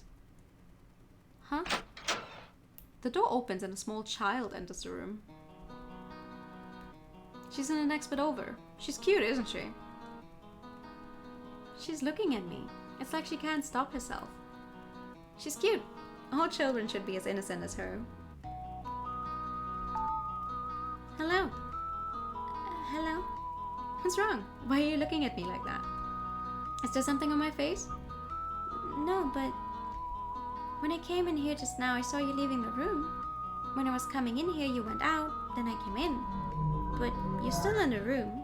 It's just weird.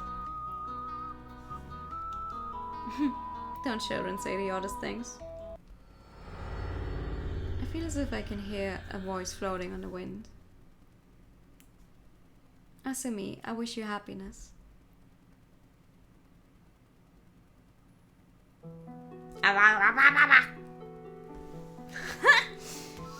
The main time it was really explicit was when a girl said something like, why are you running? Yeah, definitely. And this thing just now also did it again. Scenario rated, director, blah blah blah. I think this is just the same as, yeah. These are the credits. Oh, but with the stairs now. Special thanks. Scarf the door. The end. Additional Sheena scenario. What do you mean?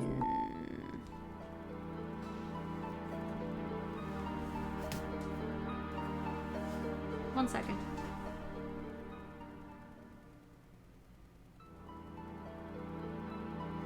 I just saw an insect thingy. Disgust. What do you mean additional scenario? I was about to launch into my fun game.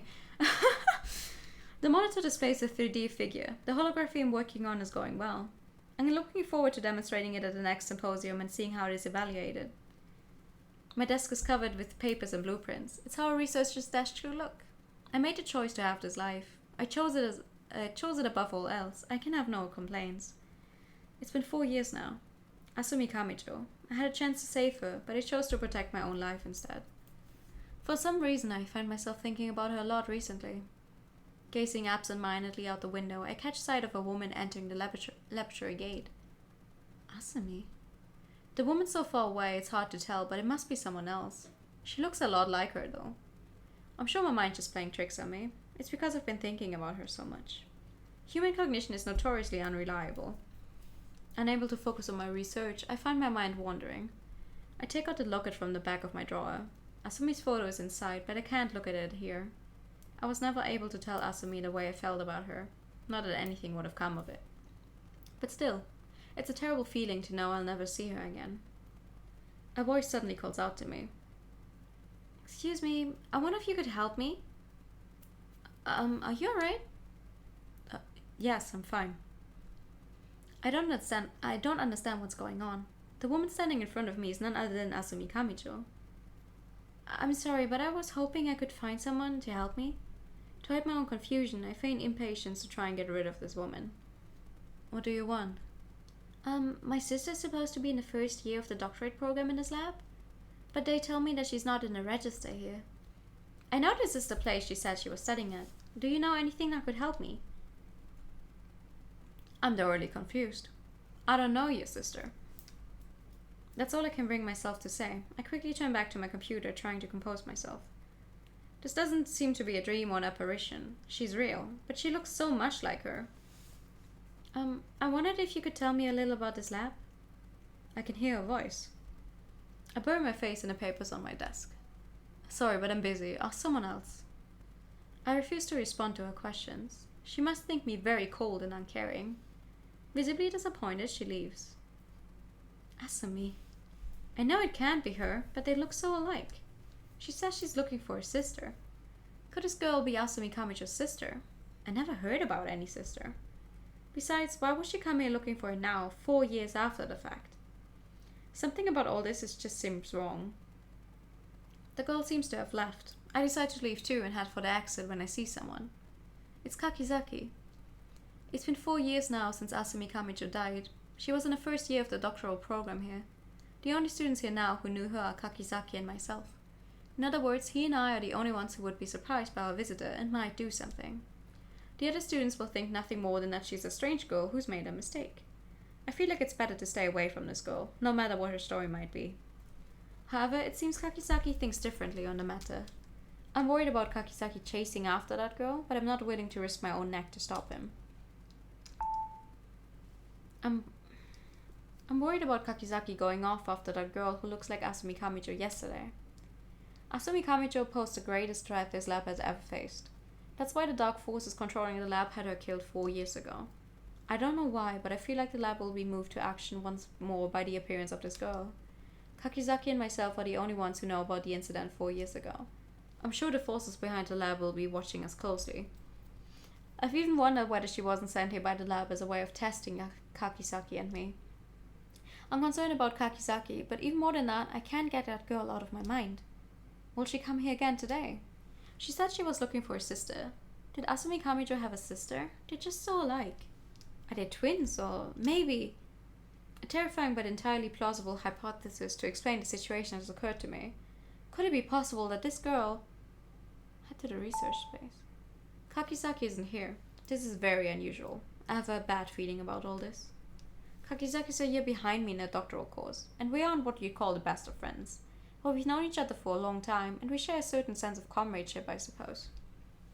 Above all, he and I both knew about what happened 4 years ago.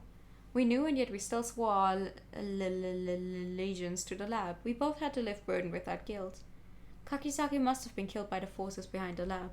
My thesis is almost complete, but I cannot even bring myself to look at my research right now. I don't know how or why she's here, but I know that unless I do something, the girl calling herself Asumi Kamicho, will end up being killed. Well, what can I do to save her? I have to think of some way to let her know the danger she's in, without anyone knowing I've done it. I have the germ of an idea. I write down a message on a piece of paper. If you are a doll, you can enter.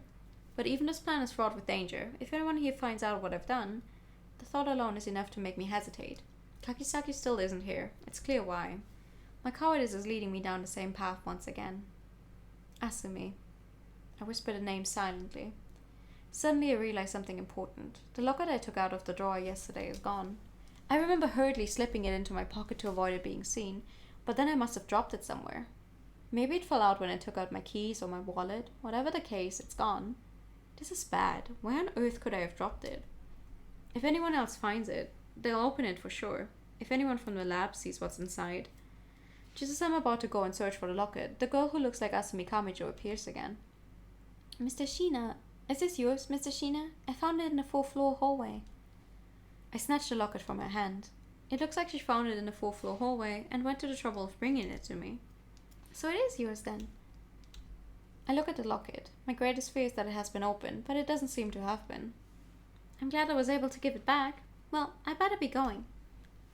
As she makes to leave, I find myself calling out to stop her, almost despite myself. Thank you very much. You're welcome. I'm glad I could help. In that instant, I know that I will help this girl. I have to. And at the same time, I understand the danger this decision puts me in. Before she leaves my research space, I'll try to let her know that I've decided to do. Then, in a voice that I fear has faded to an almost inaudible whisper, I say, you should go to the library on the 4th floor. The strange intensity of my words may have frightened her. She leaves without saying anything. I'm sure it seems like a bizarre thing for a man to say after having his property returned to him. She probably thinks I'm crazy. I can only hope she understands that I'm trying to help her. And together with that hope comes an even greater fear, that someone else may find out the same thing. I've decided to refer to the girl as Asumi from now on, and I've decided to help this Asumi. As soon as she leaves, I fold up a piece of paper with the message on it and put it in a locket. Then I hurry to the library ahead of her and place the locket there. Next, I head to the computer room where I create a new account, username Asumi, password doll. I'm sure she will understand the simple little riddle in the locket. Finally, I send an email to Asumi at that account. As soon as she reads the email, I plan to use my administrator privileges to delete the account.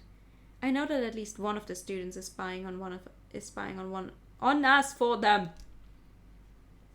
Also, it could very well be that the game got new backgrounds, yes. I've been thinking the same, like the monitors definitely look too new. Too modern. Since I'm in charge of all student computer access, no one should ever find out about this. I decide to pretend that I'm engrossed in my research once again. I'm surrounded on all sides by students. Kaori, Funabashi, Ichinose. One of them must be working for the evil forces behind the lab who had Asumi killed 4 years ago. But I'm certain that none of them have recently been up to the computer room on the 4th floor. The email I sent has been marked as read. I think about deleting her account, but then I hesitate. What if she writes an email of her own back to me? It's a risk, but I decide to keep the Asumi account. All I can do right now is pray that she follows the email's instructions and avoids the main exit.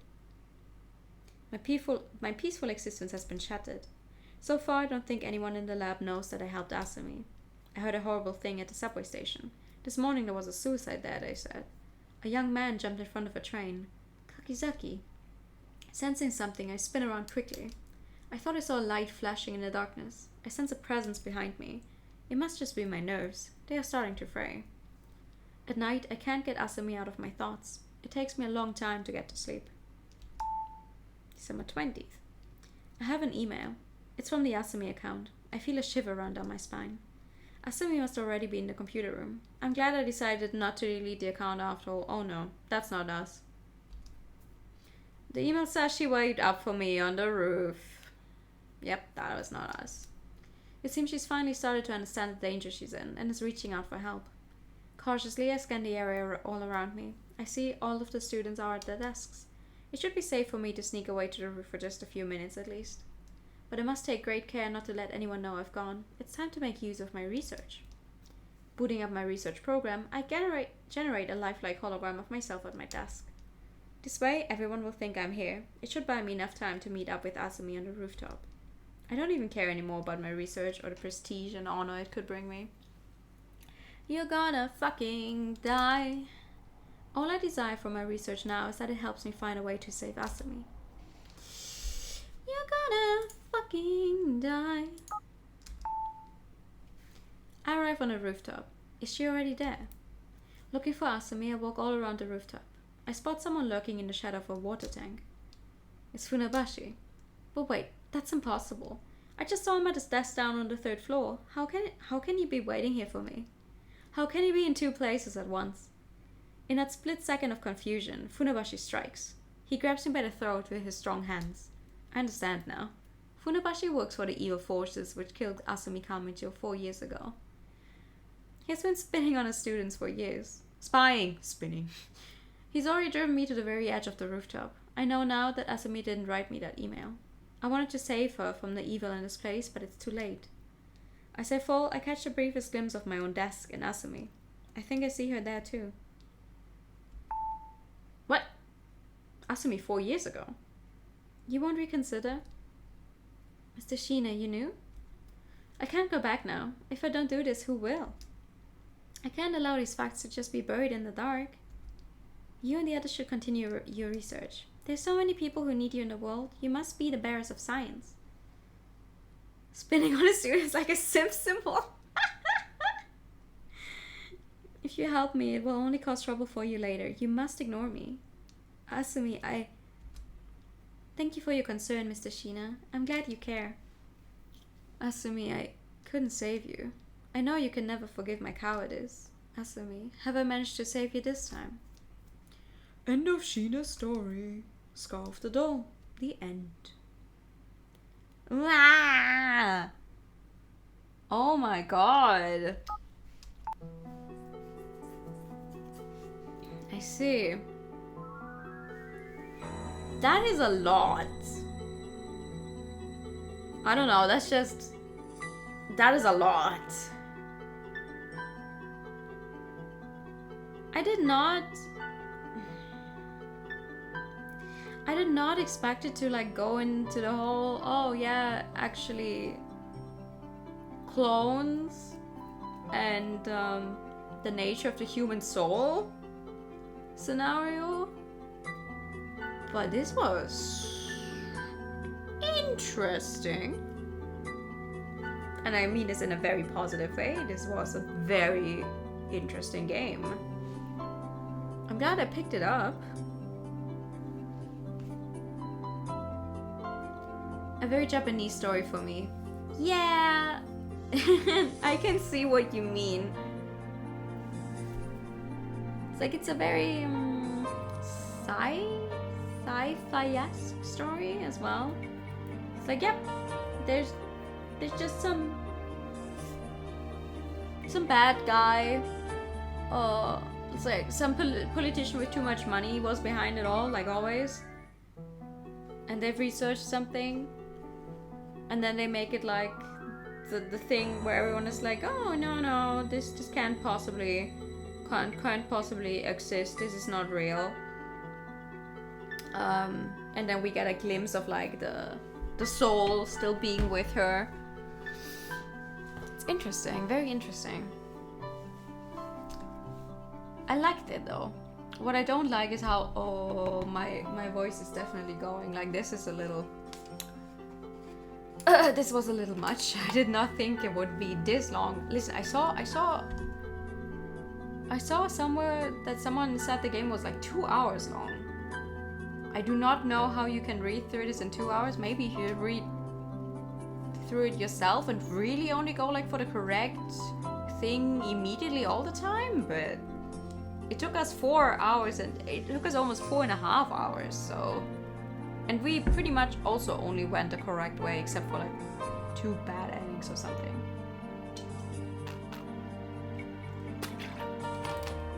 It's cool though. I think it was nice. I'm glad I played it. It's another one off the list. Of the non-existing list.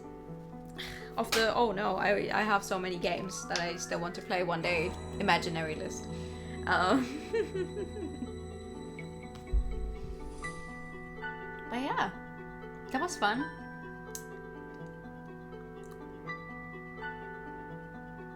I'm not really sure how to feel. Like, it's not gonna become a fave of mine. It did feel like it dragged out a little too long in between, where you were just sitting there like, I do not see what's happening. I do not see what's going on. I also like that apparently the reveal that, what was his name? Yumino was apparently the big evil politician's son, came out of fucking left field, and it's not even like completely revealed. It's just implied because he's on top of the building, and then Aso was like, Reiji! I'm like, okay. The music reminds you of Castle in the Sky.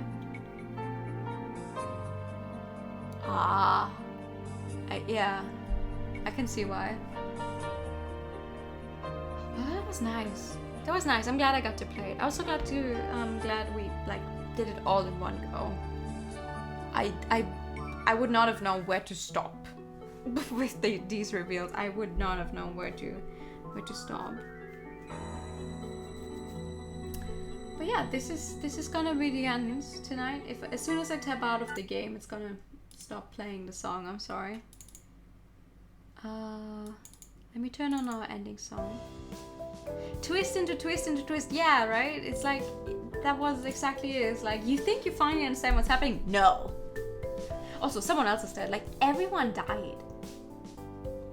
Literally everyone involved with the entire lab died, except for, like, Shinichi, because we still needed him. But everyone else is dead. Also, I do not... That is a plot hole. All of her memories are in a program. No, okay, it's not a plot hole. It's just she can never upgrade it because she will not be able to take out the chip in her head. Never mind, don't mind me. It's not a plot hole. I was like, wait, what happens to her if the computer also gets destroyed by the explosion, but she had the thing implanted into her mind. Never mind. But yeah, that is gonna be it for tonight. Whole building got exploded, most likely with a bunch of clones inside. Very true. But she said they survived. Maybe time travel. Maybe everyone's memory or shit. Yeah, exactly. I also thought to myself, maybe it's time travel at some point. When it was like, oh, she died 4 years ago, I really thought they were going to come up with something time travel related, but they didn't. So that's cool. That's cool. Definitely had some impact. I'm glad I got to play it. But yeah, let me set up a raid.